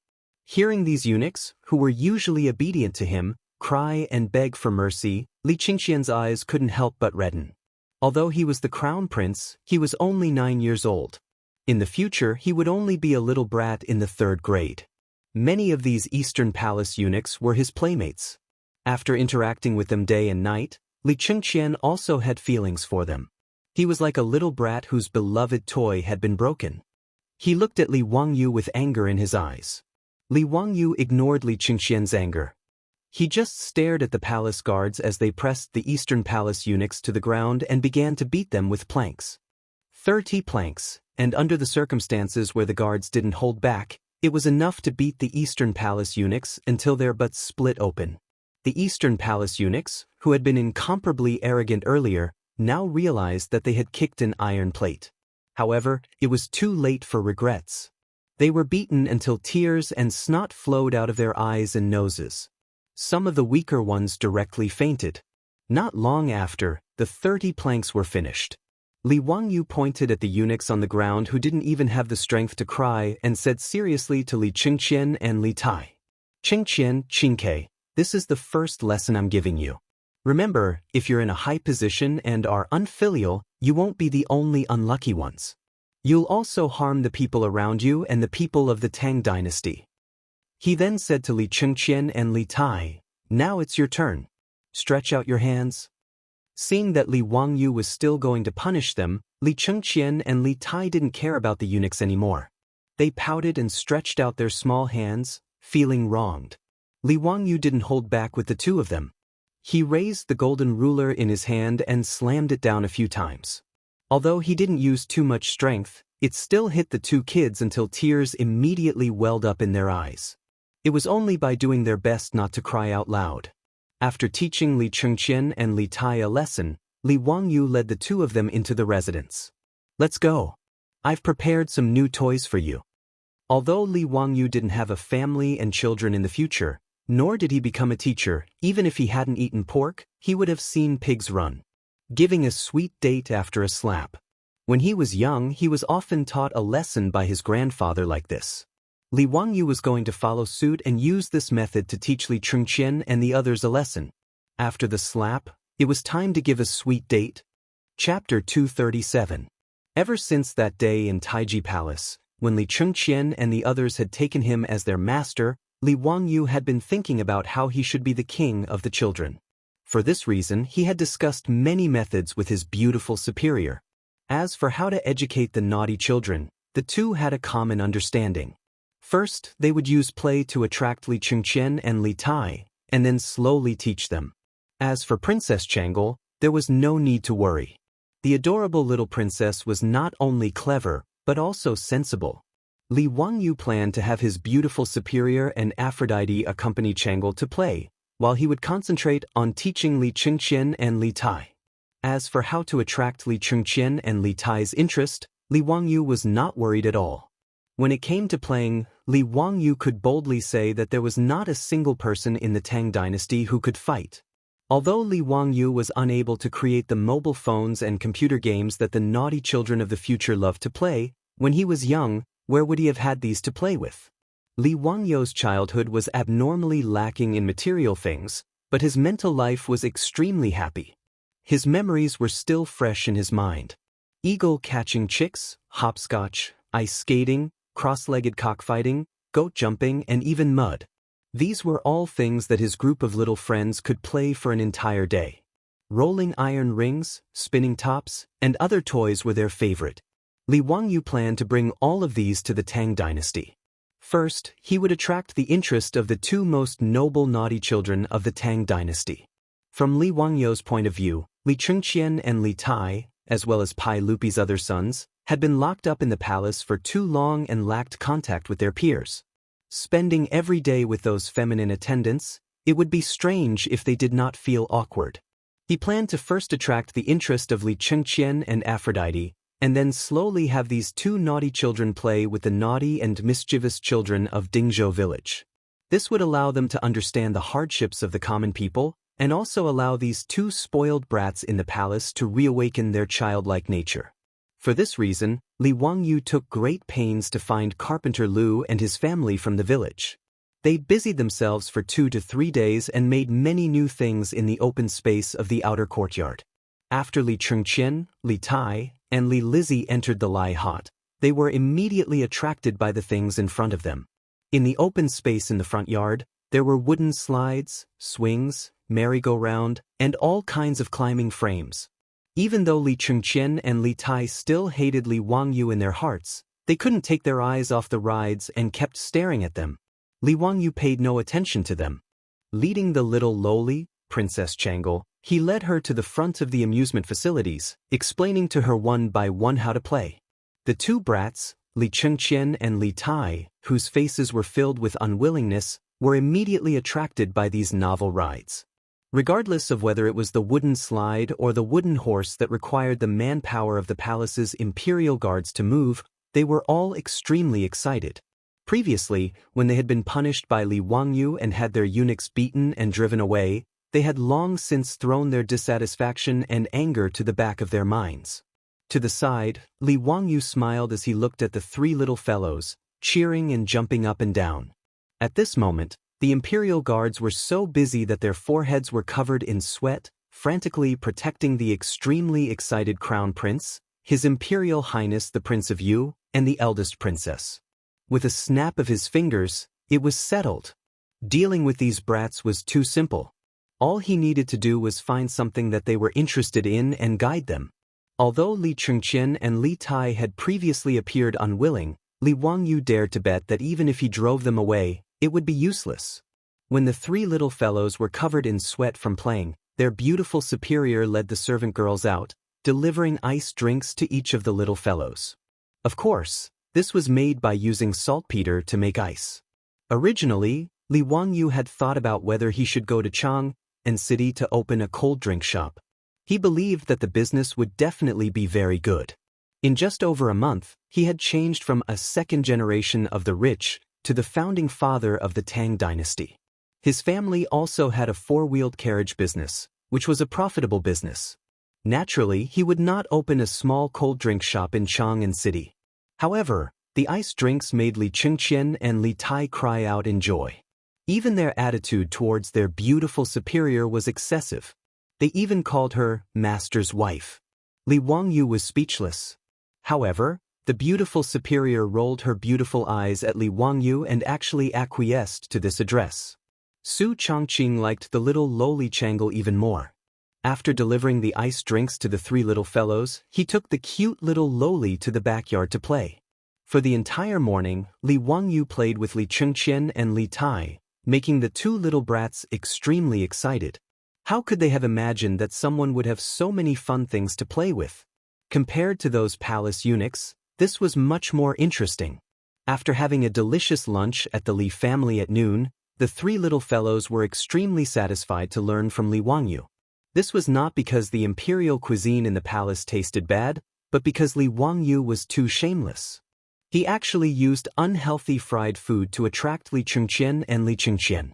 Even in the future, the brats who were used to eating all kinds of delicacies had no resistance to KFC and McDonald's, not to mention the three little brats from 1300 years ago. Fried chicken steaks, fried chicken burgers, and iced drinks, that's right, burgers. In order to please Afro, Li Wangyu had already figured out how to make bread. Speaking of which, making bread was not complicated and Afro knew a little about it. Su Chongqing was also a baking enthusiast in the future.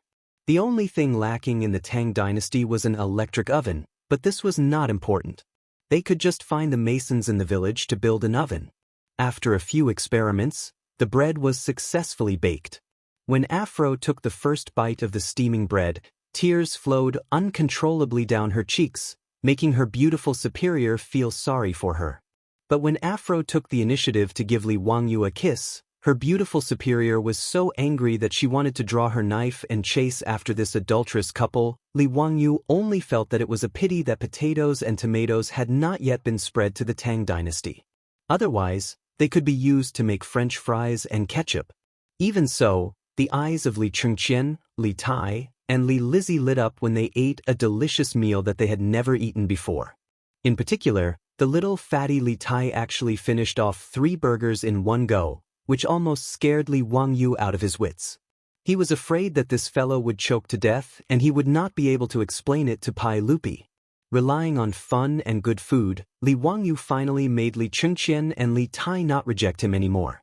After lunch, Li Wangyu coaxed the 3 energetic children, who still wanted to play on the rides, to take an afternoon nap. They were still primary school students. They could only study properly if they played well, ate well, and rested well. After the 3 children got up energetically, Li Wangyu led them to his study, which he had already converted into a small classroom. Since Pai Lupi had taught his own children to him, Li Wangyu could not just bring them along to play. Li Wangyu planned to teach Li Chengqian and the others some different knowledge. Chapter 238. Li Wangyu had a headache over what he had to teach Li Chengqian and the others for a long time. Thinking back to the primary school of the modern era, it seemed that they learned Chinese, mathematics, English, art, music, and physical education. There was no need to consider Chinese. If Li Wangyu didn't plagiarize the works of the great masters of the modern era, his actual level might not even be as good as these 3. Although Li Chengqian and Li Tai were 8 and 9 years old respectively, in terms of essays, poems, policy, laws, decrees, scriptures, and moi, they were far superior to Li Wangyu as they had been taught by famous teachers since childhood. There was also no need to consider English. It was useless to learn it. He seemed to be able to teach the 3 little ones how to sketch, but this was only a minor skill. It seemed that he could only teach them mathematics, plus some simple physics and chemistry knowledge. Thinking of this, Li Wangyu felt very tired. However, what he taught Li Chengqian and the others was not important. Li Wangyu felt that the most important thing was to establish a correct outlook on life for the 3 little ones. They had to learn the 8 honors and 8 disgraces. They had to study every day and strive to be a useful person to society. Li Wangyu stroked his chin, wondering if he should write down the code of daily conduct for primary school students for the 3 little ones to recite. He was extremely familiar with this code of daily conduct for primary school students. When he was young, every time he made a mistake, he would be punished by his homeroom teacher to copy it. Because he had copied it so many times, it was deeply engraved in his memory. Even now, Li Wangyu could recite it backwards. In the small study, Li Wangyu had already placed many teaching tools. The indispensable blackboard was actually quite simple. He had Carpenter Lu nail a wooden board and brush it with a thick layer of black paint. However, to make chalk, Li Wangyu had to spend a bit of effort and experiment many times before he succeeded in making usable chalk from gypsum. Li Chengqian, Li Tai, and little Princess Changel had never seen a blackboard before. They didn't understand why their junior teacher had placed such a large piece of black wood in the study. When Li Wangyu picked up the chalk and began to write on the blackboard, the 3 little ones' eyes widened. Li Wangyu wrote down 10 Arabic numbers from 0 to 9 on the blackboard. The Arabic numerals were first invented by the ancient Indians, then spread to Europe by the Arabs, and then modernized by the Europeans. People thought it was an Arab invention, so people called it Arabic numerals. Arabic numerals were first introduced to China in the 13th to 14th century. Actually, ancient Chinese mathematics was not bad. It was even ahead of the rest of the world. From the Wei Jin dynasty to the beginning of the Tang dynasty, it was the time when the Chinese mathematical system was established. There were many mathematical works such as Wuxia Xuanjing, Wujing Xuanshu, Wujing Xuanshu, 9-chapter Xuanshu, and so on. It was just that Chinese numbers were too cumbersome, and to a large extent, it limited the development of mathematics. The 3 little ones were very curious. They looked at the strange symbols that Li Wangyu had drawn on the blackboard, not understanding what they were. Li Wangyu then wrote down the corresponding Chinese numbers below each Arabic number before he began to explain in detail to the three little ones. The three little ones did not find the symbols and numbers that their little teacher had taught them useful. Instead, they felt very awkward because they were used to it. Li Wangyu did not explain much. After the three of them memorized the Arabic numerals, he directly wrote a few simple arithmetic problems on the blackboard and let them calculate by themselves. However, he asked the youngest Princess Royal to calculate with the Arabic numerals that he had taught. Li Qingqian and Li Tai calculated with the Chinese numerals that they were used to. Okay, Qingqian, Qingke, you two won't lose to your sister, right? That would be too embarrassing. If you win the competition, your teacher will reward you with a bowl of ice cream.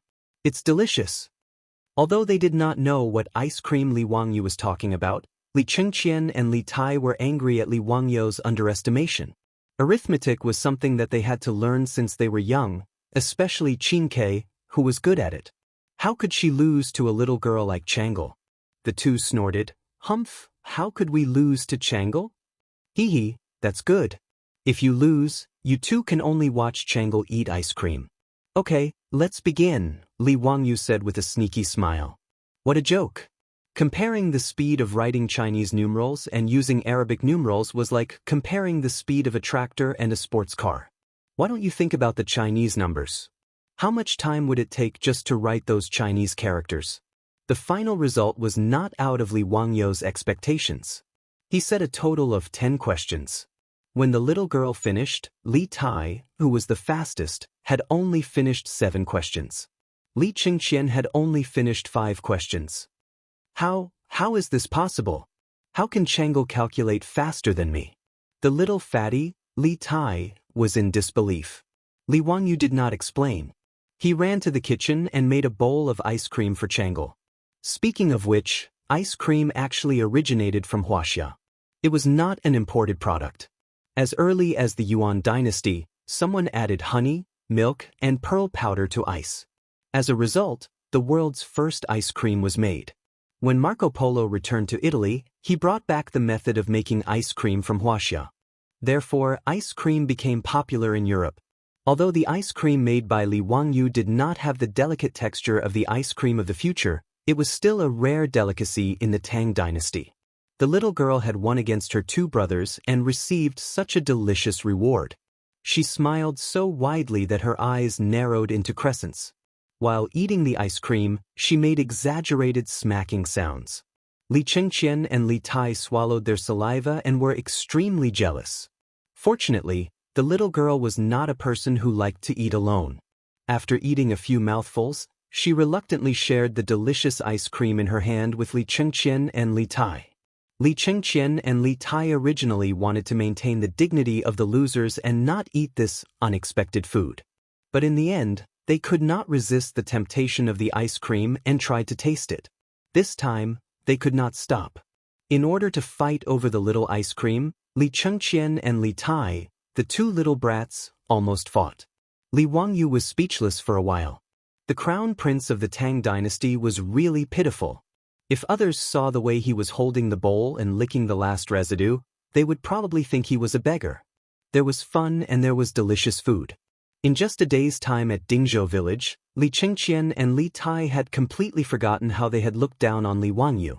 It was not until evening that the 3 children reluctantly returned to Chang'an city after the imperial guards urged them several times. Because Li Wangyu was not interested in being the king of the children every day, he had agreed with Pai Lupi to send Li Qingqian and the others to Dingzhou village twice every 10 days. That was to say, once every 5 days. This made Li Qingqian and the others feel very resentful. When they left, they looked at Li Wangyu with eyes full of resentment. They hated that they could not come to Dingzhou village every day. Li Wangyu did not care about the resentment of the 3 little brats. He did not want to tire himself out. After sending Li Qingqian and the others off, Li Wangyu did not have time to rest. He was busy negotiating with the Ministry of Works to repair his county magistrate's mansion. Chapter 239. Although Pai Lupi nodded and agreed to build the manor according to Li Wangyu's sketch, the troublesome matters were not over yet. First, there was the location of the manor. After discussing with Li Wangyu and the officials from the Ministry of Works, Li Wangyu's manor was prepared to be built on the hillside facing the sun.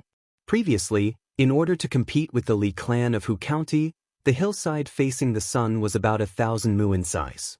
The Li clan's ancestral grave only took up a very small area, and the Daoist temple that Sun Simiao was currently building took up less than 50 mu of land.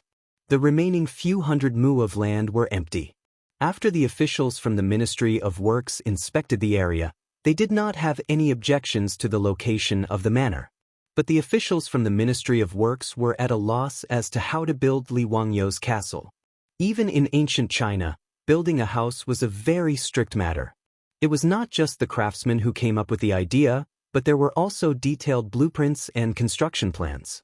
The Song Dynasty's Construction Methods was the most complete book on building techniques in ancient China. The Great Tang had detailed regulations on the various design standards, specifications, materials, construction quotas, targets, a clear hierarchy of buildings, the artistic form of buildings, and so on. Therefore, before the construction began, the officials from the Ministry of Works of the Tang Dynasty would draw up detailed construction plans according to the needs. The level of detail and complexity was not inferior to the construction plans of the modern era. But even the most senior official from the Ministry of Works did not know how to build the small castle that Li Wangyu wanted to build in his manor. This gave the officials from the Ministry of Works a headache. Thus, Feng Longzhong from the Ministry of Works led a few technical officials to Dingzhou village to pay Li Wangyu a visit. Hu Xiannan, we have never seen this castle that you drew before. Can you draw a more detailed sketch of the building for us? Feng Lang directly asked Li Wangyu. Li Wangyu naturally did not have a problem. He had already drawn many sketches when he was discussing how to build the castle with his beautiful boss and Aphrodite. Hearing Dr. Feng's words, he immediately stood up and went to the study to retrieve a stack of sketches. These were all drawn by him using the perspective drawing method. It was very intuitive and clear at a glance. But when they saw the detailed blueprint Li Wangyu had drawn for the castle, Feng Longzhong and the officials he had brought with him fell silent once more. This kind of construction method was unheard of in the Tang dynasty. But putting aside whether this castle violated the law or not, the key point was that in the eyes of the officials from the Ministry of Works, this castle looked a bit like a small military fortress. What was the man from Huxin trying to do by building something like this near the capital of Chang? The officials from the Ministry of Works were not wrong. Castles were military fortresses built by European nobles to protect their land, food, livestock, and population. They used them to guard their own territories. First and foremost, it would be used for military defense. Of course, Li Wangyu didn't think too much about it.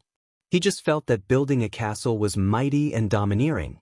After Dr. Feng and the other officials from the Ministry of Works ran to Dingzhou village many times, they still didn't dare to make a decision on their own. In the end, they still pushed the responsibility to Pai Lupi. They asked Li Wangyu to go find Pai Lupi himself and let His Majesty make the decision.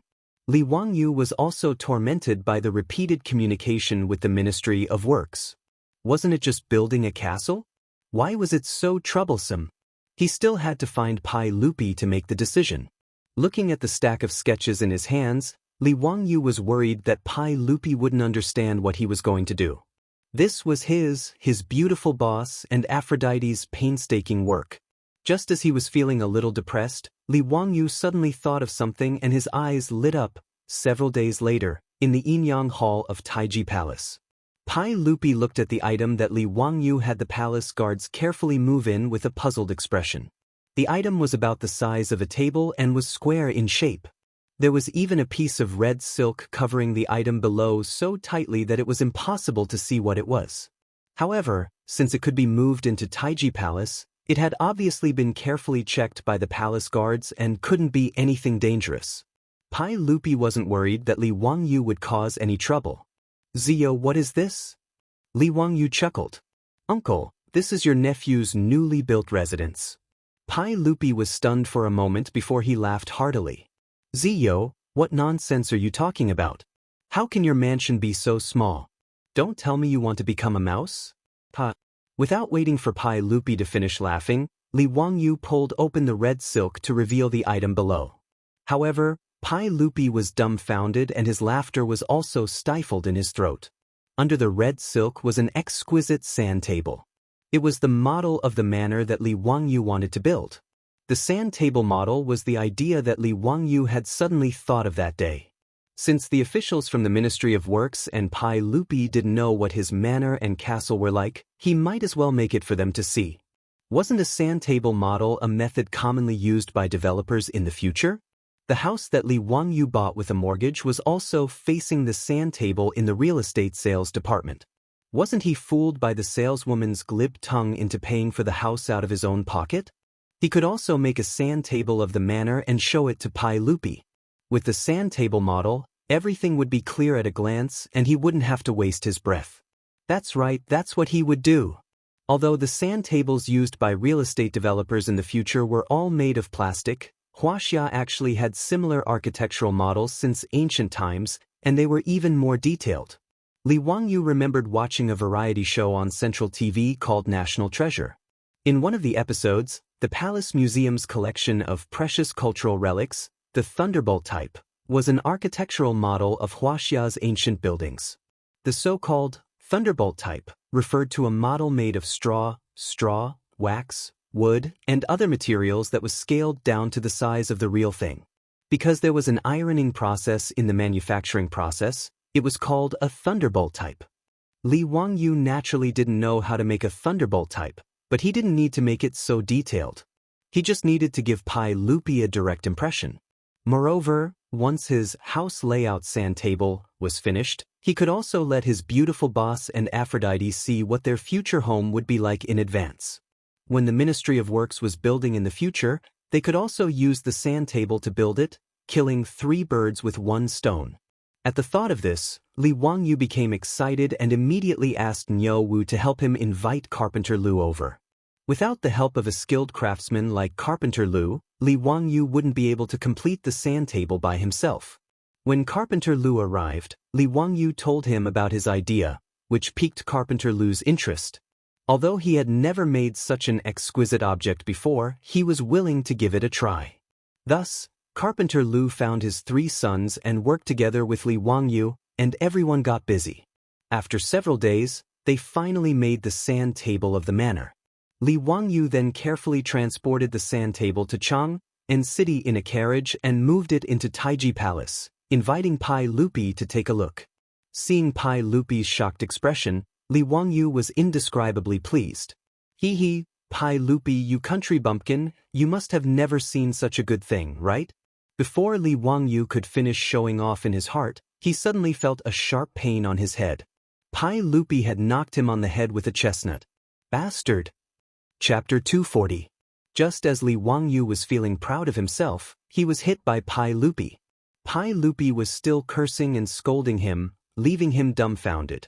What was going on? He was just showing Pai Lupi the sand table of the manor. Why did he hit him? Was Pai Lupi jealous? Before Li Wangyu could figure out what was going on, Pai Lupi turned around and shouted to the eunuchs in the Yin and Yang Palace, "Immediately summon Duke Wei, Duke Lu, Duke Yi for an audience." Pai Lupi summoned a dozen or so founding dukes in one breath. The eunuchs received the order and turned to summon Li Jing, Qing Yaojin, and the others to the Yin and Yang Palace. Li Wangyu was still confused. What was Pai Lupi doing? Why did he summon a group of military bigwigs for no reason? Could it be that he was not satisfied with the sand table of the manor and wanted to summon a group of bigwigs to beat him up? After Pai Lupi finished instructing the eunuchs, he ignored Li Wangyu and continued to look at the real estate project sand table in front of him. This made Li Wangyu very embarrassed. Li Wangyu coughed softly. "Uncle, is there a problem with the sand table I made?" "Humph, what a waste. You scoundrel, why didn't you offer up such a good thing earlier? You deserve a beating."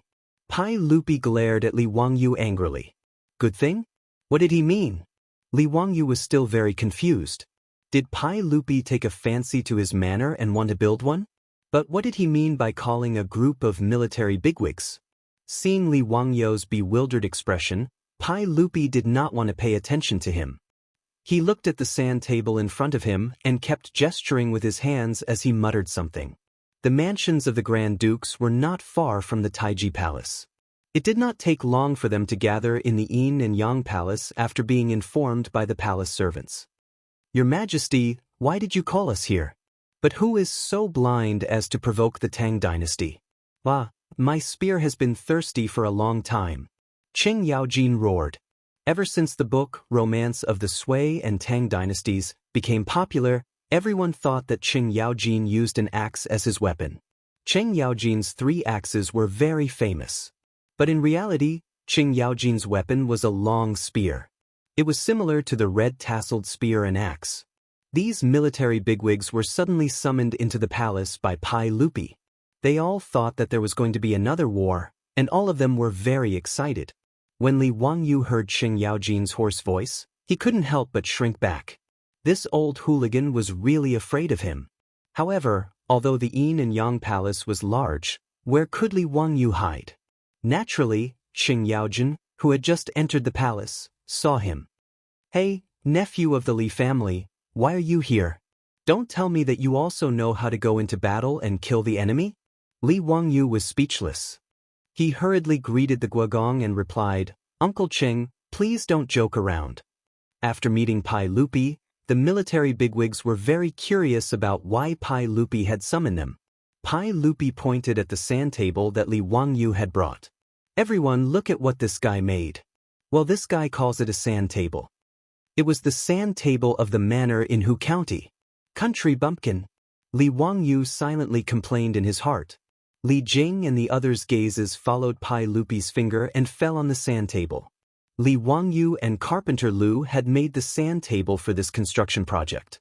In order to be more intuitive, he and Carpenter Lu had not only made a model of the castle, but they had also made a terrain model based on the topography of the hillside facing the sun. Li Wangyu had used yellow mud to build the undulating hillside.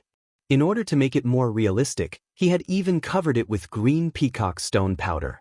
It looked lush and verdant, just like a hillside full of trees. When Li Wangyu's manor was chosen, he had only used part of the hillside facing the sun to build the castle. The European-style garden and pond were built on the flat ground at the bottom of the hillside. When making the sand table model, Li Wangyu and Carpenter Lu had used gelatin and blue dye to create the shape of the lake. In addition to Carpenter Lu's exquisite skills, he had made the castle model out of wood. The entire sand table looked very realistic at a glance. It had completely displayed Li Wangyu's imagination of the manor and the surrounding terrain. Such a realistic sand table had never appeared in the Tang dynasty since the creation of the world. When the group of military leaders looked at it, their eyes immediately lit up. "Your Majesty, this thing called a sand table was made by Li Zio? Good stuff, good stuff." Li Jing took a few glances and immediately said to Pai Lupi.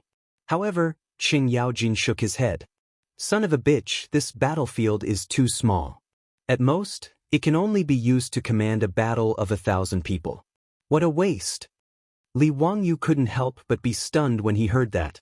F***CK, what is this old bastard talking about? My manor sand table, he actually said that the battlefield is too small. Qin Qiong, Yuqi Jingda, and the others also commented on Li Wangyu's sand table. Finally, the confused Li Wangyu understood what was going on. This group of military leaders, including Pai Lupi, had used his construction sand table as a military sand table to command battles. He turned his head to look at his proud work, the sand table of his manor. It seemed like it could really be used as a military sand table. He hadn't thought about this before. The key point was that he wasn't a military fanatic. He didn't realize the military significance of the sand table at all. In fact, sand tables had a wide range of military uses. They could vividly show the terrain of the battle area, the composition of the enemy's position, the deployment of troops, the configuration of weapons, and so on. Later generations of the army often used sand tables to study the terrain, the enemy's situation, battle plans, organize coordinated actions, carry out tactical drills, study battle examples, and summarize battle experience. In the Tang dynasty 1,300 years ago, even the maps used for battle command were quite rough and simple. Most of these maps were of a schematic nature and were far from accurate. This was actually quite disadvantageous for battle command, but the level of technological development at that time was like this. It was too difficult to draw an accurate map. At this time, the sand table presented in front of Pai Lupi and the military leaders seemed to have opened up a new world for everyone. For a horse emperor like Pai Lupi, he saw the military use of the sand table at first glance, so he immediately asked the chamberlain to inform Li Jing and the others. The appearance of the sand table piqued the interest of the military leaders. Everyone, including Pai Lupi, surrounded the sand table and looked at it with interest. On a whim, the Minister of War, Li Jing, and the other founding dukes actually planned to make a military chess deduction on the sand table. Seeing Pai Lupi and the group of military leaders rubbing their hands together, Li Wangyu felt very stifled. He wanted to cry but had no tears. My manner. Not for you to play like this. Chapter 241. I'll use a brigade of MO blade soldiers to block the manor's gate, and 2 brigades of armored soldiers to harass you with arrows. I don't believe you can break in. Bah, old man, why do I have to go through the gate? Which part of the manor's wall can't be broken through? Any cavalry can break into the manor with a single charge. You can only retreat to defend the castle. Even if I retreat to defend the castle, I can defend it for 10 days to half a month. So what if you have several times more troops than me? Don't forget, you are all cavalry. How can you attack the castle? In the Yin and Yang Hall of Taiji Palace, there was an uproar. Those founding dukes were divided into 2 factions. They were playing chess on the sand table of Li Wangyu's manor. Pai Lupi was the judge. The history of military chess in Wuxia could be traced back to 4,500 years ago.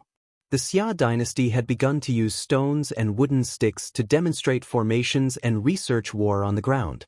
The most indispensable thing for the valiant generals in China's history was the deduction ability before and after the battle. The most famous chess deduction in history was during the Spring and Autumn Warring States period. Mozi wanted to stop Chu from attacking Song. Gong Shu Ban made cloud ladders for Chu, wanting to use them to attack Song.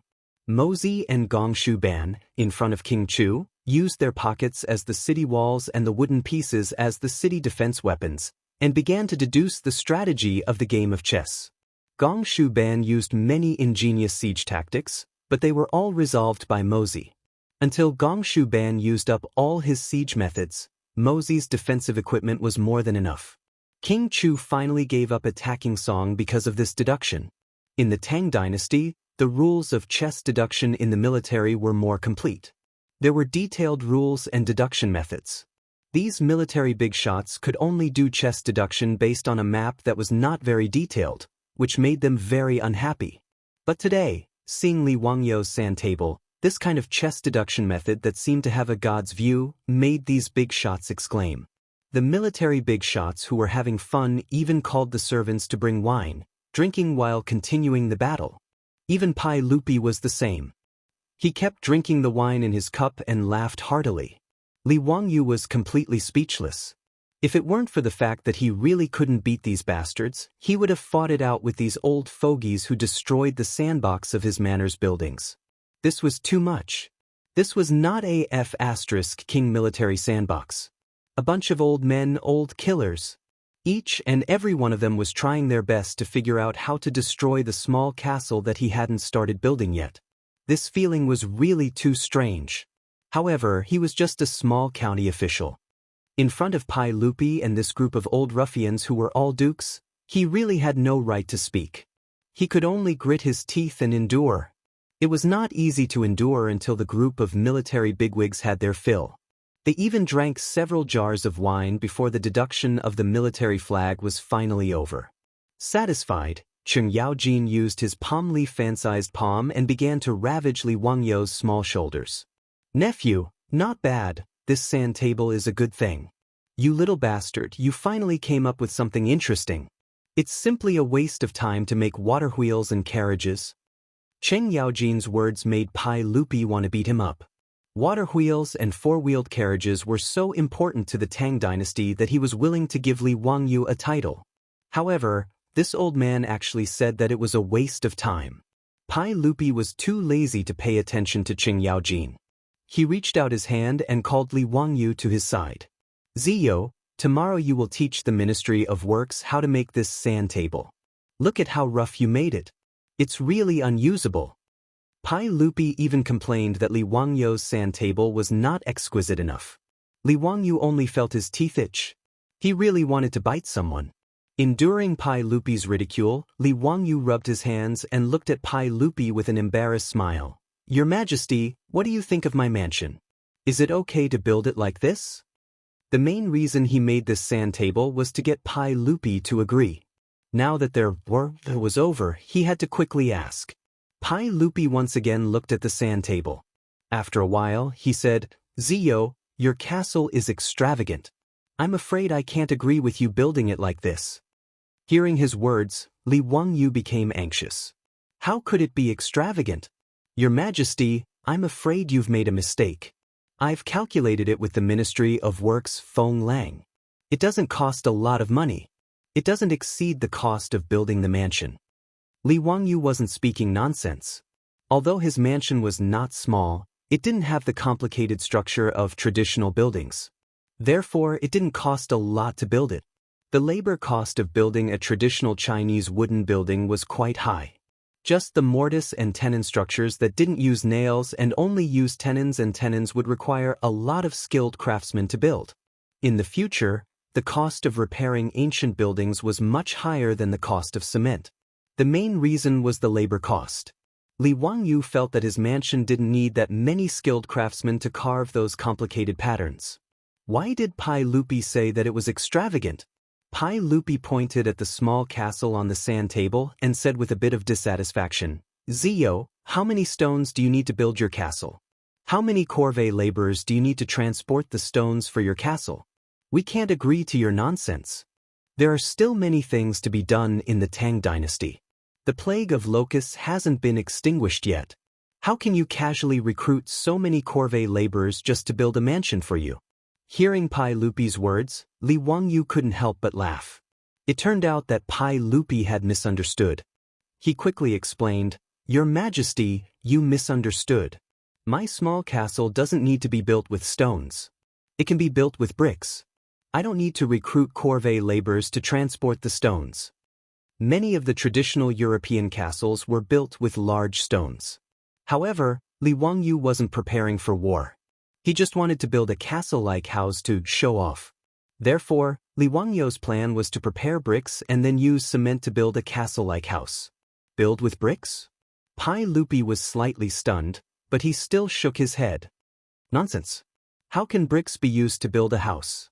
When Cheng Yaojin and the others heard the conversation between Pai Lupi and Li Wangyu, they all came over. Zio, how can you build a house with bricks? Moreover, your castle is several stories high. That's right. This old man has never heard of using bricks to build a house. Zio, you should stop fooling around. Zio is a genius, but there are times when you make a fool of yourself. This old man has never heard of using bricks to build a house. Using bricks to build walls and towers, this old man knows. How do you build a castle? In the Tang dynasty, there was no cement. Therefore, the bricks were made with sticky loess mortar. The walls of the Tang dynasty were built with loess and covered with bricks. Although it was strong, it wasn't suitable for building a house. If glutinous rice was boiled and added to lime to make bricks, it would be strong and durable after solidification. It wouldn't be inferior to the cement of later generations. However, the cost of doing this was very high. Only a small number of royal buildings could be used this way. In the history of China, it wasn't until the Ming dynasty's Emperor Zhu Di built the Forbidden City that they started to use bricks on a large scale. Therefore, when Pai Lupi, Cheng Yaojin, and Li Jing heard Li Wangyu's words, they only thought that he was talking nonsense. However, Li Wangyu couldn't help but laugh. Your Majesty, everyone, do you want to make a bet with me? Chapter 242. Pai Lupi, Cheng Yaojin, Li Jing, and the rest were all stunned. A bet? What bet? Li Wangyu laughed mischievously. Let's bet that I have a way to glue the bricks together and make it very firm. If I can do it, Your Majesty will allow me to build a mansion. How about that? Uncle Cheng and the rest of you will pay for the wood in my mansion. How about that? Wood referred to the decorations and furniture of the later generations. Because most of the buildings were made of wood, the mansion was mainly decorated with wood. Pai Lupi said that he would build a mansion for him, but he did not include decorations and furniture. He was as stingy as the developers of the later generations. Since Cheng Yaojin and the rest did not believe that he could build a house with bricks, Li Wangyu naturally did not mind making a bet with them and extorting a sum of money. After all, he was poor. Li Jing suddenly asked, "Ziyu, can you glue the bricks together? How firm can it be?" "It won't fall with a hammer," Li Wangyu replied confidently. Pai Lupi's eyes also lit up. He and Li Jing looked at each other and revealed a smile in their eyes. "Okay, I will bet with you. Ziyu, if you can stack the bricks together and not fall with a hammer, I will agree to build this castle for you." Li Jing also twirled his beard and laughed. "Ha, Ziyu, if you can really do it, I will pay for the wood in your mansion." "So what? Ziyu, how much time do you need to build it?" Li Wangyu, who thought that he had taken advantage of Pai Lupi, Li Jing, and the rest, smiled until his eyes narrowed. He pondered for a moment. When the old mansion was remodeled last time, he still had a lot of hand-ground cement left. When he returned to Dingzhou village, he could ask the masons in the village to help him build a brick wall. After 2 more days, the cement would solidify. Li Wangyu raised 3 fingers to everyone. 3 days will do. After 3 days, Your Majesty and the rest of you can come to Dingzhou village. I will show you a brick wall that won't fall with a hammer. But Pai Lupi directly reached out his hand and high-fived Li Wangyu, setting the bet. Li Wangyu looked at Pai Lupi and Li Jing's smiles and vaguely felt that something was wrong.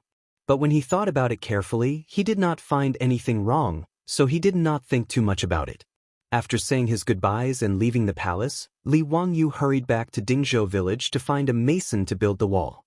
3 days later, at Dingzhou village in Hu County, several dozen riders entered the village. Pai Lupi led a group of dukes to the old residence of the Li family. Speaking of which, ever since Li Wangyu moved from the county seat of Hu County to Dingzhou village, this secluded village at the foot of Qinling Mountain became more and more lively. The farmers in the village were already used to seeing all kinds of nobles that they normally wouldn't see, so they all went to the Li family's old residence. Originally, there were some farmers who were watching from afar and talking to each other. But now, other than the little kids in the village, no one was interested in the Li family's guests. After Li Wangyu was conferred the title of nobility, the Li family's old residence had a plaque with the words, Hu County Male Residence, hanging on the door. This really scared the farmers, including the village head. Li Jiashilang was conferred the title of nobility. Even if it was the lowest rank of county baron, in the eyes of the villagers of Dingzhou village, he was still an extraordinary noble and was respectfully addressed as Lord Ju. In the eyes of the farmers, Yang Mingfu of the Hu County Yamen was already a righteous official. Not to mention the founding county baron, who was a noble of the Tang dynasty. Currently, the 127 families in Dingzhou village were all sealed off by the Li family. From now on, the rent of their houses would be transferred to Lord Li. For a time, no one dared to pass by the road in front of the Li family's old residence. They would rather take a long detour than disturb the county baron. The naughty children in the village were pulled by the ears and scolded for a long time by the adults at home. They were told that they didn't dare to be mischievous. If they offended the county baron, they would lose their heads. Previously, when Li Wangyu's ducks ate locusts, the farmers who blocked the Li family's front door were in fear and trepidation. They were afraid that Li Wangyu would hold a grudge against them because of this. However, the commotion caused by Li Wangyu's conferment of nobility dissipated not long after. This was because the farmers all discovered that Li Jia Shaolang seemed to be the same as before after he was conferred the title of nobility. Which family's Lord Ju would squat on the ground and chat with others every day without a care for his image. Which family's Lord Ju would act like the farmers and curse people with vulgar words when provoked. Even after Li Wangyu was conferred the title of nobility, in the eyes of the farmers of Dingzhou village, he was still the same old Li Jia Shaolang. In addition, the business of the 4-wheeled carriage business was getting better and better, and the farmers had more and more copper coins in their pockets. They felt that the Li family was still the same old Li family and was still so pure and kind. Gradually, the farmers' fear of Li Wangyu's conferment of nobility dissipated. Their attitude towards the Li family returned to normal, but there was more respect. In addition, the way they addressed him had changed. The old villager originally called him Li Jia Xiaolang, but now he called him Lord Ju. That was all. Pai Lupi led a group of dukes and bigwigs to Dingzhou village. The farmers passing by only glanced at this group of people and didn't have any strange expressions. They continued with what they were doing. The Li family's old residence, on the other hand, was wide open. Li Wangyu led his beautiful superior, Aphrodite, and the others to respectfully welcome Pai Lupi. Pai Lupi jumped off his horse and tossed the horsewhip in his hand to the imperial guard as he impatiently asked, "Zio, have you finished building the brick wall you mentioned?" Li Wangyu hurriedly bowed to Pai Lupi and the bigwigs before replying, "It has already been built. Your Majesty, please inspect it." Pai Lupi nodded in satisfaction and took the lead to lead the group of bigwigs into the Li family. In the front courtyard of Lai Hot, a brick wall had appeared out of nowhere. This was the wall that Li Wangyu had the village masons build for him.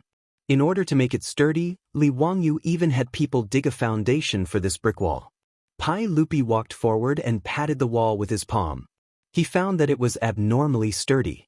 "Zio, is this really a brick wall that you had people build? You didn't get someone to transport a stone slab to deceive us, right?" Pai Lupi asked in astonishment. In order to make this brick wall sturdy, Li Wangyu had even had people smear cement on it. Now that the cement had dried and solidified, it indeed looked like a stone slab.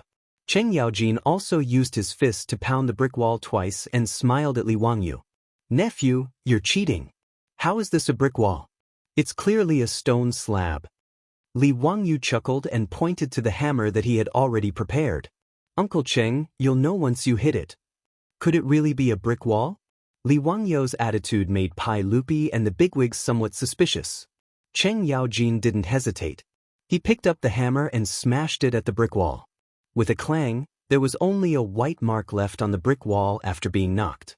"Son of a bitch, Li Wangyu, are you sure you're not messing with me? This is clearly a stone slab." Cheng Yaojin swung his hand that had been shaken by the hammer and cursed at Li Wangyu. Li Wangyu chuckled. "Uncle Cheng, how about we make another bet?" Chapter 243. Another bet? Cheng Yaojin was amused by Li Wangyu's words. Was this bastard addicted to gambling? "Nephew, what kind of bet do you want to make?" Cheng Yaojin asked angrily. Li Wangyu smirked. "Let's bet that this wall is made of bricks. If it's really made of bricks, Uncle Cheng, you'll lose 50 troops to me. How about that? If it's made of stone, I'll give you 50 jars of the best wine." He had his eyes on Cheng Yaojin and wanted to get some elite troops from the old hooligan. Originally, the Li family's mansion was not big, and he didn't need any troops. Even the Niu brothers were killed by Niu Yong first and then asked for permission. Thus, he had no choice but to accept them. But now, he was conferred the title of county man, and Pai Lupi was going to build him a county man's mansion. Thus, he was short of manpower. The new county man's mansion, according to his and the Ministry of Works plans, occupied a few hundred mu of land. When the manor was built, it would be impossible to have no one at home. Servants and maidservants were easy to find. He could go to Chang and spend money to buy them. But there was no place to buy this song. Thus, he had the idea of hiring Cheng Yaojin. For these military bigwigs, it was a trivial matter for them to choose some loyal and honest veterans from the army to be part of their troops. Seeing Cheng Yaojin questioning the brick wall made of cement, Li Wangyu naturally thought of this. He immediately teased Cheng Yaojin with a smirk. He wanted to make a bet with him and swindle some troops from Cheng Yaojin. Cheng Yaojin's big palm was about to fall again. "Bastard, are my troops only worth a jar of wine? You want to take advantage of me? Get lost." Li Wangyu smiled and dodged Cheng Yaojin's palm. He smiled and said, "Uncle Cheng, what are you saying? Didn't I see that you don't believe that this is a brick wall? I'll give you a chance. Hee, if you think that the wine is too little, we can discuss it again." How could Cheng Yaojin, this old hooligan, let Li Wangyu take advantage of him?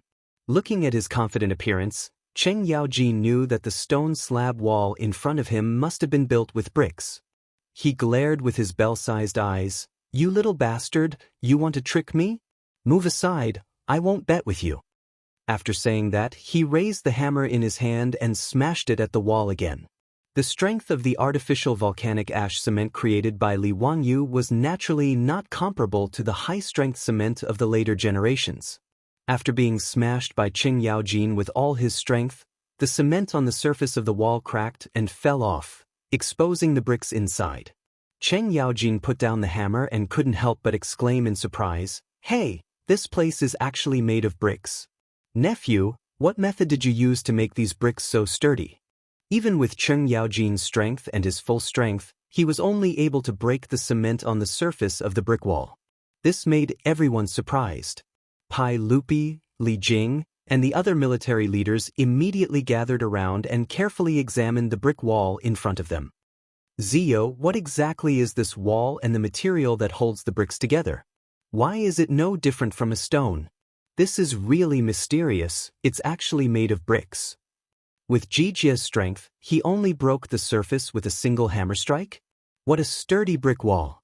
Tisk, could it be that he melted the stone and poured it onto the bricks? Li Wangyu was speechless. To think that they could think of such a thing. Did they think that it was casting metal? To melt stone, he had to have the ability to do so. "Your Majesty, everyone, this brick wall was made of cement by this little one." Pai Lupi stared at him. "Hurry up and say it clearly. What is cement? What is that?" Li Wangyu gave him the middle finger in his heart. Was the emperor so amazing? Was this the attitude of someone who was asking for advice? Why were you so fierce? Fine, the emperor was amazing. Li Wangyu admitted defeat. He lowered his head and obediently replied, "Your Majesty, the cement is a type of adhesive that I created. After mixing it with water, it can firmly glue the sand and bricks together. After it solidifies, it hardens into this state." "Zio, how much did this cement of yours cost?" Li Jing asked. Li Wangyu scratched his head. "Cost? It didn't seem like it cost anything. The cement he was using now was made by grinding broken pottery pieces, so there was almost no cost. If he wanted to make it on a large scale, it would be simple. He just needed to put lime and clay in a kiln. The process of making this kind of cement was very simple. The calcining temperature was low, and the requirements were not high. Of course, compared to the Portland cement of the future, it was far inferior in terms of strength and hardness. But in the Tang Dynasty, this kind of artificial volcanic ash cement was enough. Li Wangyu didn't know how to make real cement. He wasn't a professional. It was the same as making glass. He knew what it was, but didn't know what it was. After pondering for a while, Li Wangyu replied with uncertainty, "Duke Wei, if this cement is made on a large scale, the cost should be very low. I haven't calculated the exact cost. It's just putting lime and clay in a kiln and calcining it. It's very simple." Pai Lupi couldn't believe it. "It's that simple? Zio, this is a matter of great importance. You can't talk nonsense." Li Wangyu said with a wronged face, "It's really that simple, Your Majesty. I'm not talking nonsense." Pai Lupi, Li Jing, and the others surrounded Li Wangyu and asked him again and again. Finally, they confirmed that this thing called cement was really that simple to make. Li Jing twirled his beard and smiled, "Your Majesty, if what Zio said is true, and this cement can be made on a large scale, then it's really a blessing for the Tang Dynasty." "Yes, Your Majesty. This cement is really good stuff. Congratulations, Your Majesty. Congratulations, Your Majesty. The Tang Dynasty has obtained such a divine item. Damn it. If we use this cement to build a city outside the Great Wall, let's see if the Turks can still be so rampant." Li Wangyu was a little confused. "The cement I used to build my own house, how did it become Pai Lupi's? Congratulate you my ass. You want to steal my things again? Bah, none of you are good people. Every day, you think about how to steal my treasures. In the future, I have to ask my beautiful boss to take care of the things at home. The emperor and ministers of the Tang Dynasty are all bandits." In fact, Li Wangyu was not stupid. He naturally knew the importance of cement to a country. In the Great Tang, even this artificial volcanic ash replacement cement was a priceless divine artifact. Whether it was used to build cities, roads, or dams, it was indispensable. Since he took out the cement, he had already expected that it would attract Pai Lupi's attention. Pai Lupi was a Pai Xiao. He wanted to take all the good things into his mouth. However, Li Wangyu did not intend to hide it. He also wanted to make the cement public to benefit the Tang dynasty. Although Li Wangyu was mentally prepared, when he saw Li Er and the group of high dukes acting as if the cement was already in their pockets, it still made him feel very unhappy. He simply coughed lightly. "Cough, Your Majesty, everyone, how much can I sell this cement formula for?" Pai Lupi, Qing Yaojin, and the others heard this and could not help but be stunned. Sell it for money? Chapter 244. Without waiting for Pai Lupi to speak, Qing Yaojin went berserk. "Bastard brat, how can you sell this kind of military weapon for money? I'll beat you to death." After Qing Yaojin finished speaking, he reached out to grab Li Wangyu and wanted to beat him up. When Li Wangyu saw the old hooligan flip out, he hurriedly ran away. Too shameless. This kind of threat of force, it's really infuriating. I can't afford to offend you. Do you believe that I won't find your 3 sons for revenge? However, when Li Wangyu thought about the size of Cheng Chumo's 3 beast brothers, he felt that he should forget about it. It seems that he can't deal with the old hooligan's 3 sons, it's really a tragedy. In the face of the old hooligan's deterrence, Li Wangyu could only raise his hands and surrender. "Uncle Cheng, please wait. Little nephew has thought about it and feels that things like cement should be offered to His Majesty." Li Wangyu's tactful made Pai Lupi very satisfied. He raised his head and laughed, pretending that he didn't hear Li Wangyu's request for money, and began to discuss the use of cement in the military with the military bosses. Pai Lupi actually complained that Li Wangyu's name was unpleasant to hear. Such a divine object was given a rotten name like cement. With a wave of his hand, he directly changed the name of cement. The earliest lime that appeared in the history of China was made from the shell of a big clam. It was called mirage ash. Hongji Wen State Records. Mirage ash, oyster shell ash is the top, small oyster shell is the second, and small clam shell is the bottom. The 3 colors are different, and the big clam is the top. Since Li Wangyu said that cement was made from lime and clay, Pai Lupi cited the classics and changed the name of cement to mirage ash. In this regard, Li Wangyu could only silently roll his eyes in his heart. As long as you are happy, then so be it. It sounds more cultured than cement. Pai Lupi proudly accepted the mirage mud, freely offered, by Li Wangyu. He was overjoyed and asked Li Wangyu to prepare a banquet. He wanted to celebrate with Li Wangyu and the other military leaders. Li Wangyu's heart was filled with countless mythological beasts. F***ck, isn't this too much? You stole my cement, oh no, mirage mud, and you want me to hold a banquet to celebrate? You've gone too far. With great resentment, Li Wangyu asked the old steward, Li Heng, to prepare the banquet. Pai Lupi was not polite in the slightest. He went to the Li family's central room and sat down. He also very impolitely asked the servant girls to pour tea and water. Li Wangyu silently criticized Pai Lupi's behavior of not treating him as an outsider. Qing Yaojin, Li Jing, and the others were very envious. As expected, the Li clan's little boy was favored by both the emperor and the Sacred Hearts. They really treated him as their own nephew. Although Yuqi Jingde was not familiar with Li Wangyu, he was secretly calculating in his heart. His 2 children seemed to be very close to this county man. It seemed that in the future, he should let them be closer to Li Wangyu. Among this group of leaders, there were many who had the same idea as Yuqi Jingde. How could Li Wangyu know what these leaders were thinking? He was still thinking about how to retaliate against Qing Yaojin, Pai Lupi, and the others. Hearing Qing Yaojin shouting for him to bring wine again, Li Wangyu's eyes turned and he had a plan in mind. Hey, old scoundrel, don't even think about walking out of my Li family's door today. I'll make sure you come in vertically and go out horizontally. Li Wangyu smiled and told Pai Lupi, Qing Yaojin, and the others to wait for a moment. He went to fetch good wine for everyone. Ever since he drank the disgusting water wine of the Tang dynasty, Li Wangyu planned to open a wine factory in the Tang dynasty. He had already begun to try brewing a small amount of sorghum wine. Although Li Wangyu's 3rd uncle's family opened a wine factory in the future and specialized in brewing sorghum wine, He knew the process and method of brewing sorghum wine. However, he had never actually brewed it himself. Therefore, as early as when he moved to Dingzhou village, Li Wangyu tried to brew some sorghum wine as an experiment. He didn't expect that he would succeed on his first try. After more than 40 days of fermentation, the sorghum wine he brewed had already been distilled by Li Wangyu. It was now ready to drink. The biggest difference between the liquor of the future and the water wine of the Tang dynasty was the distillation process. Distillation was the process of heating up the wine and turning it into wine vapor. After cooling it down, it turned back into wine. After distillation, the liquor would be colorless, but the alcohol content of the wine would be much higher than the original liquor. Tang dynasty's 3 baskets of wine were mostly fermented and then directly filtered before drinking.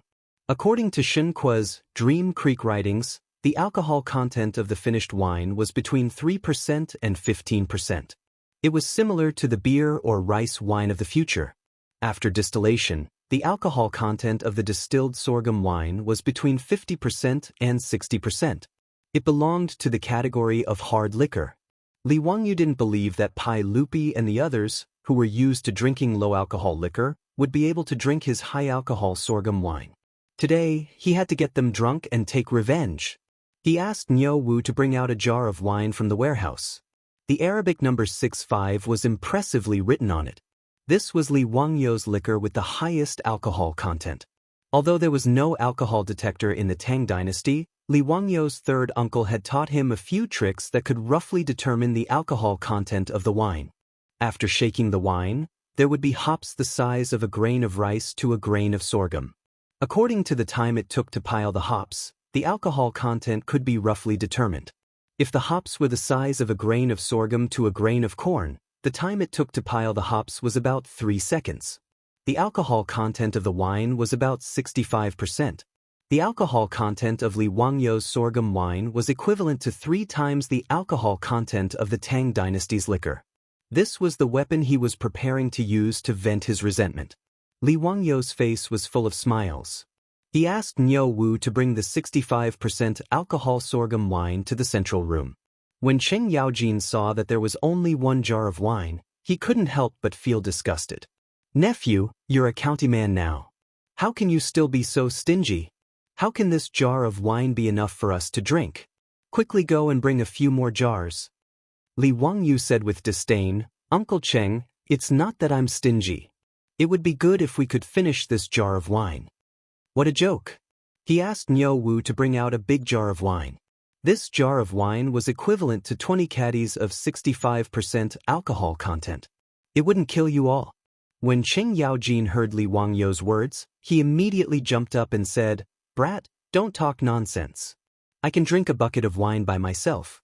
Your jar of wine isn't even enough for me to rinse my mouth." Not only was Cheng Yaojin jumping up and down, even Pai Lupi, Li Jing, Yuqi Jingda, and the others were dissatisfied. They felt that Li Wangyu was looking down on them. To these founding dukes who were addicted to wine, saying that they couldn't drink wine was like pointing at their noses and saying that men couldn't do it. This was a great humiliation. Pai Lupi also glared at him and said, "Ziyo, what nonsense are you talking about? Quickly go and bring the wine over. Don't mess around." Li Wangyu laughed mischievously and said, "Hee hee, your majesty, everyone, do you want to make another bet?" What do you want to do now? What do you want to bet on?" "Let's bet on whether you can finish this jar of wine." Li Wangyu pointed at the jar of wine and smiled proudly. It was as if a fox's tail was wagging behind him. Chapter 245. When Li Wangyu proposed another bet, Pai Lupi almost laughed out of anger. This little rascal was going crazy today. Cheng Yaojin opened his mouth and wanted to agree, but he swallowed the words back down.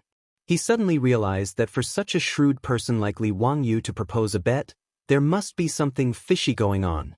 Today he almost fell for Li Wangyu's trick. Now that this little rascal proposed another bet, he might be up to no good. Cheng Yaojin's tone changed. "What bet? Go play on the side. Hurry up and pour the wine. If you make any more noise, I'll deal with you." Li Wangyu wanted to trick Cheng Yaojin with a belly full of evil tricks, but who would have thought that the old scoundrel would learn to be smart? It was a pity. He was still thinking about how to trick Qing Yaojin into giving him troops. The servant girls in the central room who were serving everyone quickly came forward to open the seal on the wine jar. As soon as the wine jar was opened, a strong fragrance overflowed. The fragrance of the wine filled the entire central room. This strong fragrance that had never been seen before immediately attracted everyone's attention. Pai Lupi's eyes lit up. Ziyu, what kind of wine is this? Why is it so fragrant and alluring? Qing Yaojin, Li Jing, Yuqi Jingde, and the other big shots were so stimulated by the wine that they almost drooled. They didn't even blink as they stared at the jar of wine. Li Wangyu chuckled. I've let your majesty see a joke. This is the wine that this subject brewed. I ask your majesty and the other officials to taste it. Little rascal, don't say so much. Hurry up and pour the wine. Qing Yaojin impatiently shouted. When the servant girls brought in cups of clear and transparent wine that looked like clear water, everyone, including Pai Lupi, was dumbfounded. If it wasn't for the alluring wine fragrance that kept going into their nostrils, everyone would have thought that Li Wangyu had brought a jar of clear water to trick them. How could the people who were used to drinking turbid wine believe that wine could become as transparent as water? For a moment, they all held the wine cups and carefully sized it up. They leaned closer and greedily sniffed the wine fragrance. Only Qing Yaojin couldn't care less. He directly raised his head and poured a glass of white wine into his mouth. In the Tang dynasty, the alcohol content of the wine was not high, so the wine cups were quite bold and unrestrained. The size of the wine cups was also very large. Li Wangyu was also deliberately mischievous. The wine cups that he poured wine for everyone were extremely large. Each cup could hold at least 3 liters of white wine. Qing Yaojin drank the 65% liquor in one gulp out of habit. His eyes bulged and his face turned red. He shut his mouth tightly, afraid that he would spit out the liquor. After swallowing the wine, he felt a burning sensation in his throat, as if it was on fire. Following that, a scorching heat rose from his chest and abdomen. That comfortable feeling made Qing Yaojin unable to help but spit out a mouthful of alcohol. Damn it, what a good wine. What a strong wine. I thought my throat was burning. Kid, what kind of wine is this? Why is it so strong? Li Wangyu thought to himself. How could the sorghum wine he brewed have a name? But if he were to directly call it sorghum wine, it would be too low class. He rolled his eyes and replied, Uncle Cheng, this is your nephew's Shadozi wine. Shadozi wine was actually a high alcohol content wine from the Northeast. It was named because of its high alcohol content and strong taste. Li Wangyu thought that the name of the wine was quite good. Moreover, it should be liked by this group of old men. So he directly plagiarized it. Shadozi? Good name. Drinking this wine is really like a knife scraping the stomach. Ha, it's addictive, it's even more addictive. Come, fill it up for me. Qing Yaojin didn't even take a bite of the food. He directly drank more than 3 liters of liquor. Even though he was addicted to alcohol at this time, he also felt the alcohol rush to his head. This old hooligan couldn't help but shake his body. Seeing Qing Yaojin's exaggerated performance, Pai Lupi and the others also picked up their cups. Some took small sips to taste the wine, while others drank it in one gulp like Qing Yaojin. After the wine entered their stomachs, everyone exhaled a long breath of burning alcohol. Some people, because it was their first time drinking such a high alcohol content wine, their throats were stimulated by the alcohol. They couldn't stop coughing, causing the people around them to laugh. Good, as expected of Shadozi wine. I've lived my whole life, but I've never drunk such a strong wine. Damn it, this is what wine is. The wine I drank in the past has turned into horse piss. Ziyu, this wine was really brewed by you? Ah, well done, this is what wine is. This wine deserves a toast. Everyone, let's drink to victory. After tasting a mouthful of Li Wangyu's Shadozi wine, Pai Lupi and the group of dukes went completely crazy. Who would have thought that there was such a strong wine in this world? Everyone, who was used to drinking wine and 3 baskets of rice, felt that Li Wangyu's Shadozi wine had opened the door to a new world. Qing Yaojin, who was slightly tipsy, grabbed Li Wangyu, who was laughing at the side. Kid, how many Shadozi wine do you have? Quickly give me 100 jars as a show of respect. Otherwise, don't blame me for falling out with you. Don't you want troops? When your mansion is repaired, however many troops you want, I'll give them to you. Cheng Yaojin's words made everyone's eyes light up. They all looked at Li Wangyu. Ziyu, you can't favor one and discriminate against the other. I've treated you well, right? Haha, I don't want much of this Shadaozi wine. 100 jars will do. Isn't it just troops? There's no need for the knowledge-seeking festival. I'll give it to you. Li Jing also came to join in the fun. He pushed Cheng Yaojin away and said to Li Wangyu. Cheng Yaojin dared to be angry at anyone except Li Jing, the god of war of the Tang dynasty.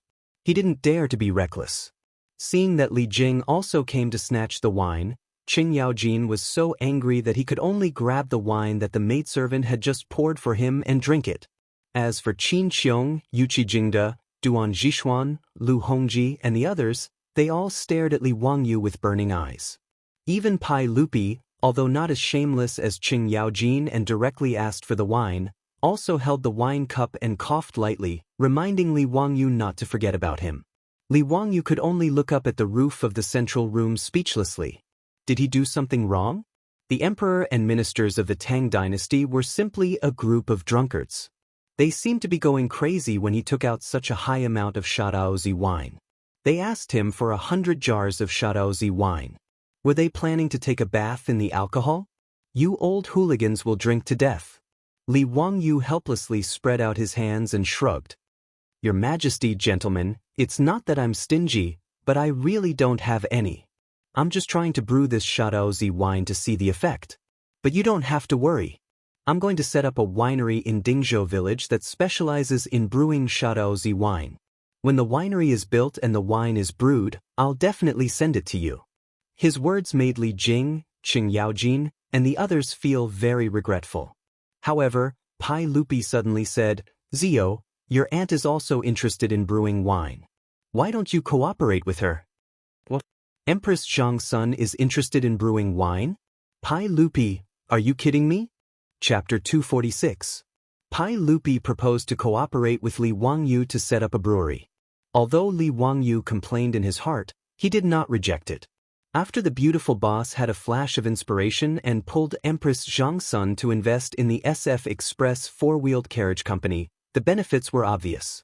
Not to mention that Empress Zhang's son provided the much-needed development funds and horses for the carriage company, but the name of Empress Zhang's son gave enough protection to the carriage company and the Li family. Zheng Konghua of the Zheng family in Xinjiang provoked the beautiful boss and let people surround the four-wheeled carriage company to force her to yield. After Li Wangyu let people set a fire, the relationship between Empress Zhang's son and the four-wheeled carriage company was made public. The Zheng family in Xinjiang not only immediately compromised and apologized, but also sent Zheng Konghua, a playboy, back to his hometown in Xinjiang.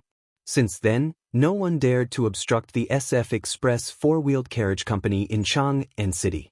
Originally, as the four-wheeled carriage company slowly developed, its profitability made many aristocratic families in Chang'an City envious.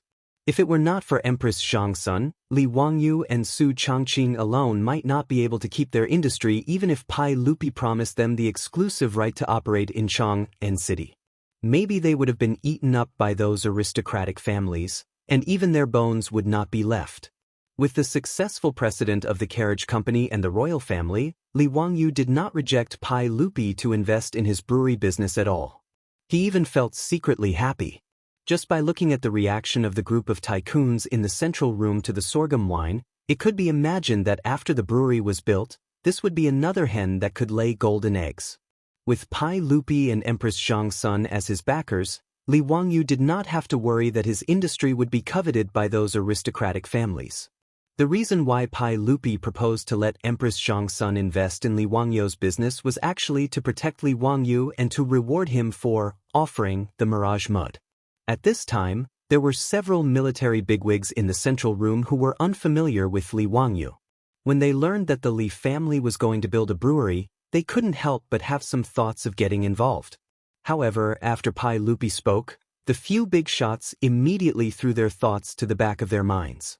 Everyone began to toast and drink to their heart's content. The Li family's delicacies cooked with pork were constantly being served to the table. The military leaders who were tasting such delicacies for the first time couldn't help but exclaim in admiration. With the addition of the strong wine, the atmosphere in the Li family's central room became lively. Cheng Yaojin was the first to take off his clothes. He pushed away the table and ran to the center of the room and began to dance.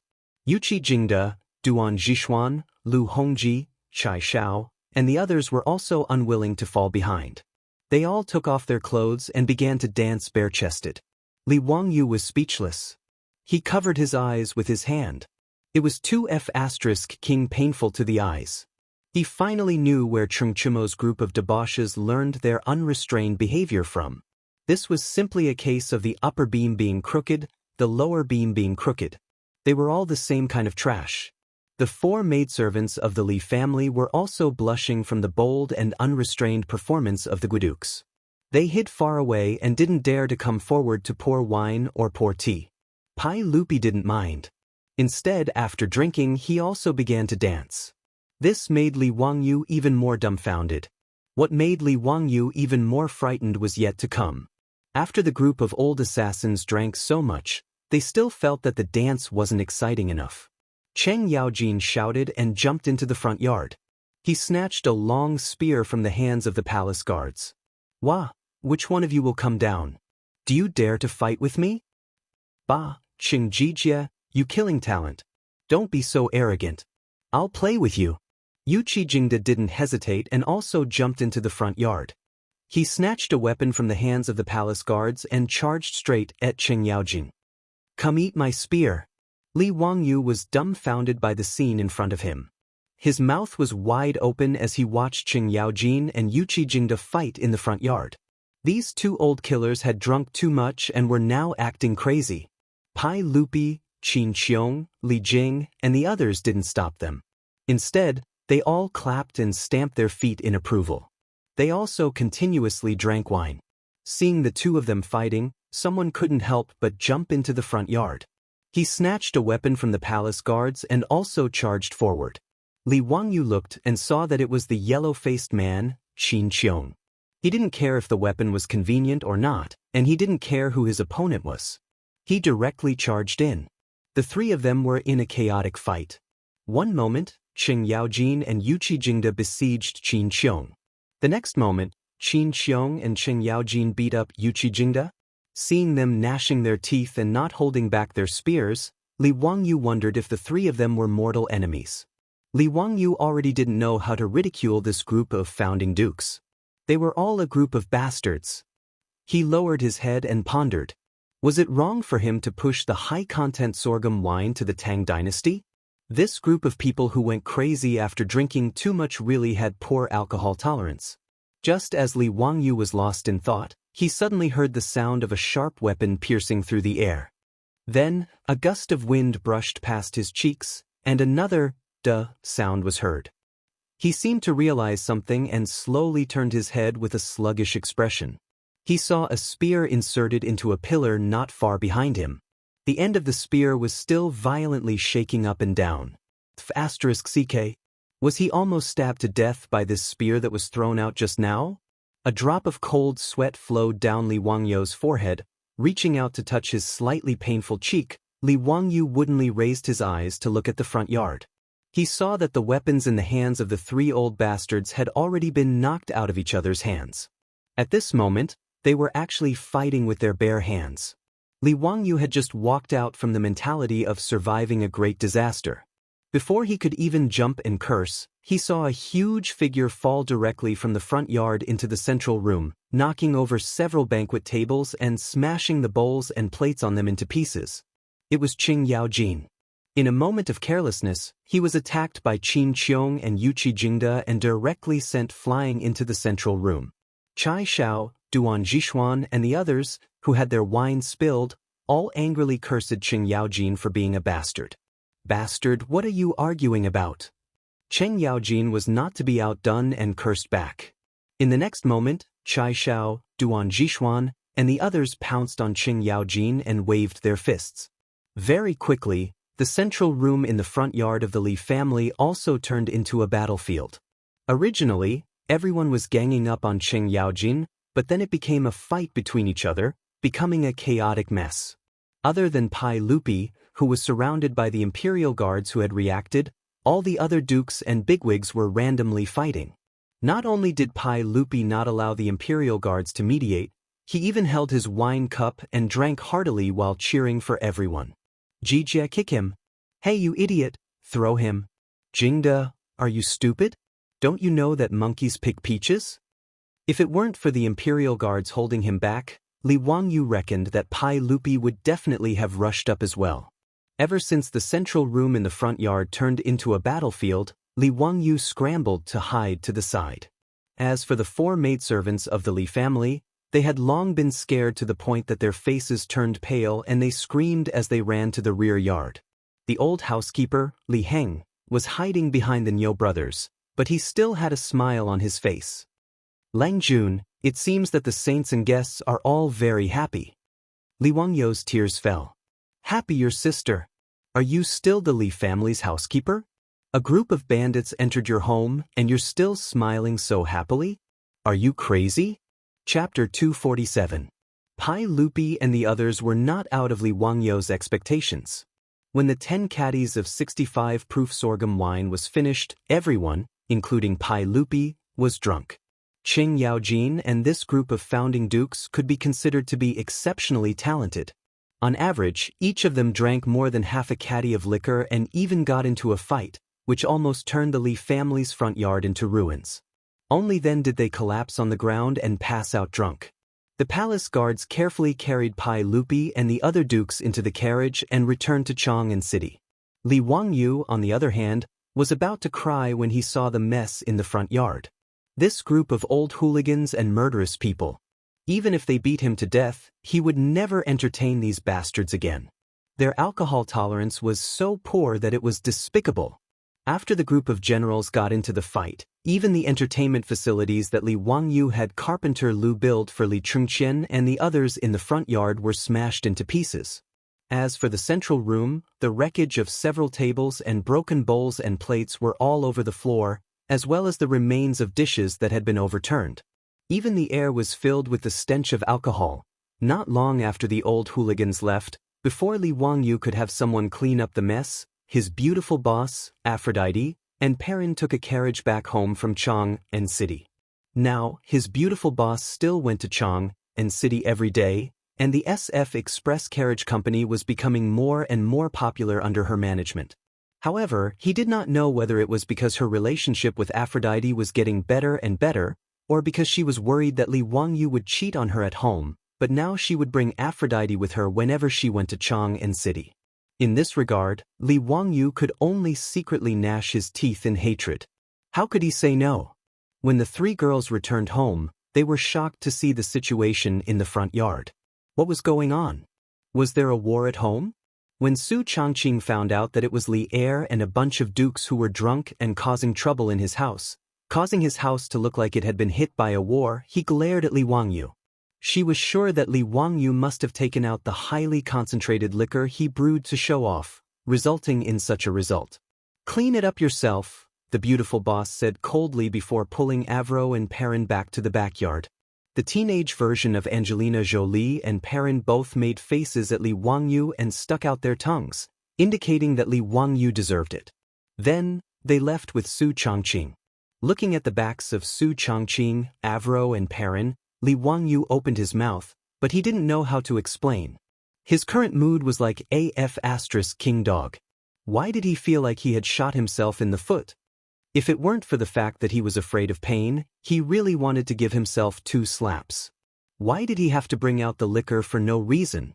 However, Li Wangyu also felt that he had been wronged. He only wanted to get Cheng Yaojin and the others drunk to vent his anger.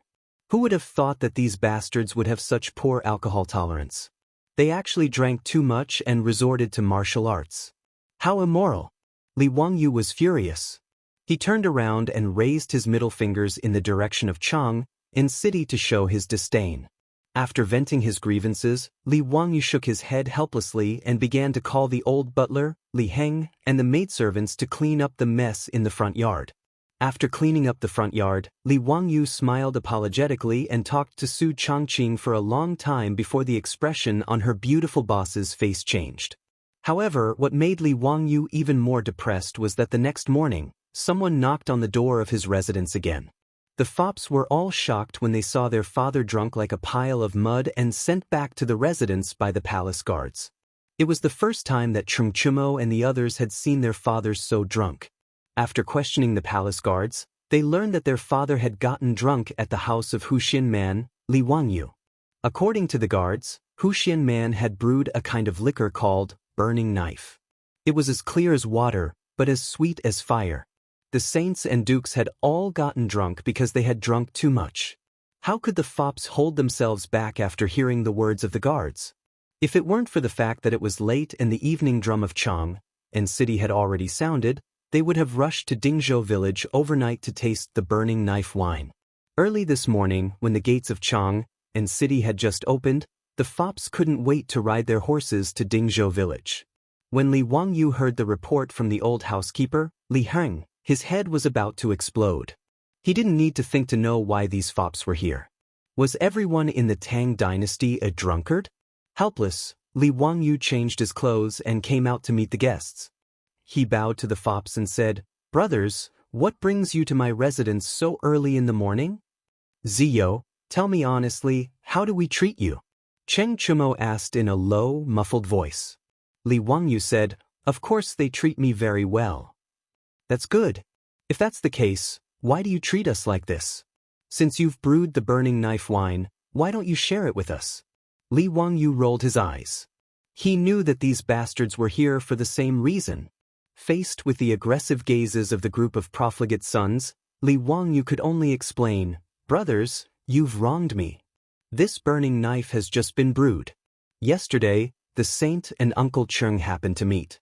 I was just about to send an invitation to my brothers to invite you to my residence in 3 days to taste this wine." Cheng Chumo waved his hand and said, "It's better to hit the nail on the head. Today is fine. Ziyo, quickly take out the burning knife wine." Fang Yai, Chai Lingwu and the others also urged, "Yes, yes, quickly take out the burning knife wine." Li Wangyu was speechless. He looked up at the sky. Damn, what kind of wine are they drinking so early in the morning? The fops had left the city as soon as the city gates opened. They rode their horses to Dingzhou village. It was only 8 o'clock in the morning, but they were already clamoring to drink strong wine. Li Wangyu really couldn't understand these drunkards. In the future, Li Wangyu often met with his friends. He drank red wine, beer, and white wine, but he was definitely not addicted to alcohol. He really couldn't understand the fops' thoughts. However, since the fops had blocked the door, Li Wangyu naturally couldn't say anything. He simply went to get the wine for them. Calling Li Heng, he asked the maidservants to prepare some food for the fops in the kitchen. He also asked Niu Wu and him to go to the storeroom to get the wine. It was still 65% Caoyang wine, and it was still 20 caddies of wine. Li Wangyu also threw caution to the wind. Since things had already come to this, he might as well let the fops drink and let them drink until they died. Thus, yesterday reappeared. It was incomparably melancholy. Apart from the fops' fighting strength not being as frightening as the old ruffians, the events of yesterday's Lai Hot were almost replayed. Li Wangyu expressed that he was very calm. "And it'll be fine once you get used to it." However, he still wanted to chop these bastards to death. Chapter 248. Li Wangyu didn't even bother to look at the drunken debauches in the central room and the mess on the ground. After instructing Li Heng to clean up the mess, he went back to the backyard to sleep. When he woke up, he found that the group of debauches was already gone. The debauches woke up with a splitting headache and no longer had the mood to ask Li Wangyu for wine. Instead, they climbed onto their horses and went back to Chang'an City. After the debauches left, Li Wangyu let out a long breath. Looking at the smashed tables in his house, he turned around and instructed Li Heng to find Carpenter Lu. He asked Carpenter Lu to use a piece of wood as thick as a bowl to make a sturdy table. It didn't have to be pretty, just sturdy enough to withstand smashing. Li Wangyu didn't expect that guests would come to his house on the 3rd day. This time, it was Yang Quan who led the way. He brought Yu Shernan, Kong Ingda, and a few other Confucian scholars to his house. Their purpose was still the same. They heard that Hu Xiannan had brewed the best wine and came to taste it. Yu Shinan, Konging Da, and the other Confucian scholars' alcohol tolerance was much better. At least, they didn't smash the central room. Only recently, they started to sing loudly, "Hey, hey," disturbing the people. On the fourth day, Fang Xianling, Du Ruhui, and Zhang Sun Wuji came. On the fifth day, Ma Zhou and Yan Liban came. On the sixth day, on the seventh day, for the entire 10 days, Li Wangyou's house was filled with guests. They all came for the same purpose, the burning knife wine. Li Wangyou was already completely numb. When he saw guests, he didn't waste any time. He just ordered the wine and drank until they were drunk. It wasn't until Li Chengqian and Li Tai came to Li Wangyou's house to learn and asked for wine that Li Wangyou was finally enraged. He took a golden ruler and chased after the two of them for a long time. It was fine if he couldn't afford to offend the others, but these two also came to join in the fun. It was a good opportunity for Li Wangyou to vent his anger. Two little brats also wanted to drink. This was simply going against the heavens. After the county magistrate's mansion was bustling with noise and excitement, Li Wangyou's sorghum wine was completely consumed. Only then did the guests finally stop in their tracks. It was beyond Li Wangyou's expectation that liquor was so popular among the nobles of the Tang dynasty. Although he knew that the Tang dynasty had good wine, he didn't expect that they would go so crazy just for a sip of good wine. After discussing with his beautiful boss, they decided that they had to speed up the progress of the brewery. Otherwise, Pai Lupi, Qing Yaojin, and the others would have too much resentment for not being able to drink good wine. Pai Lupi was just short of sending the imperial army to snatch the wine. How terrifying! After drinking a high concentration of white wine, it was really terrible to let them drink that turbid and sour wine again. The beautiful superior went to the Taiji Palace and requested an audience with Empress Zhangsun. The two women quickly discussed the opening of the winery. Empress Zhangsun invested 5,000 strings of copper and took 40% of the winery, while the county magistrate took 60%. Empress Zhangsun only sent people to manage the accounts, and the Li family was responsible for everything else. In this regard, Li Wangyou and Su Changqing naturally had no objections and immediately nodded in agreement. The location of the winery was chosen near Dingzhou village. In addition to the convenience, the most important reason was that the water here was good. The mountain spring water that flowed endlessly from the Qinling Mountains was sweet and refreshing. This was a pure, natural, and pollution-free spring that couldn't be drunk in the future. It couldn't be better to use it to make wine. Good water must be used to make wine. According to the Book of Rites, if you are a great chieftain, the rice must be gathered, the rice must be plowed, the rice must be plowed, the rice must be plowed, the rice must be plowed, the water must be clean, the spring must be fragrant, the pottery must be good, and the fire must be plowed. The spring must be fragrant. This was the requirement for the water used to make wine. When Li Wangyou traveled in the future, he also tasted the spring water of several famous springs. But in his opinion, the spring water of those famous springs in the future couldn't compare to the sweetness of the spring water in the Qinling Mountains. Because the smell of distillers' grains in the winery was particularly pungent, Li Wangyou chose a location far away from the village. He chose a flat valley below Shouyang Mountain as the location of the winery. And the anxious Pai Lupi actually used his official position for personal gain and directly sent craftsmen from the Ministry of Works to Dingzhou village to build a winery for Li Wangyou for free. This saved Li Wangyou a lot of money. It would be a waste not to take advantage of the imperial family. Li Wangyou accepted this benefit with a clear conscience. The winery was different from his manner. The construction speed was very fast. Brewing, fermentation, distillation, blending, canning, storage. Li Wangyou directly enlarged the winery of his third uncle's family. He drew out the blueprints and had the craftsmen from the Ministry of Works build according to the blueprints. After a month, the Burning Knife Winery was built with the efforts of the craftsmen from the Ministry of Works. After Li Wangyou bought a large amount of sorghum and other grains from his enemies, he officially started to brew wine. In order to keep it a secret, the craftsmen in the winery were all slaves that Li Wangyou bought from the west city of Cheng. The longer Li Wangyou stayed in the Tang dynasty, the more he lost his sense of justice and morality. Li Wangyu couldn't bear to see the slaves in his family being sold by Yang Quan, so he took responsibility for the debt and released the slaves in his family. But now, in order to keep the winery a secret, he actually spent money to buy slaves. For this reason, his beautiful boss laughed at him, but also acquiesced to his practice.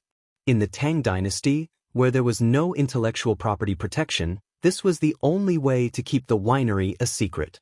When the first batch of burning knife wine was brewed and shipped to Chang'an for sale, it immediately attracted the attention of all the influential people in Chang'an. For a time, the wine in Chang'an was expensive, but this was a story for later, so let's not talk about it for now. On that day, Li Wangyu took the feral and chased after Li Chengqian and Li Tai, who wanted to drink the wine for a long time. After a few days of venting his anger, he finally let them go.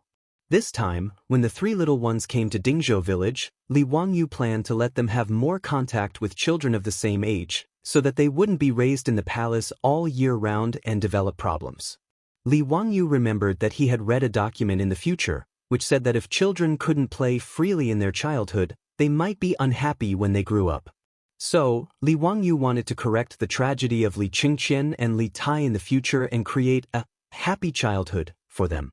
In his opinion, it was necessary to create a happy childhood for them. Children of 8 or 9 years old, learning everything from the old masters in the palace every day, and being surrounded by the servants and eunuchs, who were physically disabled, it would be strange if they didn't have psychological depression. Li Wangyu felt that most of the tragedies in the imperial family were due to childhood depression, which caused the children to become mentally deformed. Teacher, what are we learning today? Ever since Li Tai mastered Arabic numerals, he became more interested in mathematics. He also had a direct understanding of Li Wangyu's ability. In addition, the temptation of the Li family's fun and delicious food made it very natural for Li Tai to call him teacher. Li Wangyu shook his head. We're not learning anything today, we're going out to play. Li Chengqian and Li Tai looked at each other suspiciously, their eyes full of astonishment. But when the little Chang'la girl heard that they were going out to play, she cheered and jumped for joy. Li Wangyu didn't care about the three little ones' reactions. He ordered the palace guards to stay away from them and not follow them so closely. Then he leisurely led the three little ones out of the door. Chapter 249. In Dingzhou village, the spring plowing had long been completed. As for the villagers, those who could work, most of them had already gone to work as drivers for the Shunfeng Express Carriage Company. During the day, most of the villagers only had women and children at home. Those half-grown children would play all over the village. Li Wangyu didn't spend much effort to find a group of naughty children in the village. He brought them to the grain-sunning field and said that he wanted to teach them how to play games. Naturally, none of the naughty children dared to disobey Lord Ju's words. They all obediently followed behind Li Wangyu. Li Chengqian and Li Tai looked at the group of dirty children with tattered clothes behind them, and their expressions of disdain were clearly expressed. Actually, the families in Dingzhou village didn't lack copper coins to buy clothes made from a few feet of coarse cloth. However, the naughty children in the village jumped up and down every day, rolling all over the ground. If they weren't climbing trees, they were fishing in the river. No matter how good their clothes were, they were no different from beggars at the end of the day. Therefore, the villagers couldn't be bothered to make new clothes for the naughty children and let them do as they pleased. Li Wangyu glanced indifferently at the two little ones whose faces were filled with disdain, but didn't say anything. He gathered the naughty children in the village together and began to explain the rules of the new game to them. Li Wangyu had prepared quite a few games, such as eagle catches chicks, cockfighting, jumping goat, wooden man. When Li Wangyu explained the rules of the game to the children in the village, the three little ones listened very seriously. However, only the little lowly Changle cheered excitedly. She didn't dislike the naughty children in the village at all and immediately played with them. As for Li Chengqian and Li Tai, their faces were proud and aloof. They were like little adults, coldly watching from the sidelines with their hands behind their backs. Li Wangyu didn't pay attention to the two naughty children and led the group of children to play by themselves. This group of naughty children in Dingzhou village had never played these modern games before. After hearing Li Wangyu explain the rules, they were abnormally excited and threw themselves into the game. The grain-sunning field instantly became a sea of joy, filled with the laughter of the children. Led by Li Wangyu, the naughty children in the village were about to go crazy. Even Changel, the little girl, was the same. She kept screaming excitedly. The imperial guards who had been chased away by Li Wangyu all had worried looks on their faces. Although Pai Lupi had already instructed them to listen to Hu Xinnan's orders when they arrived at Dingzhou village. But if the eldest princess was accidentally injured while playing, they were afraid that they would be implicated. Fortunately, Crown Prince Li Chengqian and King Yu Li Tai did not participate in the game, allowing the Imperial Guard leader to relax a little. In his opinion, although the Crown Prince and King Yu were young, they would never play with this group of dirty children. Then there would be no danger of injury. As for the eldest princess, she could only resign herself to fate. Actually, he didn't notice that as the game on the grain-sunning field progressed, Li Chengqian and Li Tai, who had been standing to the side with faces full of indifference, didn't even blink as they stared fixedly at the people playing the game. At this moment, Li Wangyu was leading a group of naughty children to play Eagle Catches Chicks. He personally entered the game and acted as the eagle. The little girl, Changel, was designated as the hen by him. She was trying her best to open her arms and block Li Wangyu's attacks. After Li Wangyu caught another chicken, Li Chengqian couldn't hold back anymore. He jumped up and shouted, "Changel, you're so stupid. Hurry up and stop the teacher. Turn left and run." Li Tai also had an empathetic appearance. He didn't care about his own chubby body and shouted at the top of his voice, "Little sister, why are you running so slowly? You're pissing me off." Li Wangyu didn't find Li Chengqian and Li Tai's reactions strange at all. When he was young, his grandfather was strict and rarely gave him pocket money. At that time, he often went to the game room after school to watch the other children play games. The people who watched from the side usually shouted louder than the children sitting in front of the game room. Each of them had an appearance of pointing at the world, as if they couldn't wait to push others away and sit in their place. Therefore, Li Chengqian and Li Tai, these two naughty children, wanted to pretend to be profound in front of him. They were simply asking for a snub. These were all the tricks he played in the past. As a result, the hearts of the Imperial Guards, who were originally calm, began to beat violently. His Highness the Crown Prince and His Highness the King of Yu were actually playing with that group of dirty farmers. The resentment the Imperial Guards had towards Li Wangyu was about to materialize.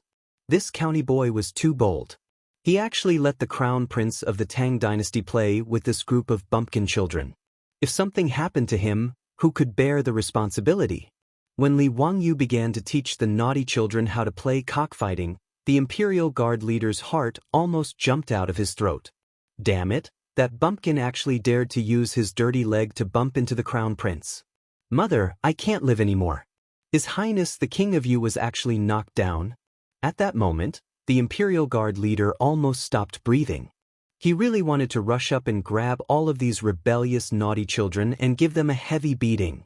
However, when he thought of Pai Lupi's orders and Li Wangyu's threatening glances from time to time, the Imperial Guard leader could only grit his teeth and endure. He swore that when he returned to Chang'an City, he would find a door and use his connections. Even if he had to spend money, he would be transferred to another place. He was determined not to be the Imperial Guard leader anymore.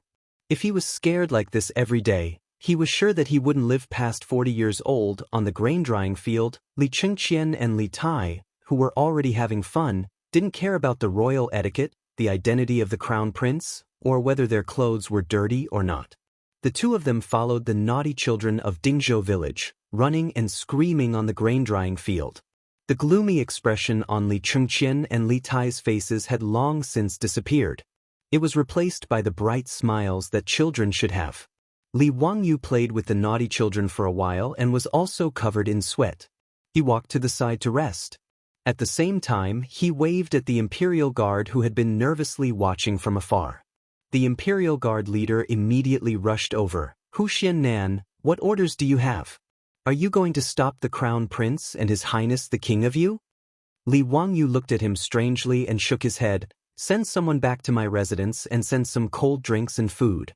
Remember to send more, all of the children must have some." The Imperial Guard leader became even more depressed. Not only did he not stop the crown prince from playing such a dangerous game, but he also made him run errands and send food and drinks to the naughty children of the field.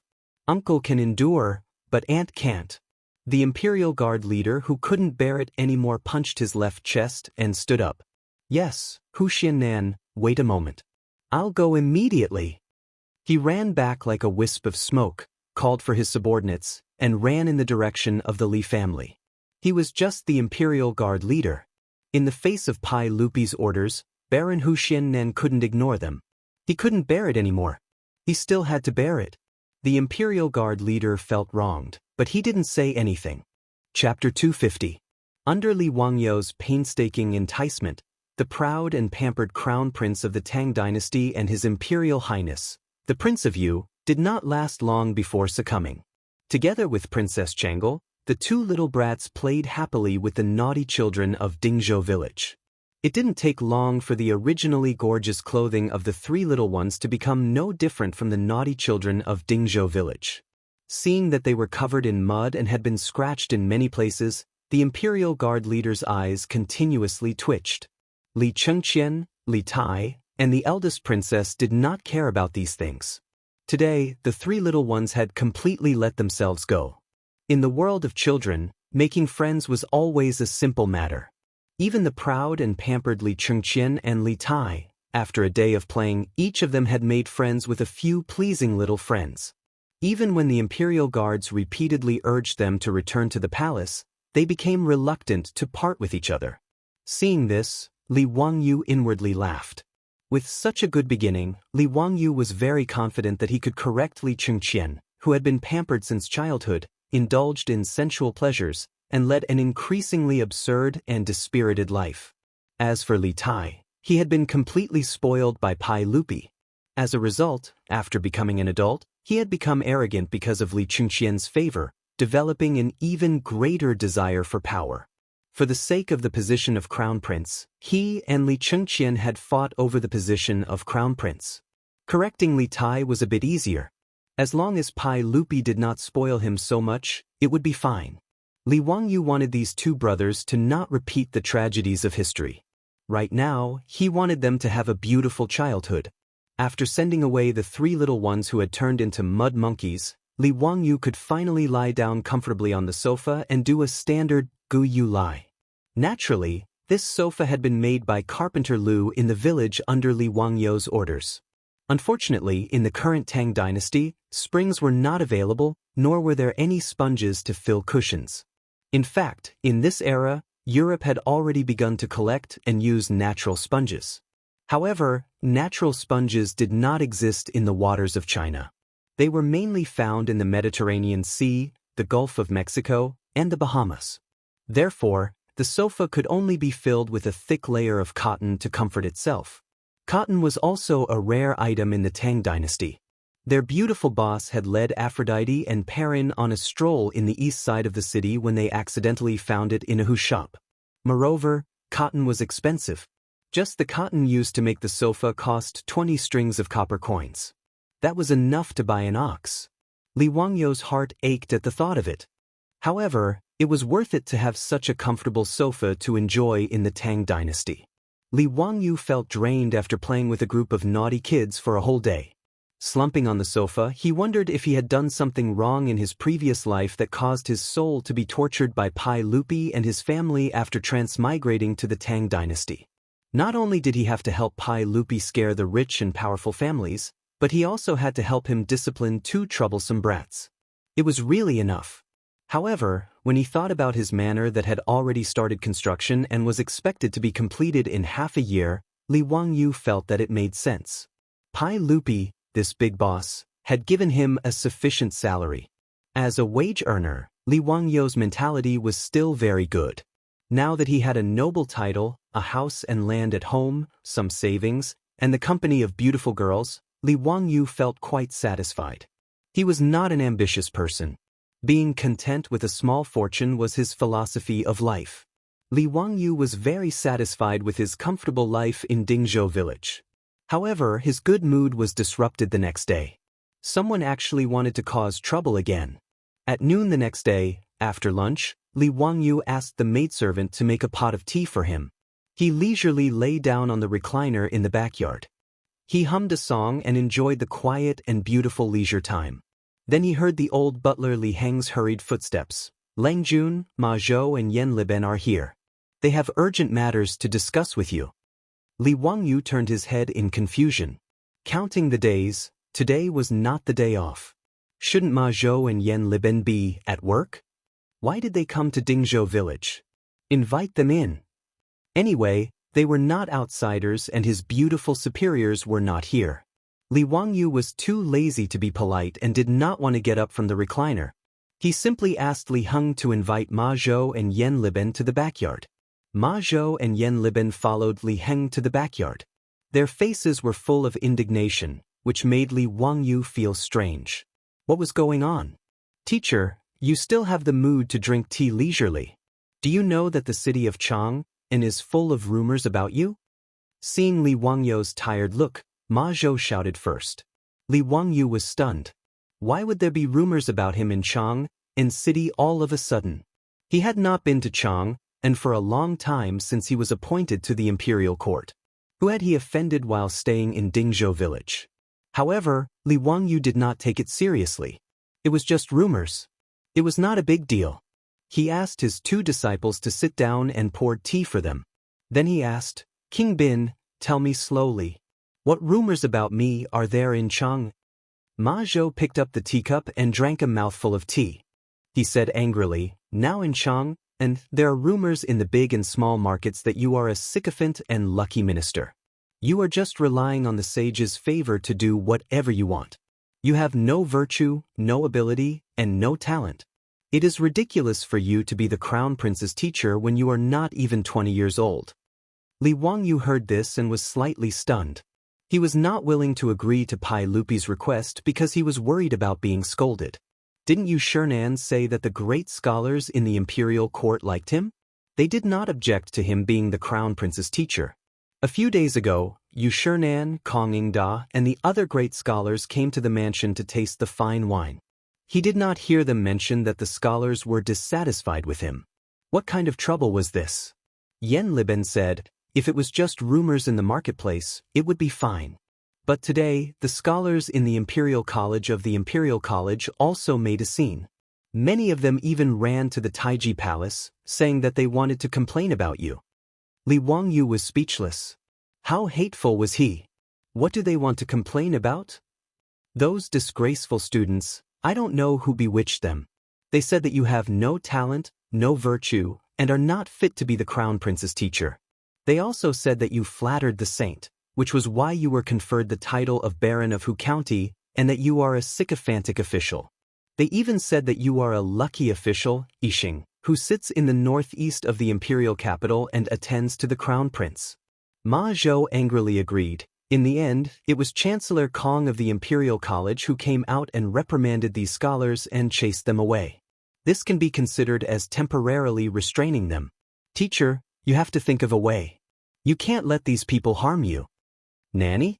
The students of the Imperial College wanted to make a scene just to target him? Even if Li Wangyu was an idiot in politics, he could smell the thick scent of a conspiracy from this matter. It would be strange if there was no one behind this instigation. However, he was also puzzled. Who would spend so much effort to target him, a small county official who founded the country? What good would it do? Damn it, this was really a case of a person sitting at home, but trouble came from the sky. Chapter 251. Li Wangyu did not know that he was actually taking the blame for Pai Lupi again. He helped Pai Lupi to organize the heavenly grand ritual, the saint's divine manifestation, at the Shuang imperial consultation, which made a series of arrangements of the aristocratic families useless.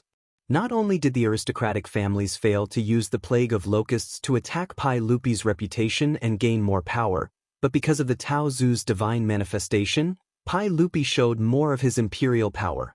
Now in the imperial court, even if the aristocratic families still accounted for half of the officials and had great power in local areas, but they were suppressed by Pai Lupi everywhere and were in a difficult situation.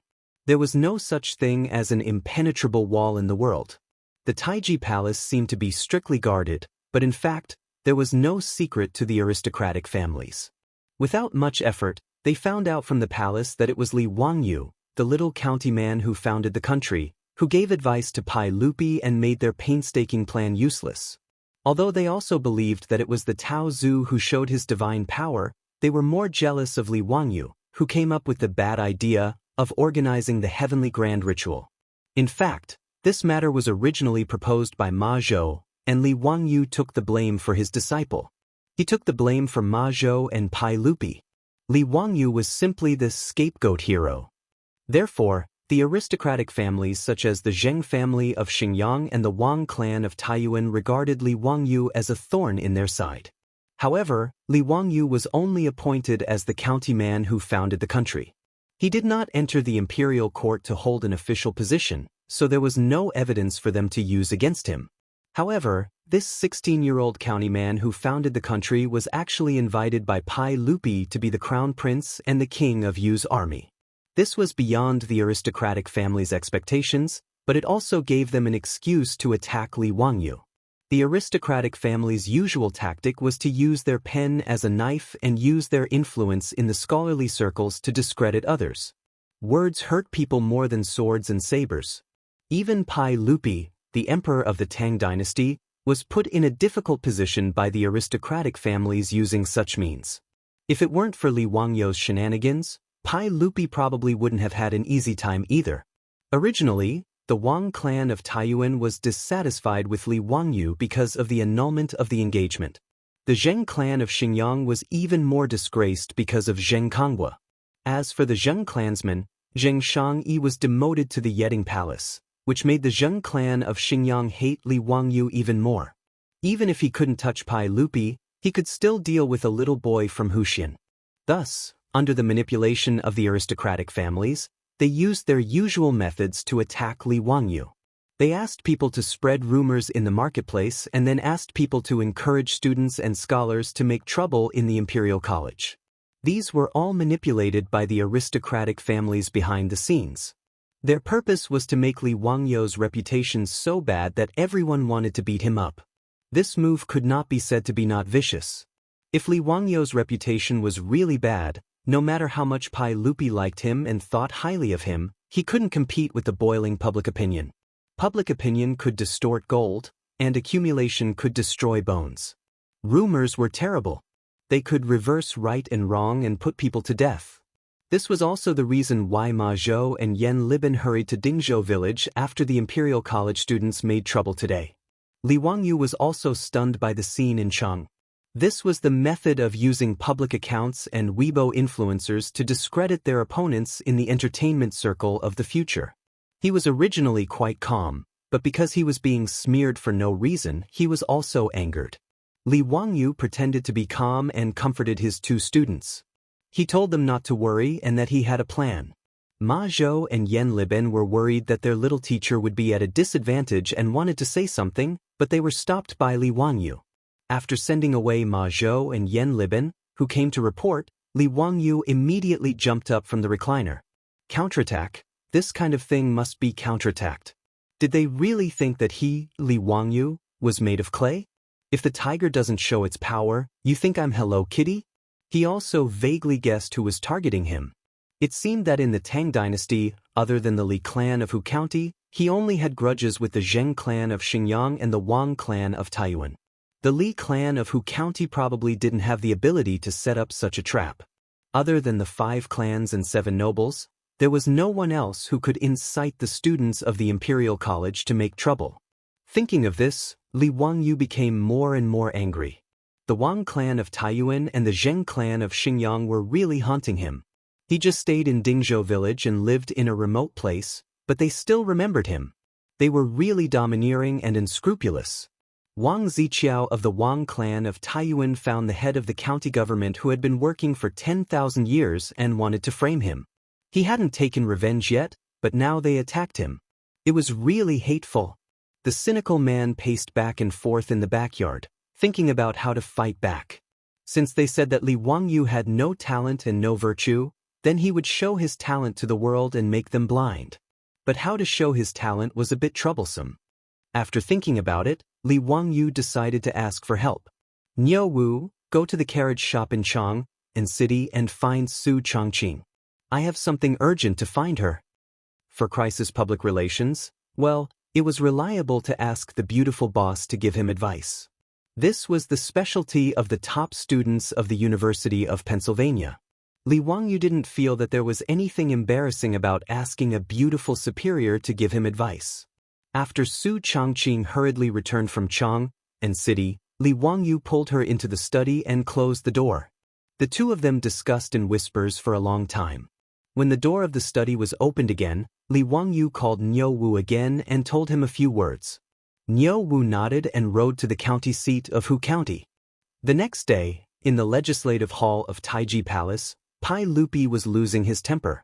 Yesterday, the students of the Imperial College made trouble, which made Pai Lupi aware that someone was targeting Li Wangyu. Before he could ask the 100 Horsemen Department to investigate the cause, the Imperial Censor had submitted a memorial to impeach Li Wangyu from Hu County. He was young and inexperienced, without talent or virtue, and was unfit to be the Crown Prince's tutor. Li Er had vented his anger in front of all the officials in the Imperial Court. It could be said that he had used his dignity as an emperor to temporarily suppress this matter. If Li Wangyu could guess who was targeting him, so could Pai Lupi. Other than those aristocratic families, no one else would dare to do such a discrediting method. Only the noble clans had such influence. Pai Lupi knew that Li Wangyu had probably taken the blame for him, causing the noble clans to hate him. That was why he was targeted like this. It was precisely because of this that Pai Lupi was so furious. His own nephew had taken the blame for him. How could Pai Lupi not be angry? What made Pai Lupi even angrier was that he still didn't know how to clear Li Wangyu's name. If he issued an edict to refute it, he was afraid that it would add fuel to the fire and confirm that Li Wangyu was a lucky subject. This feeling of having power but not being able to use it made Pai Lupi feel suffocated. Just as Pai Lupi was sulking, he saw the eunuch from the 100 Horsemen Department, who was responsible for passing messages in the palace, enter the hall with a piece of paper. "What's the matter?" Pai Lupi asked in an unfriendly tone. The eunuch's expression was strange. He respectfully presented the piece of paper with both hands. "Your Majesty, you will know once you see it." Pai Lupi reached out his hand to take it and carefully looked it over. A moment later, the sound of Pai Lupi's loud laughter could be heard from the legislative hall. Chapter 252. The schools of the Tang dynasty were known as the 6 schools and 2 halls. The 2 halls referred to the Hongwen Hall and the Chongwen Hall. They were located in the East Palace and recruited the children of the royal family. They were the top-notch schools and had the fewest students. The 6 schools referred to the Imperial College, the 4 schools, law, calligraphy, and mathematics, all under the Imperial College. Although the Imperial College, and the 4 schools all studied the Confucian classics, they recruited students based on the grades of officials. The Imperial College recruited the children of officials of grade 3 and above and had 300 students. The Imperial College recruited the children of officials of grade 5 and above and had 500 students. The 4 schools recruited the children of officials of grade 7 and above and had the most students. They were mainly selected from the counties and provinces and were mostly outstanding children of officials. There were a total of 1,300 students. The law, calligraphy, and mathematics were for children of grade 8 and below and commoners. Those who studied law, those who studied calligraphy, and those who studied mathematics added up to less than 100 people. It was a pitiful sight. The Imperial College of the Tang Dynasty was located in the Zhongwu workshop of Chang'an City. The Imperial College took up half of the workshop in the west. The Zhongwu workshop and the Pingkong workshop were only separated by a 100-meter-wide Xiamen Street. It was really convenient for these students to search for artistic inspiration. The students who caused trouble were mainly from the Imperial College. The main reason was that close to half of the students in the Imperial College were born in aristocratic families. Yesterday, these students were scolded by the Imperial College's Chancellor Kong Yingda and were forced to disperse. However, they were not going to let the matter rest. Within the Imperial College, students from the Zheng family of Xingyang and the Wang family of Taiyuan gathered a group of Imperial College students and prepared to cause trouble outside the Imperial City again. The leading student of the Zheng family raised his arms and shouted, "If we don't get rid of the traitors, the country will not be at peace. How can we, the Imperial scholars, sit by and watch such a scoundrel without virtue and talent lead the crown prince astray? Everyone, that Li Wangyu from Hu County is bewitching the saint. How can we sit by and do nothing?" The Imperial College students all felt that they were righteous people who were helping the country get rid of evil, so they all agreed. However, there were also people who raised their doubts. Li Ziyo of Hu County was famous in Chang and before, and several of his poems were handed down from generation to generation. Was there some kind of misunderstanding? I don't think Li Ziyo is a person without talent.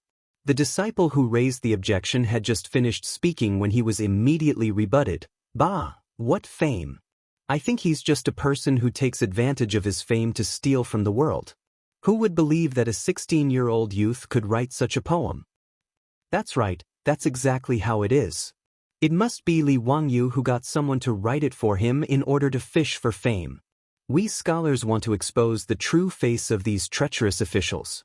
Flattering the saint, such a talentless and immoral young man becoming the crown prince's teacher is a crime of deceiving the emperor. In the Imperial College, there were few who dared to speak out and argue for Li Wangyu. After being refuted by a group of people, they didn't know what to say. Just as the disciples of the Imperial College, encouraged by the scholars of the aristocratic families, were preparing to go to the Imperial City to petition again, a servant of the Imperial College ran in from outside the gate of the Imperial College. He was holding a large stack of papers in his hands, sweating profusely from running. As he ran, he shouted, "Young masters, someone just sent these things over and asked me to bring them to you." "What is this?" A student curiously took a piece of paper from his arms. After looking at it for a moment, his expression changed greatly. How is this possible? Brother, what's wrong? What happened? The student of the Imperial College couldn't help but look at the leaders of the Wang clan of Taiyuan and the Zheng family of Xingyang.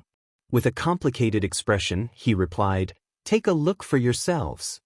Everyone curiously took the paper from the servant's hands and began to read it. After reading it, they couldn't help but gasp. This Li Ziyo is really hard to predict. These were all written by that young man from Hu County? It's really too shocking. Works passed down from generation to generation, all of them are works passed down from generation to generation. How could he create so many poems that can be passed down from generation to generation? Brother, did you notice that? It says here that it's the first issue. Does that mean there's a follow-up? Hiss, how is this possible? Could it be that this Li Wangyu is really a genius? Just by looking at these poems, it seems like we've wronged him. Everyone, did you notice this handwriting? It's so unique. The handwriting is thin and strong, yet it doesn't lose its meat. I've never seen this kind of handwriting before. All of the papers have the same handwriting. Could it be that Li Ziyo copied them himself? There's a description below. This handwriting was created by Li Ziyo from Hu County.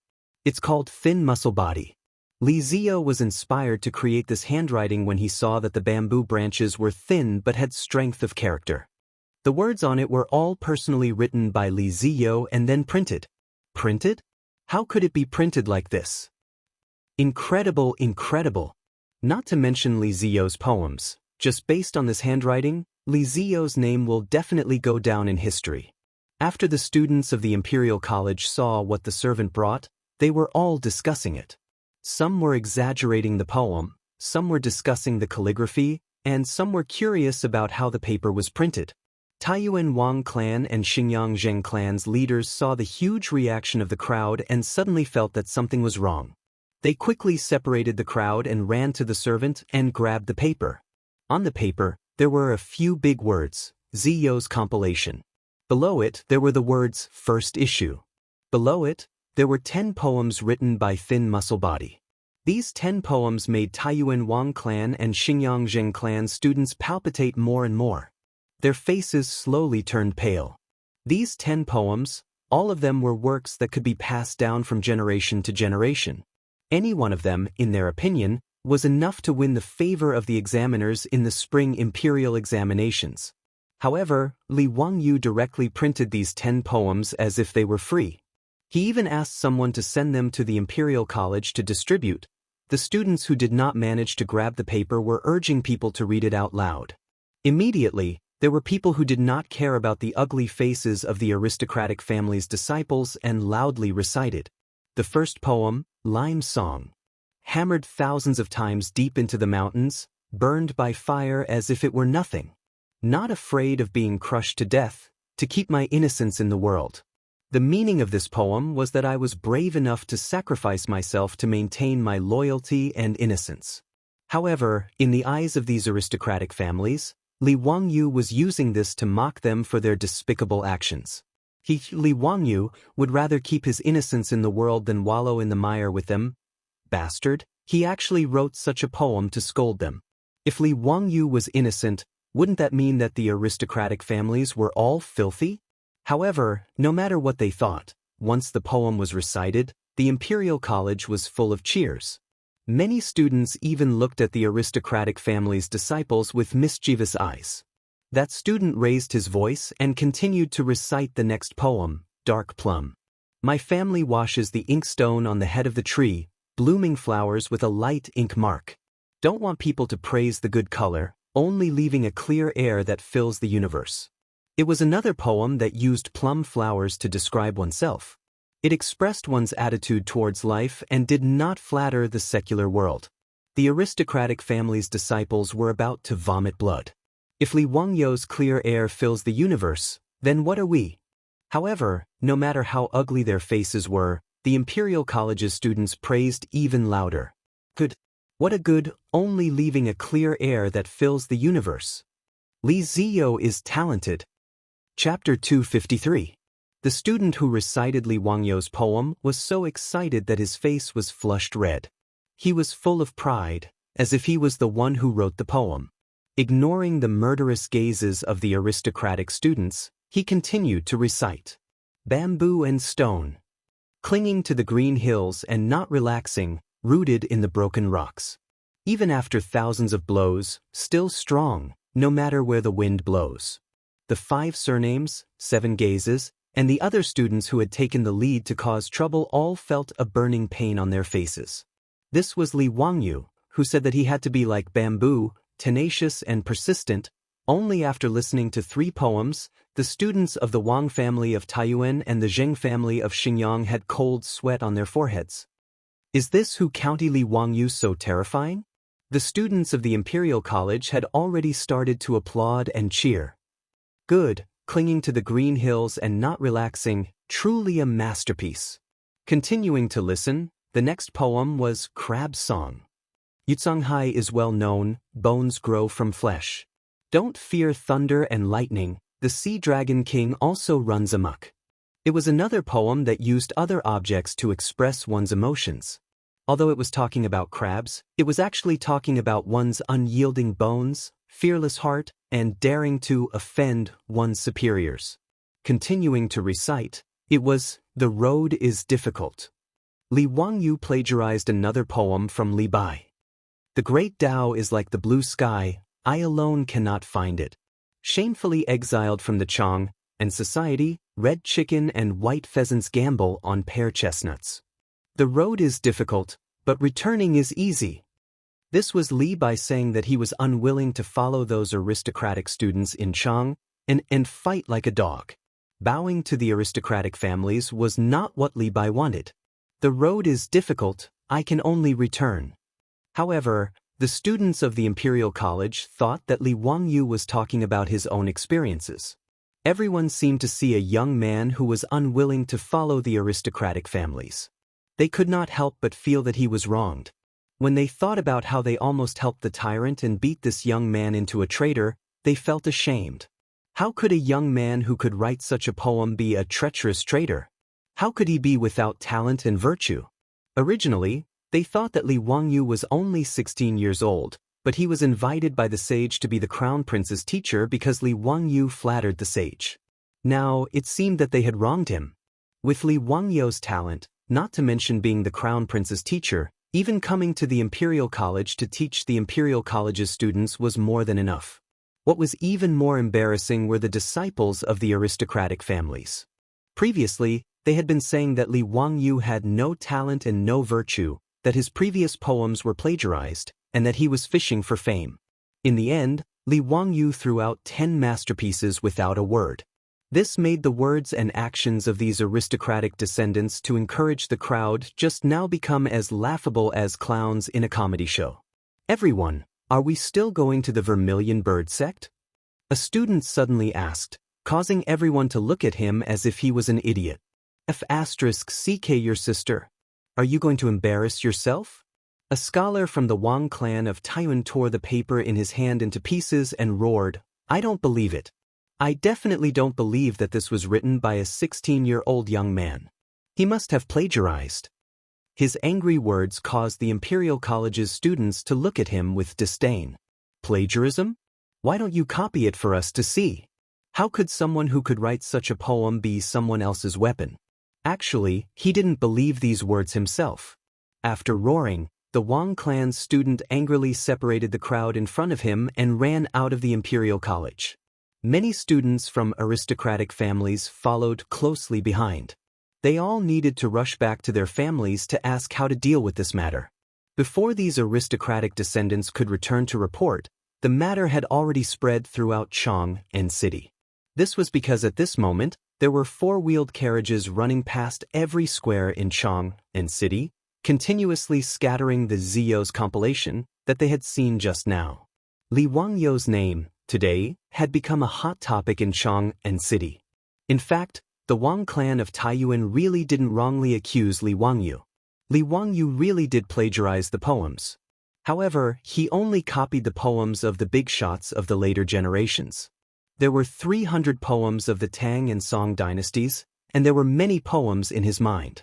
Originally, Li Wangyou would have taken the initiative to plagiarize the poems of the big shots in a high-profile manner. He was forced to throw out 1 or 2 poems to deal with the task. However, yesterday, when he learned that the aristocratic families had actually mobilized the scholarly community to attack and discredit him, Li Wangyou couldn't care less. He could only walk his own path and leave the big shots of the later generations with nowhere to go. He and his beautiful boss discussed for a long time and felt that if he wanted to resist the pressure of the aristocratic family's public opinion, he could only display his talent in a high-profile manner. However, the Tang dynasty wasn't like the later generations, where one could post videos on Weibo and TikTok to quickly accumulate popularity. There were also no newspapers or media outlets to use. How to quickly display oneself was a problem. Li Wangyou couldn't help but sigh and say, "Sigh, it would be great if there were newspapers. They could pay for an exclusive interview or something. The effect would be great." Su Changqing couldn't help but roll her eyes at him. "Newspapers? Do you want to go on TV? If there were newspapers, would you have the chance to plagiarize 300 poems of the Tang and Song dynasties?" After being rebuked by his beautiful boss, Li Wangyou could only touch his head and smile foolishly. He thought of the flyers and small advertisements he often distributed when he was in college and couldn't help but have an idea. He couldn't do newspapers. After all, there was no movable type printing in the Tang dynasty. Although Li Wangyou and Su Changqing both knew a little about the principles of movable type printing, they couldn't do it without spending time experimenting. However, there was no problem with using engraving printing to print flyers or something. He could completely print and distribute the poems he plagiarized on a large scale to prove his innocence. Li Wangyou, who originally didn't want to be famous, now realized that in the Tang dynasty, fame was also very important. Wasn't the reason why the aristocratic families could compete with Pai Lupi in such a high-profile manner because of the fame they had accumulated over thousands of years? If Li Wangyou was a famous scholar like Yu Shernan or Kong Yingda, would the aristocratic families dare to smear his name? Li Wangyou's idea was supported by Su Changqing. In the absence of effective dissemination channels, distributing flyers like the later generations seemed to be a good choice. After the two discussed the details, they decided on the plan to spread their fame by distributing flyers.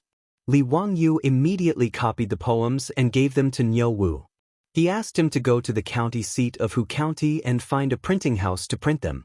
However, to Li Wangyu and Su Changqing's surprise, Niu Wu went to the county seat of Hu County and quickly returned with a piece of bad news. The printing house in Hu County didn't have the ability to print Li Wangyu's flyers because no one had ever heard of engraving printing. Li Wangyu was stunned for a while when he heard this.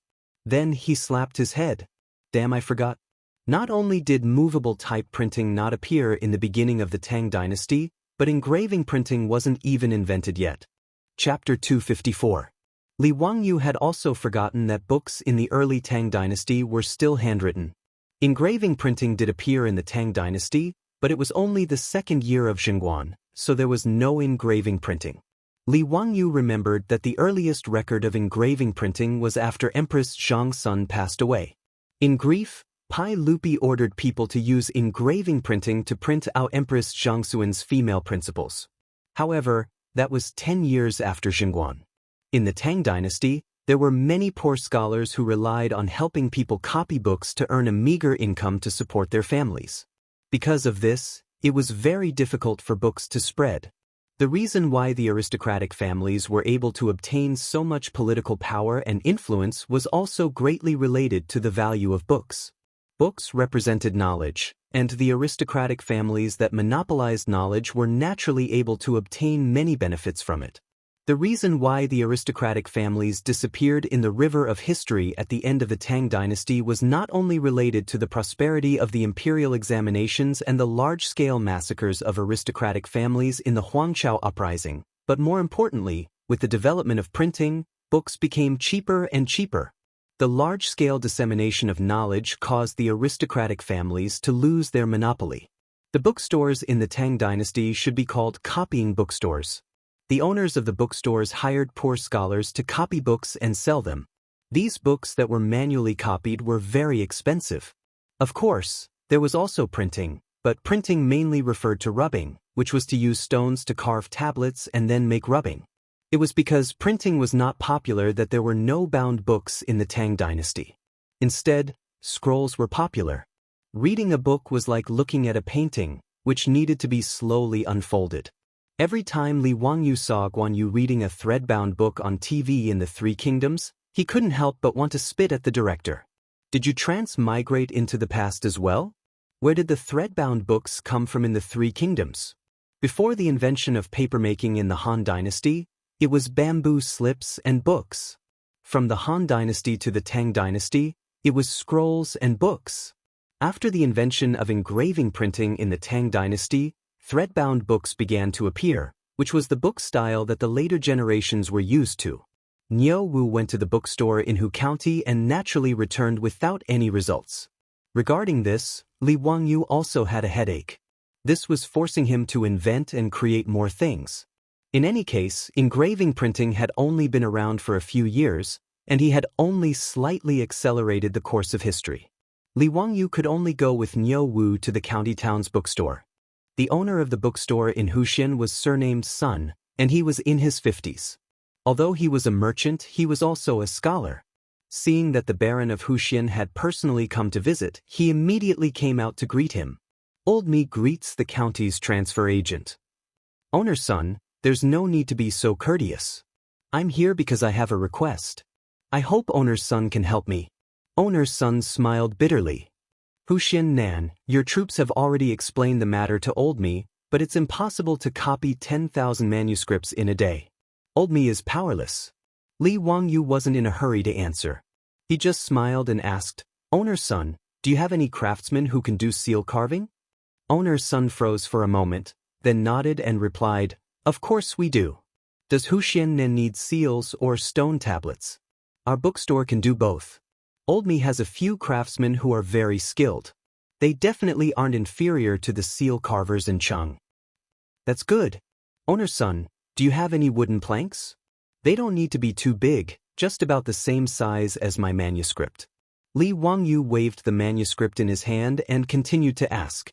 His question confused Owner's son, but he had no choice but to cooperate. Of course we do. Huxian Nan, please wait for a moment. Old me will immediately send someone to fetch it. Not long after, a high-quality boxwood plank was brought over. Li Wangyu picked it up and looked it over. He nodded in satisfaction and said to owner's son, please bring some paste. Owner's son, who didn't know what was going on, could only do as he was told. However, he was even more confused.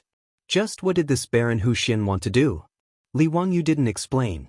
He took the paste and carefully brushed a thin layer on the boxwood plank. Then, he carefully pasted his manuscript back onto the plank. The Xian paper was very thin, and the ink could clearly be seen on the back of the paper. After pasting the manuscript back onto the plank, the writing was still very clear. After the paste dried, Li Wangyu smiled and handed the plank to owner Sunday. Owner's son, I'll have to trouble you to find a skilled craftsman to help me carve this plank. The words on it need to be carved in yang. Yang carving meant that the words would protrude, while yin carving meant that the words would sink. When printing, yang carving meant black words on white paper, while yin carving meant white words on black paper. At this moment, owner's son seemed to have figured out something. When he realized why Li Wangyu wanted to carve this plank, he was so excited that his beard was about to curl up. Huxian, this can be used for printing.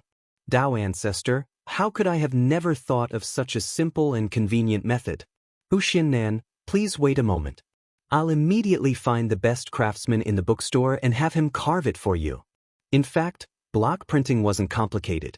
It was just a combination of Chinese seals and printing. Whether it was seal carving or printing, China had existed since the Qin dynasty. However, no one had thought that by enlarging a seal it could be used to print books. Sometimes, the development of technology was like window paper. It could be broken with a light poke. Owner's son wasn't bragging.